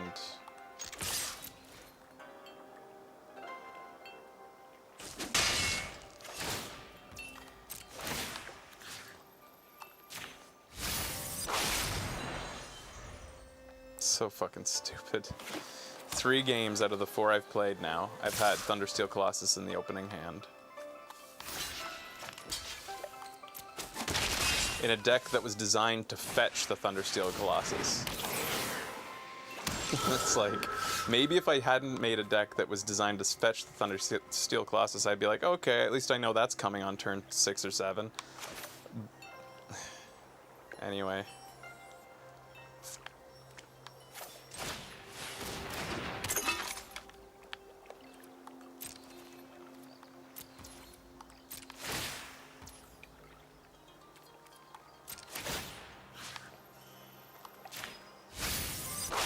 Oh, oh, that was in there.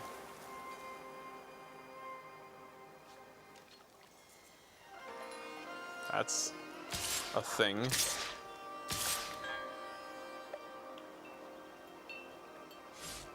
He's holding back the Death Touch, of course.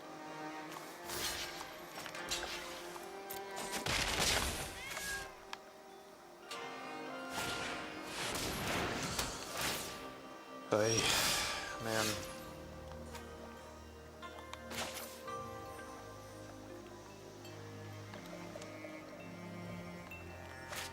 I might need to just cycle out the Mnemonic Sphere to get extra mana, so I'm gonna do this instead.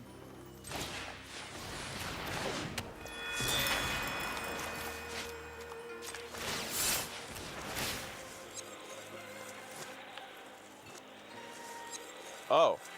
Oh! Oh, I didn't even... Oh, wow, yeah, the... Oh, well, it doesn't... Ah, fuck. Yeah, I didn't even... Fuck. I don't even know how any of this works. Alright. No attacks. I could have kept it...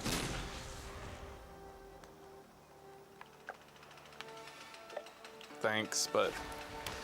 I didn't see in time that you were trying to warn me. Oh, he's just... He's drawing out and playing out the dream. He's curving out. He's comboing out.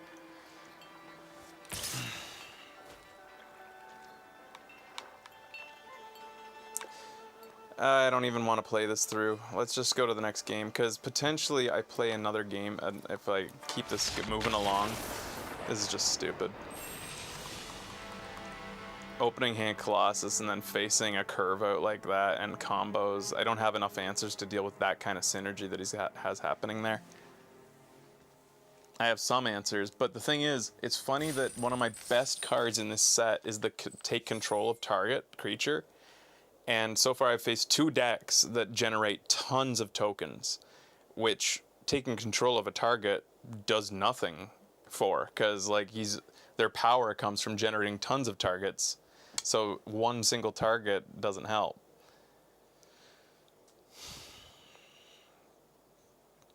Outside of that, it's like, yeah, I don't think anything was going to turn that around. So...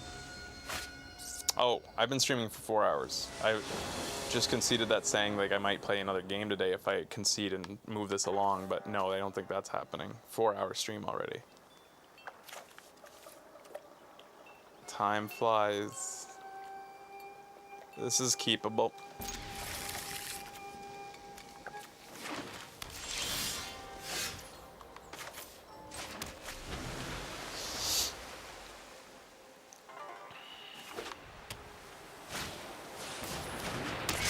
Containment Construct. We might get a turn 4 Colossus here, guys. We are. We're gonna get a turn. We just need one. No, we don't even need the 1 more mana to do it. Yes, we do. We need 1 more mana to do it. But we might get a turn 4 Colossus. Yes, we are. We're gonna get a turn 4 Colossus. That's fun. And we'll be able to pilot it too. We just have to hope he doesn't answer the containment construct. And I won't get it if I top deck it, that's true. That's true.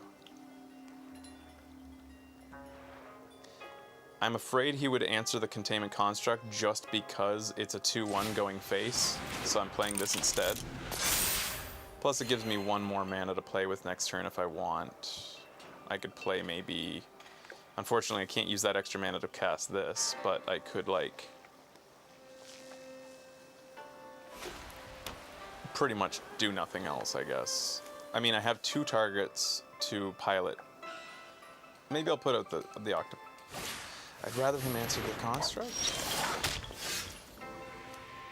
Which one do I want him to answer more, if he has an answer?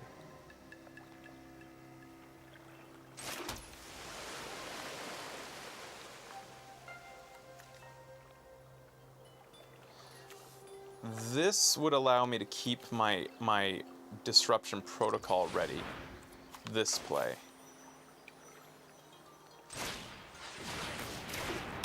So that's what I'll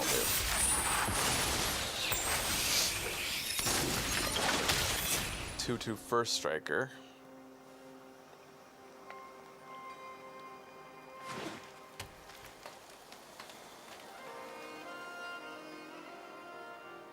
Yeah, people can't believe I didn't get the Colossus in the opening. I can't believe it either. You know what? I might just answer that. Let's keep the tempo on our side. I'm not going to have open mana next turn either, so it's not like I'm going to use this next turn. So it'd be 2 turns before I even start to use this, and at that point I'm kind of like really... I've pulled the tempo so far in my favor.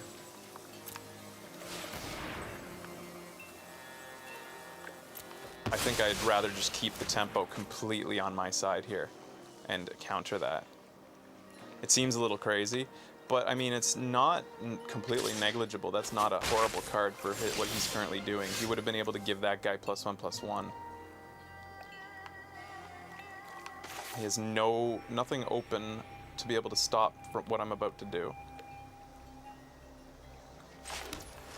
I'm glad that I at least got to do this once, guys. I will sacrifice the automated artificer.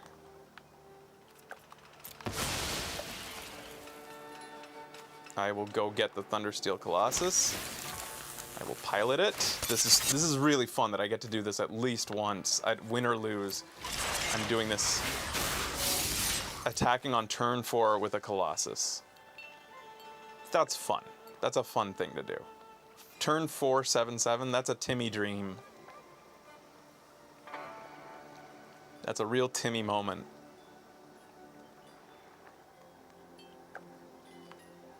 I can also put Acquisition Octopus on him next turn and get card draw every time he attacks for trample damage. And I can still pilot it even if he answers my construct because of the octopus.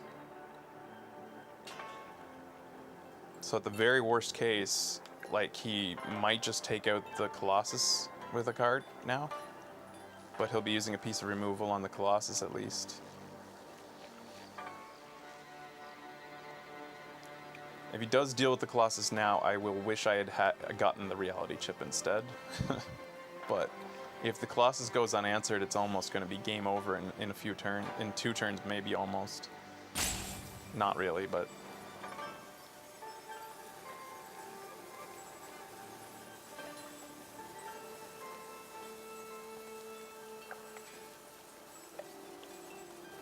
Is he really debating? If he has removal and he's debating the Colossus, you don't have a choice. You must answer that if you have removal that can answer it. Full stop. You have no choice. Do it if you got it. He doesn't. Unless he does and he really decided that was the right play. That is not the right play. He's gonna go for Life Gang and think he can race me somehow?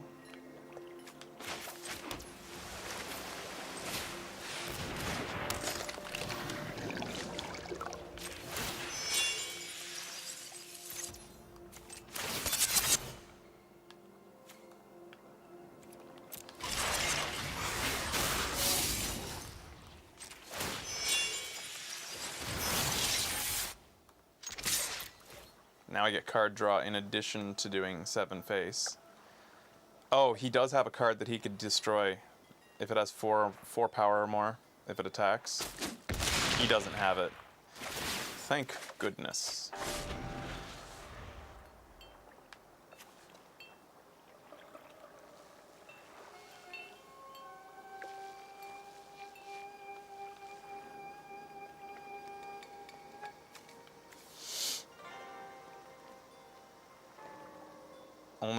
The only attacking card deals 4 damage. What?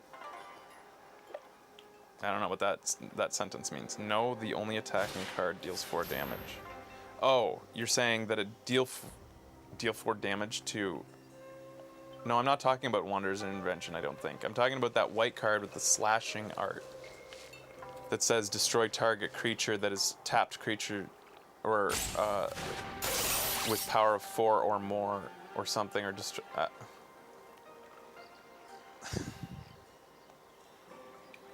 I'm confused. I don't know.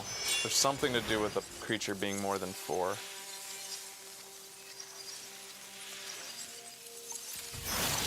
He's got a 3/7 blocker. That still doesn't deal with... Is he just going for life gain here?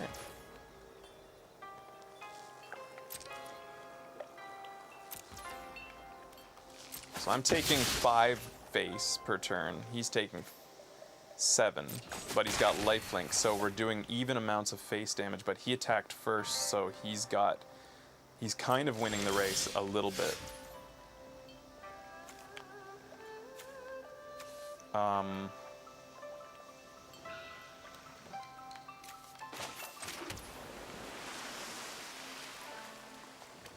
I will cycle out the sphere and play the sphere, I suppose.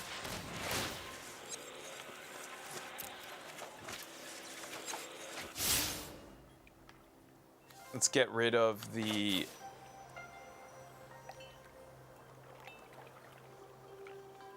Before he draws an answer or anything like that, I'm going to get rid of the life linker.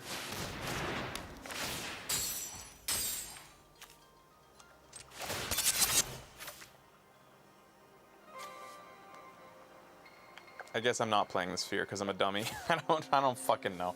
Whatever. Yeah, I don't care. I don't care. What did I do?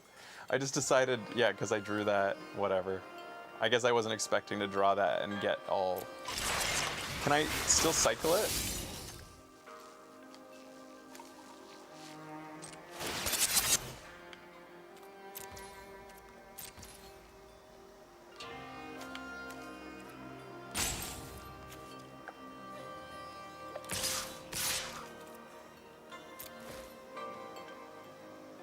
Does channel get to be cast when it's in exile? It says may play.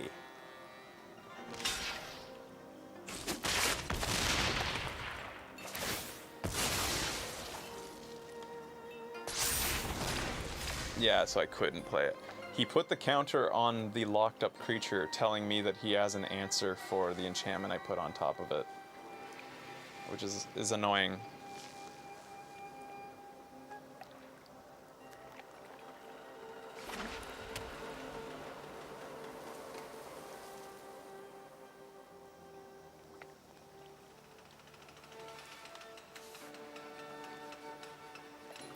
Well, Untouchable, I know the definition of play.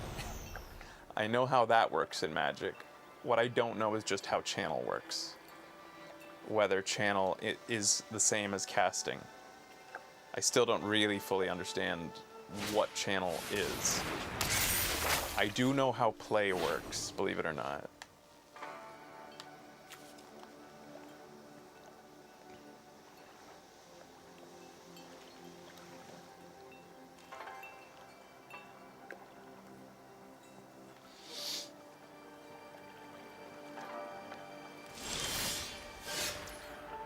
So it looks like he didn't have an answer.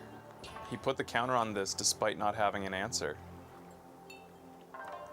Interesting.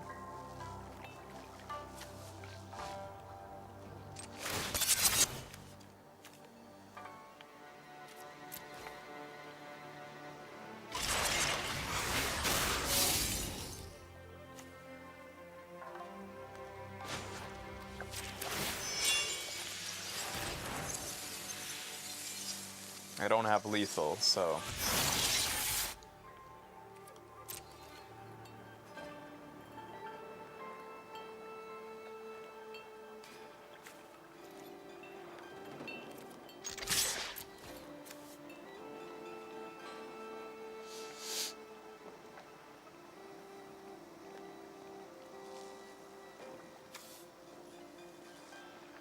Do you think he thought he could play this on and take out the Colossus?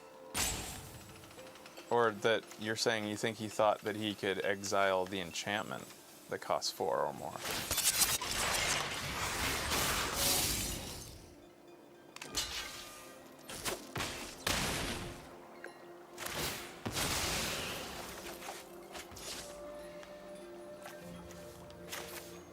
The conservative play would be to Tomio's completion, maybe?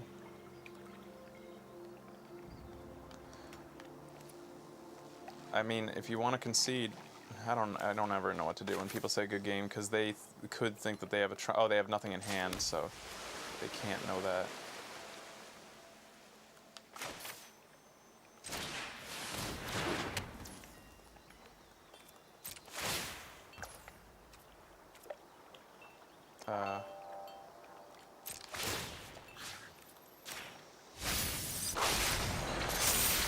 You saw him try to target it? You saw the hover?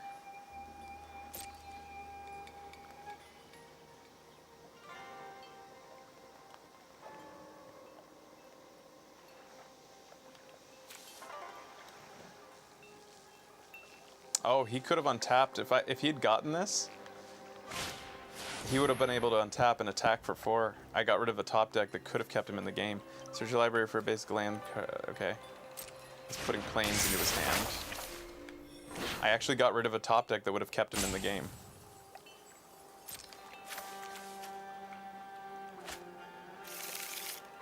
He would have gotten 5 lifelink. And it's an instant, so he would have taken out my creature as well.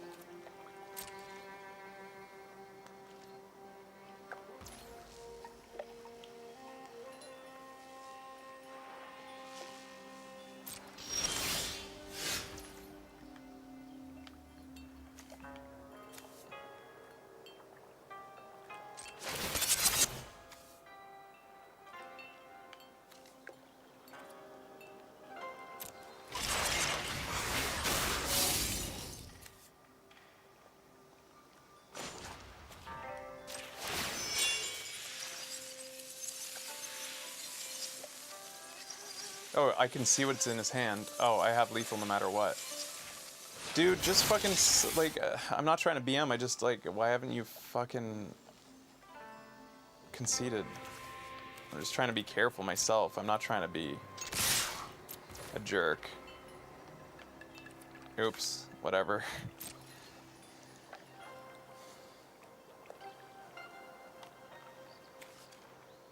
He wants you to have fun.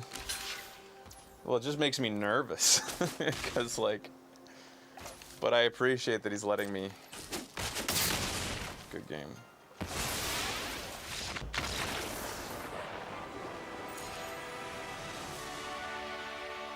He wouldn't have got the lifelink, yeah, that's true. But he would have untapped it for a blocker anyway. And it would have been big enough to stop. It would have stopped my mech fully.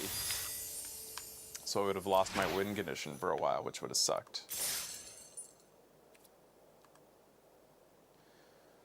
Another... Yeah, I mean, yeah, his best bet would have been to gang the blocker and just never tap it again.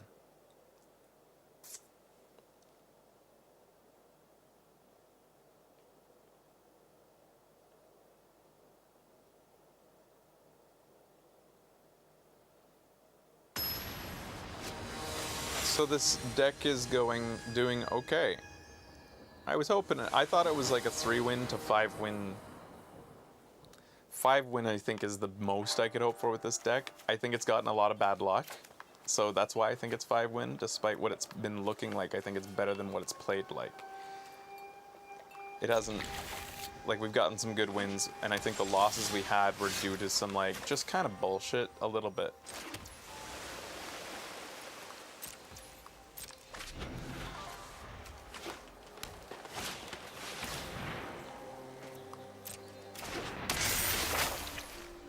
He's gonna start drawing and discarding.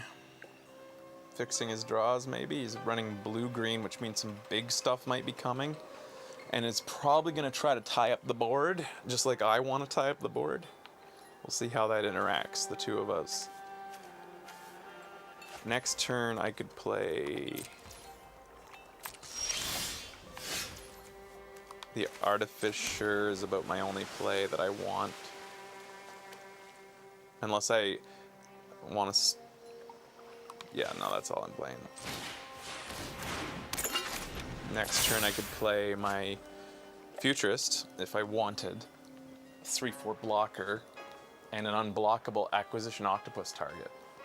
So free, until this is answered, I could potentially get non-stop card draw once this is equipped.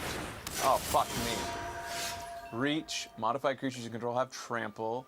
Whenever a modified creature you control deals combat damage to your player, search your library for a basic land card, put it in the battlefield tapped. Alright, not as good as I would fear from a mythic creature, but it is an obvious must-answer target. Oh, this guy's not an artifact, so I don't get to cast him right now. I could start blocking the 3/3 and play my Mnemonic Sphere in the same turn instead.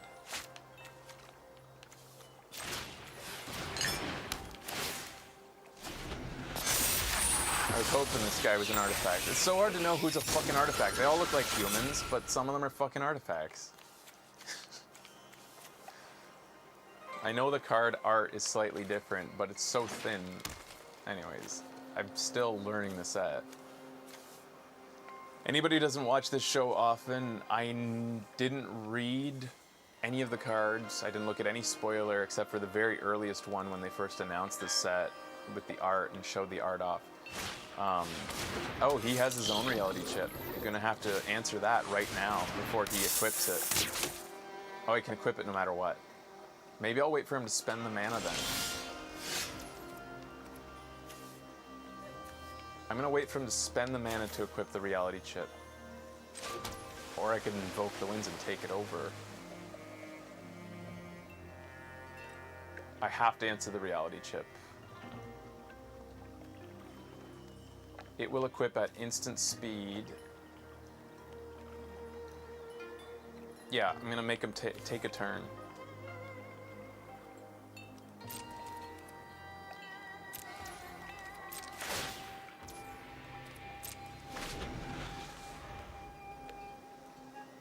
He has lots of defense. He really wants to gum up the board. That's his whole thing. Okay, if I target the reality chip as he equips it,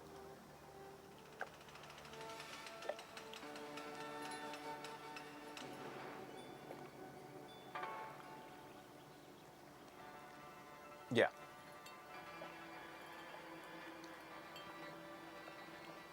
Yeah, but I don't want to target it after it's equipped because then there'll be a moment where he has priority and gets to cast something. I don't want him to see, like he might be able to play a land, or he might even have that 1 mana counter spell or something.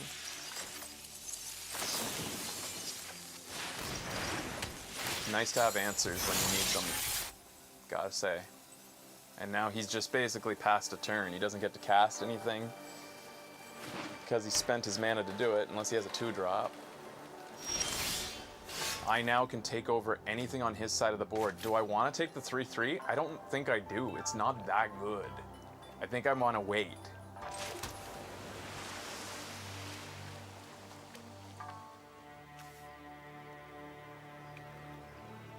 Yeah, I'm not going to be modifying many of my creatures, so that effect doesn't even help me that much.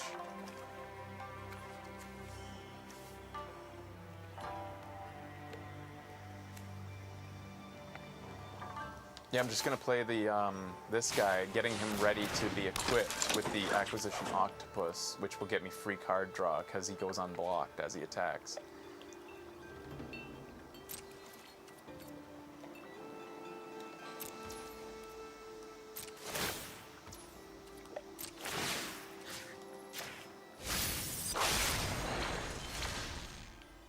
I can sacrifice the sphere because the automated artificer will allow it, won't it? Oh, but no, I just spent the mana. I decided to mill him a bit. I don't know. Maybe I shouldn't have. Maybe I should have sacrificed the sphere for options. Yeah, I should have. Yeah, it's true. I was in a like thinking just why not, but there was a why to the not. Oh well.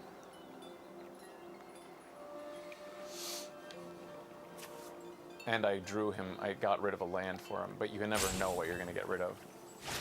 2 games ago I got, oh, ugh.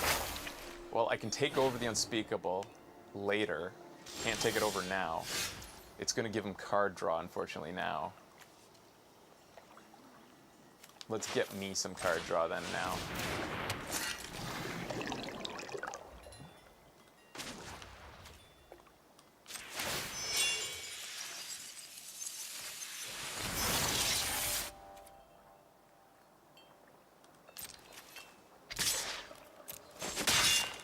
If I'd played that different, what the fuck? What? Why didn't I get card draw? Oh, he didn't do damage because he doesn't have damage. Okay. Decline. He has to deal that because he got smaller and the Behold the Unspeakable was still in effect. That's funny. All right, that's fine. That took me a bit to register what the fuck just happened. Because he was a 3/4, like he was only he had 1 damage to deal until the moment he taps, and then he becomes a 1/1. Unfortunately, I opened myself up potential. Blue-green won't have anything to kill him at least. I mean, green does have target creature deals its damage to other target, but I don't think that's coming. I might need to take the Unspeakable from him when it comes out, even though with my current hand situation, it's not going to be super powerful. It will be semi-powerful. He's got a lot of reach creatures to stop it, though, if I take it. But if I don't take it, it's attacking, and it'll be a pretty powerful clock to put me on. I have to take it, I think.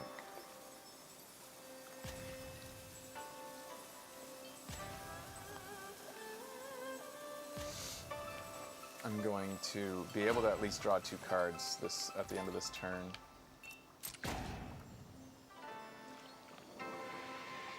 Behold the Unspeakable is a scary card.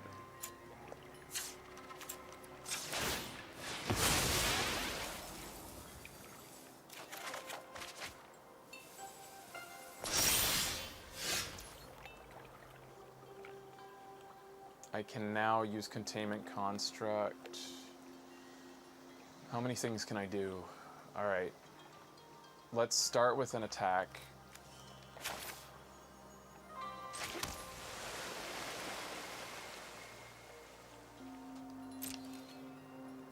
An unblockable attack.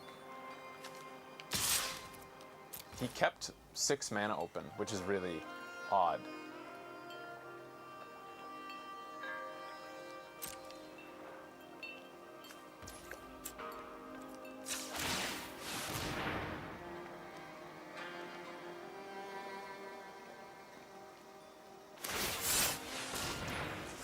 Okay, so he was waiting to channel out his Sky Turtle, which he could have actually cast. Why'd he...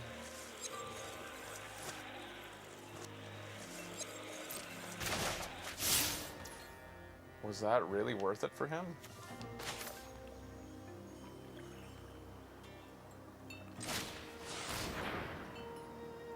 I'll make sure to tap my Artificer.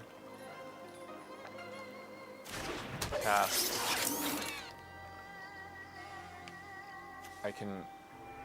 I'll cycle this. This is how you do this. I can do this right once this draft, I hope. Take action. I can now cast it.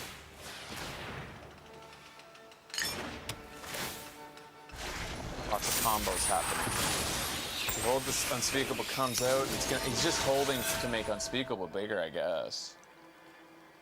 And he had the counterspell. But then he had to pay this. Oh, I guess it is more expensive than I thought. 4, 5, 6, 7 with Ward 2. It's cost 7 to cast, but he was 1 mana short of casting it. It's kind of crazy. Just to bounce a creature, he got rid of it.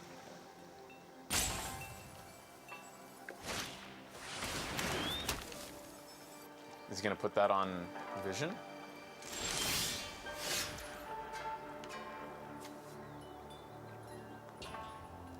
I have to deal with the Vision. It's gonna get big. It's gonna put me on a clock.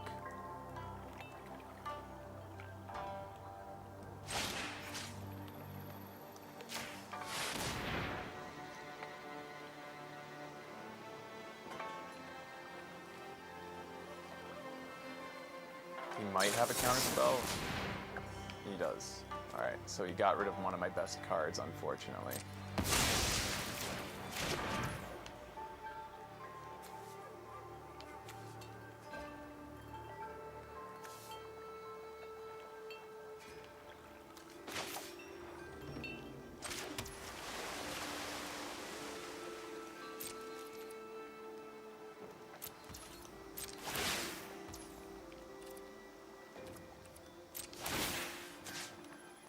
Oops. This isn't... Oh, I have to do it now. Oh, I got rid of some removal. But that's... You can't chalk that up to my decision. That's just luck. It could have been land that got him closer to removal. You never know. So he's gonna make that Vision pretty big. At least I have the Colossus coming.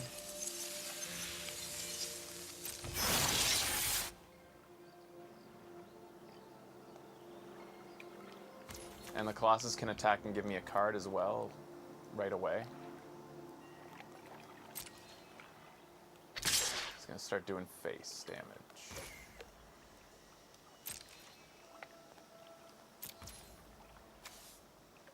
Well, he's almost tapped out. I'm not even gonna bluff that I have a counter now. I just want to see what I have coming. I have Reality Chip. That's nice. He can go now thin out his deck. He's going to get rid of all the lands he has in there, which is very annoying.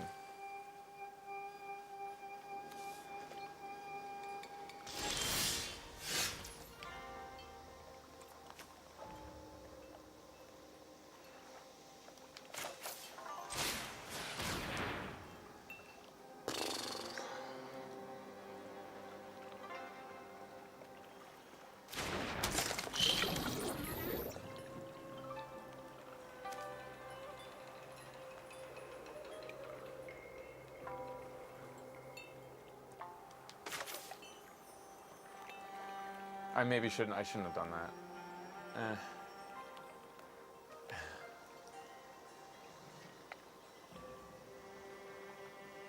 It's like... the fucking essence captures the thing. Put him on the clock now, or keep the essence capture ready.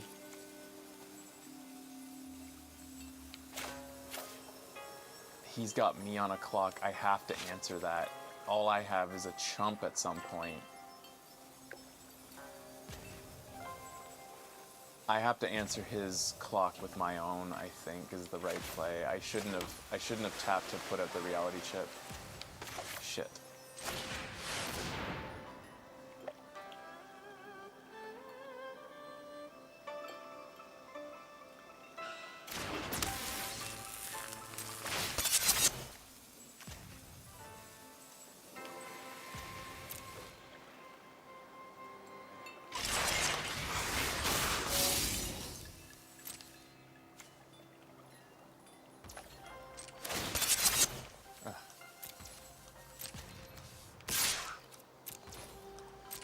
See how is he going to take 7 to the face, or will he block and try to kill it?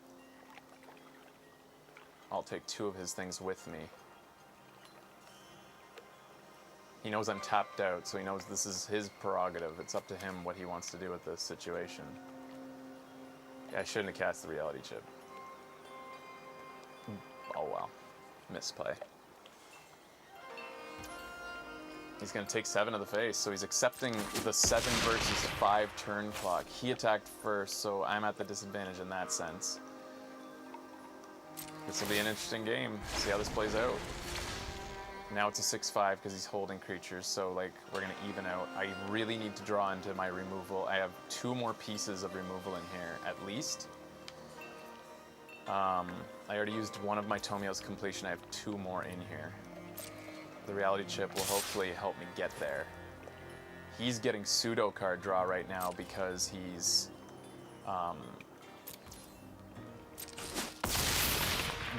thinning out his land draws by using this.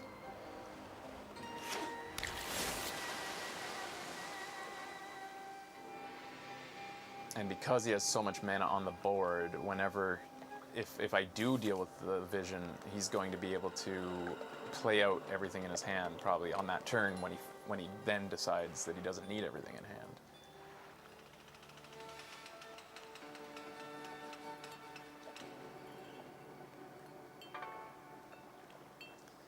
Little bit of a misplay. There's just so much to take into account. It's easy to misplay with this set until you I mean, you can still make, even once you've learned the set, you can still make misplays, but when you're still learning it, it's very easy to make misplays on these cards.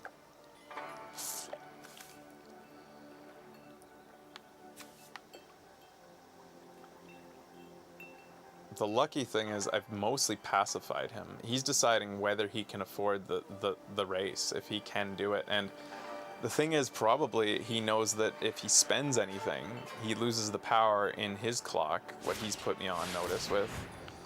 I wish I could have countered that. Unblockable damage.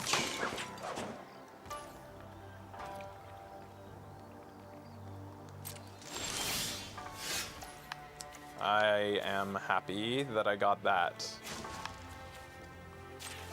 Guess I'll put it on. What is the less likely that he will destroy? Probably the Artificer.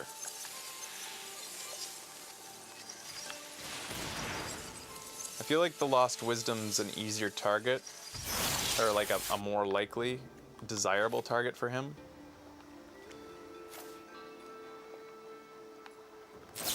Oops.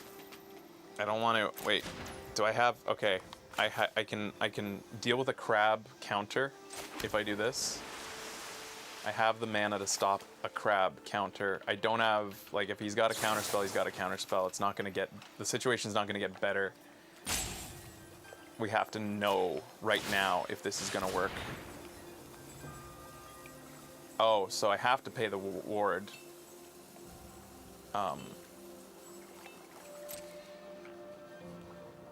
So I hope he doesn't have a counter because I don't have the ability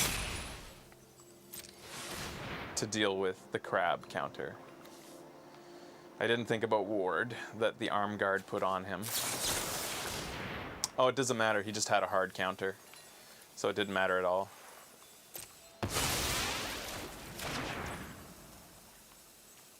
Unfortunately, I had a counter spell ready as well, but it was 1 mana short.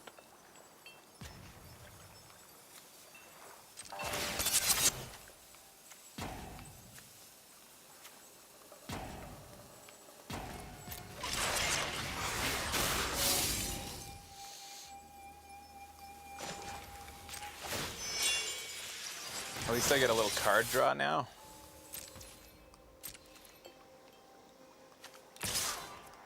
This is a weird, crazy game. There's so much to take into account. So much happening. Okay, he's finally gonna get rid of his creatures. So I want to get rid of the unblockable damage. I'll let the flyer survive. No. What do I want to get rid of? I want to get rid of the flyer. I'll let him survive. I'll put the flyer in front. I don't know.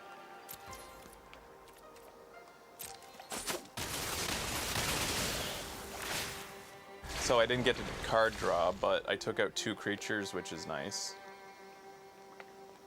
But I no longer have the whole clock thing going on, the trading. Now he's just doing 5 to face until I chump.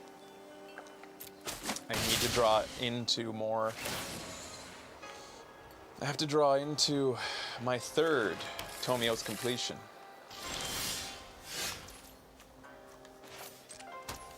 didn't.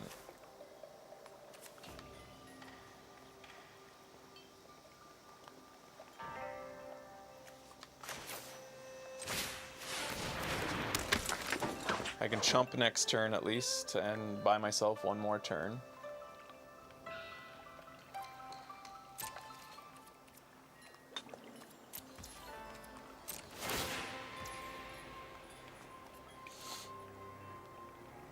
Decline.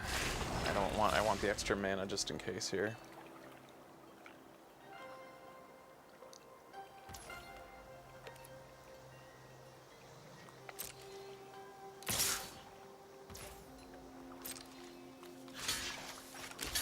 No choice but to block. And it's got trample, so like I'm in a lot of trouble here. I'm down to 2 health.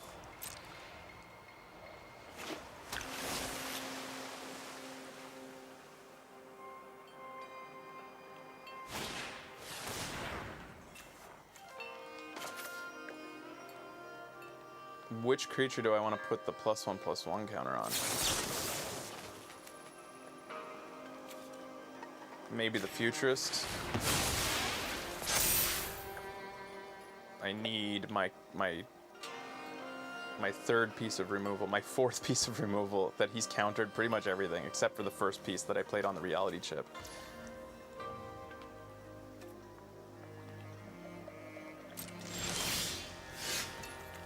Hey, it doesn't, okay, no, it still doesn't buy me a turn, unfortunately. But I have to play it so that I can cycle through. Yeah, I have to play it.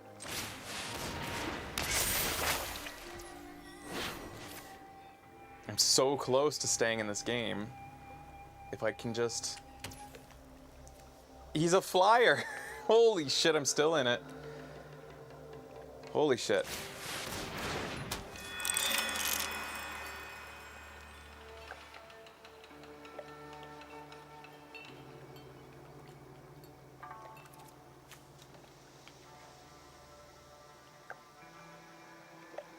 I'd like to attack for the 1 extra card draw, but no, instead I'm just going to play 1 more chump blocker in the air. Maybe I should have kept it for a counterspell, but now I have an extra chump.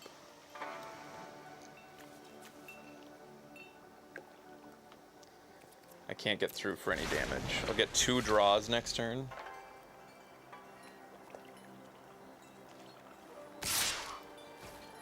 I got my extra piece of removal. I'm still in this game.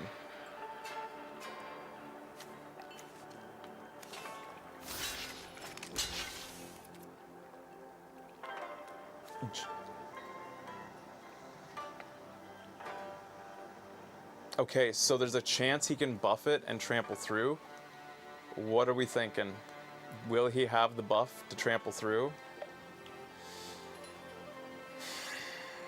Or do I would like to keep the specialist on board. No, I can't. He probably has a buff maybe, and I just need to hedge him. I just have to...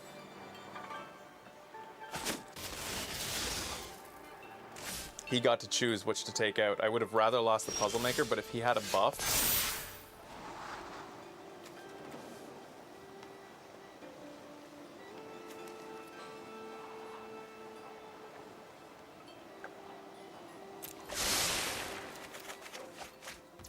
Two health. I can gang 2 health. I don't want this on top of my deck. I don't need that. It could go get my... You know...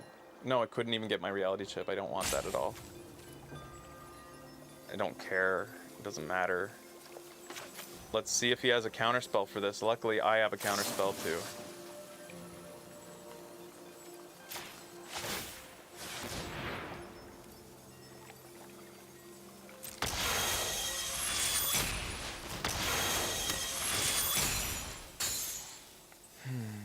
Only 8 cards in my hand. I need to go through with unblockable damage. Do I need the card draw, though? I want the Mender's going out. This is just to clear my head and know what's going on. That has to go out. The card draw scares me with Modern Age and with attacking with, I think I'm just going to go in with the Futurist without even card draw.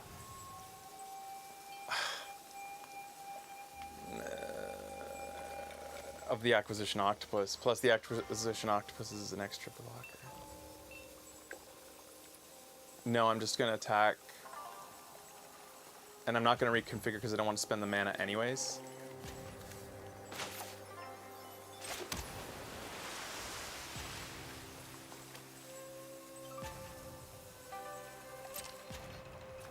This, I can't do everything at once. Like, I can't go in with this guy and untap him and keep the mana open for countering whatever is coming. And he's got 5 cards in hand. Yeah, I have to hold.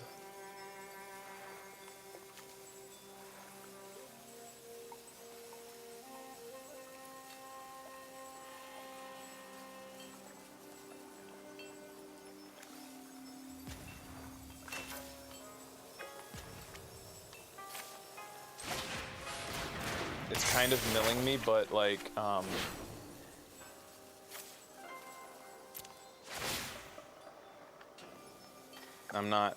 I'll decline to take action because I'm not going to play that card.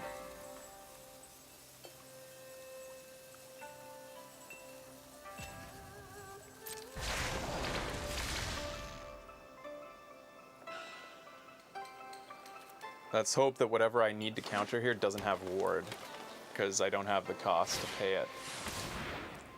Well, I don't care about that. You can have that.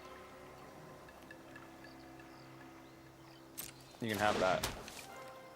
Even though it might get me to the point of losing, because he's going to mill. I have 9 cards in here. 7 cards. I have to make this, I have to end this quick. He's giving himself...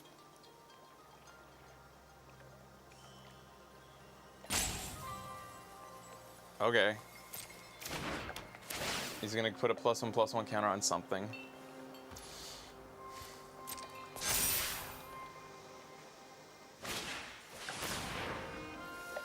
That I will counter.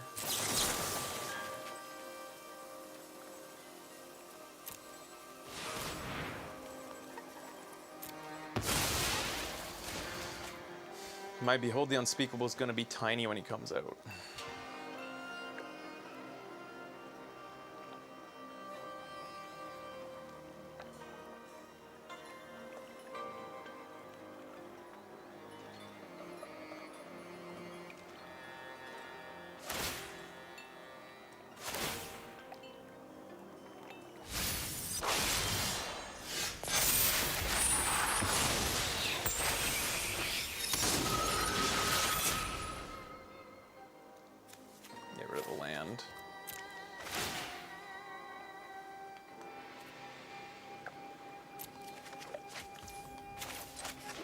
Keep the land.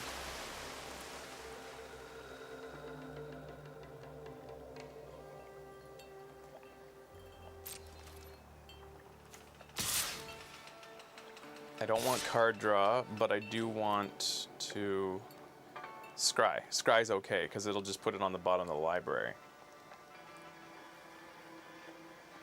But I also, if I scry, it doesn't matter. 'Cause I just want to do damage, I guess, is all I care about here. I'll put it on the bottom of the library, it doesn't matter.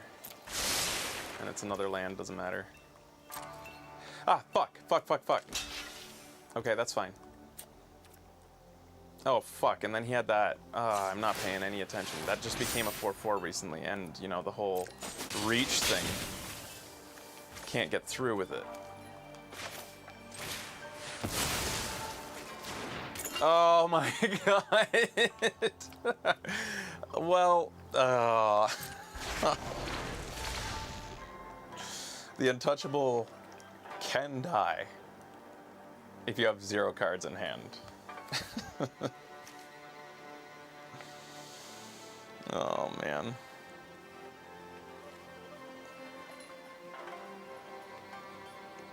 You didn't think that was funny, Untouchable? I thought it was.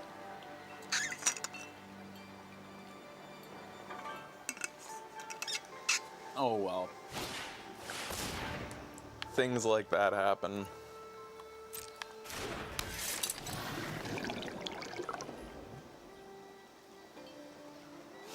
We still could win. Oh, comedy, period. Just sounds like sarcasm. So I lost my sky blocker. I'll get him back next turn. It's an unfortunate misplay.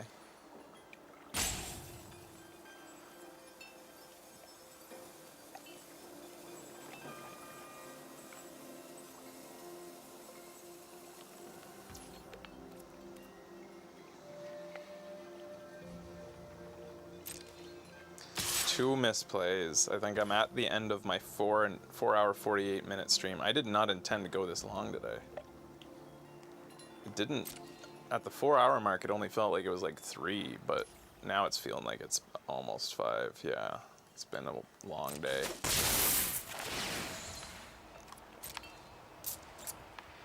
Do I have another answer for the flyer? Well, yeah, I do. This.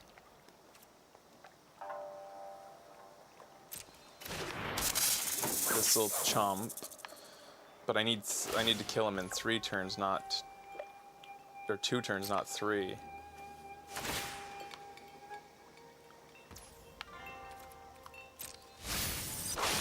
I got a blocker. That's nice.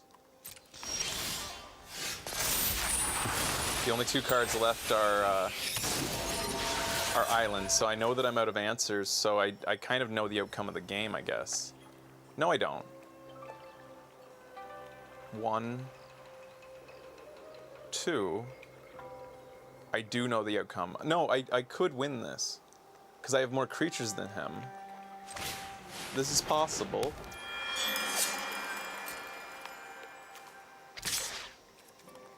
He has nothing in hand. I could win.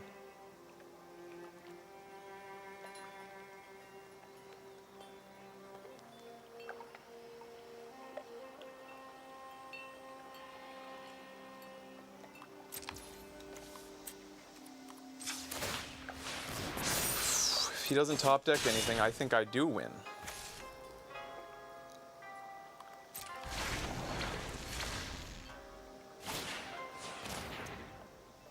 Now I have to chump as he attaches that to his flyer, and I can still win. Holy shit. I win. And he has no answer. He has nothing in his hand. I win. Wow. Holy fuck.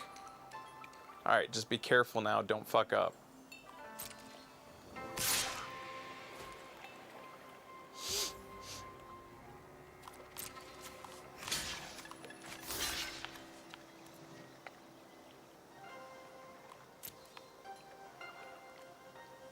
Because I just attack with everything and I get through.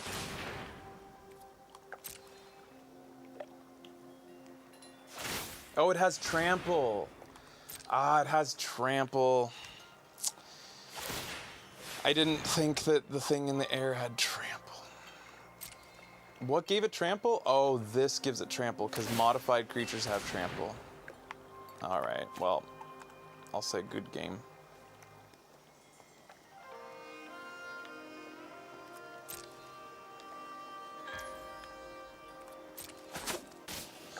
If that didn't have trample, if this first card he played that sat out the whole game, that was so close in the end. I'm actually quite satisfied. Like, I made a couple little misplays there, but the misplays still wouldn't have kept me in the game because the 1/4 wasn't going to stop that much damage. The Cudgels as a top deck won him the game. That was real close. How do you trample in the sky? It's just so big that it can't be stopped. I mean,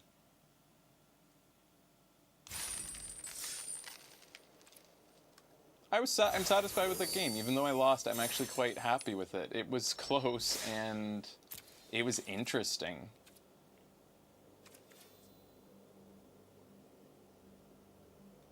I made some misplays, but I'm also proud with some of the strategies that I had and the way that I thought some of those things would pan out. One of the biggest thing was his counter spells in answer to my removal was huge for him. if he didn't have those in hand and didn't have the mana at the time that he needed to use it, that would have been a much different game. But he did have the counter spells he needed. And my misplay, it's hard to say if I had misplays that had effect, because the last two misplays didn't really affect the game. But the earlier stuff, some of my earlier decisions may have in not keeping mana open for counter spells, and there's a couple times where I had to choose whether to keep mana open for a counter spell, or there was times where I just forgot how much it costs to do certain things, and then I lost the mana that I wanted to spend on other things. There's so many things to keep in mind, especially like Ward, which I think spent more than I wanted it to at one point. I'm happy with how it went, though. Thought it was fun. Thanks for watching, everybody. Yeah, it was a decent deck, and it was a fun deck, and it did some fun. It only ended up happening once, but I did get to at least once do a turn 4 7/7 haste trample creature, which is just so Timmy. If anybody doesn't know what Timmy means, I'll explain it as I do every time I bring it up. The creators of Magic came up with a mantra for designing cards that appealed to 3 different types of player: Johnny, Timmy, and Spike. Johnny likes strategy and combos. He likes to meticulously think about the path that nobody else thought of and come up with combos nobody's expecting. He doesn't care if his deck loses 9 times out of 10, so long as his combo goes off the 1 time out of 10 and impresses everybody and surprises everyone. He likes the weird cards and the weird strategies. Timmy loves big creatures. He loves the big cards, the crazy cards, the fun cards that are the dragons. He likes dragons, he likes giants.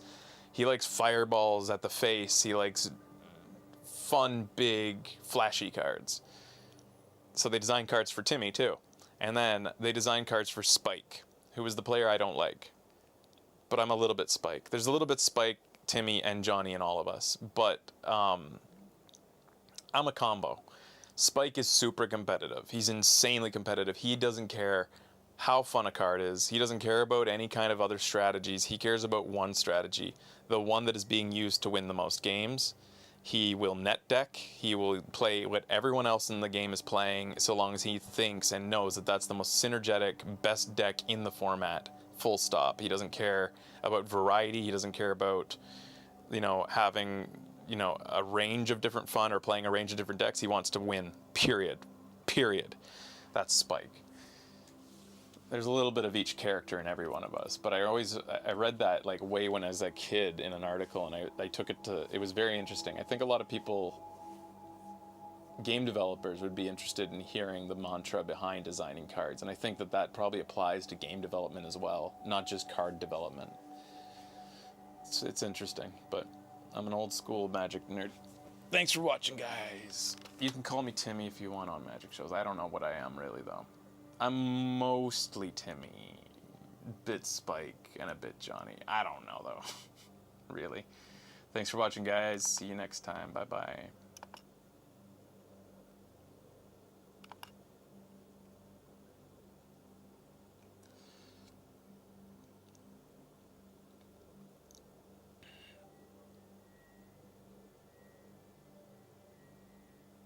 All right, guys. That's all. Tomorrow, I hope you'll enjoy. We're gonna fool around in Phantasy Star Online. We're gonna hopefully get some turbos together. I hope you guys will come out if you have Phantasy Star Online and join me and run around me and derp around. I'll be even more on previous shows when people were running around me, like Ian Kidd. You'll remember that I was kind of back off a little bit. I want to play the game. Don't kill every enemy I walk up to. At this point, I really don't care. You could run around me and kill things if you want. I just want to derp. That's, I think, the funnest part about Phantasy Star Online. So tune in to watch me derp around, and log into the server 4. If you wanted to make a character today, you could still join me. You can still join me if you're small. Server 4 is my, if you're going to start a new account, Ship 4, they call it, is where I will be playing Ship 4. All right, see you guys later.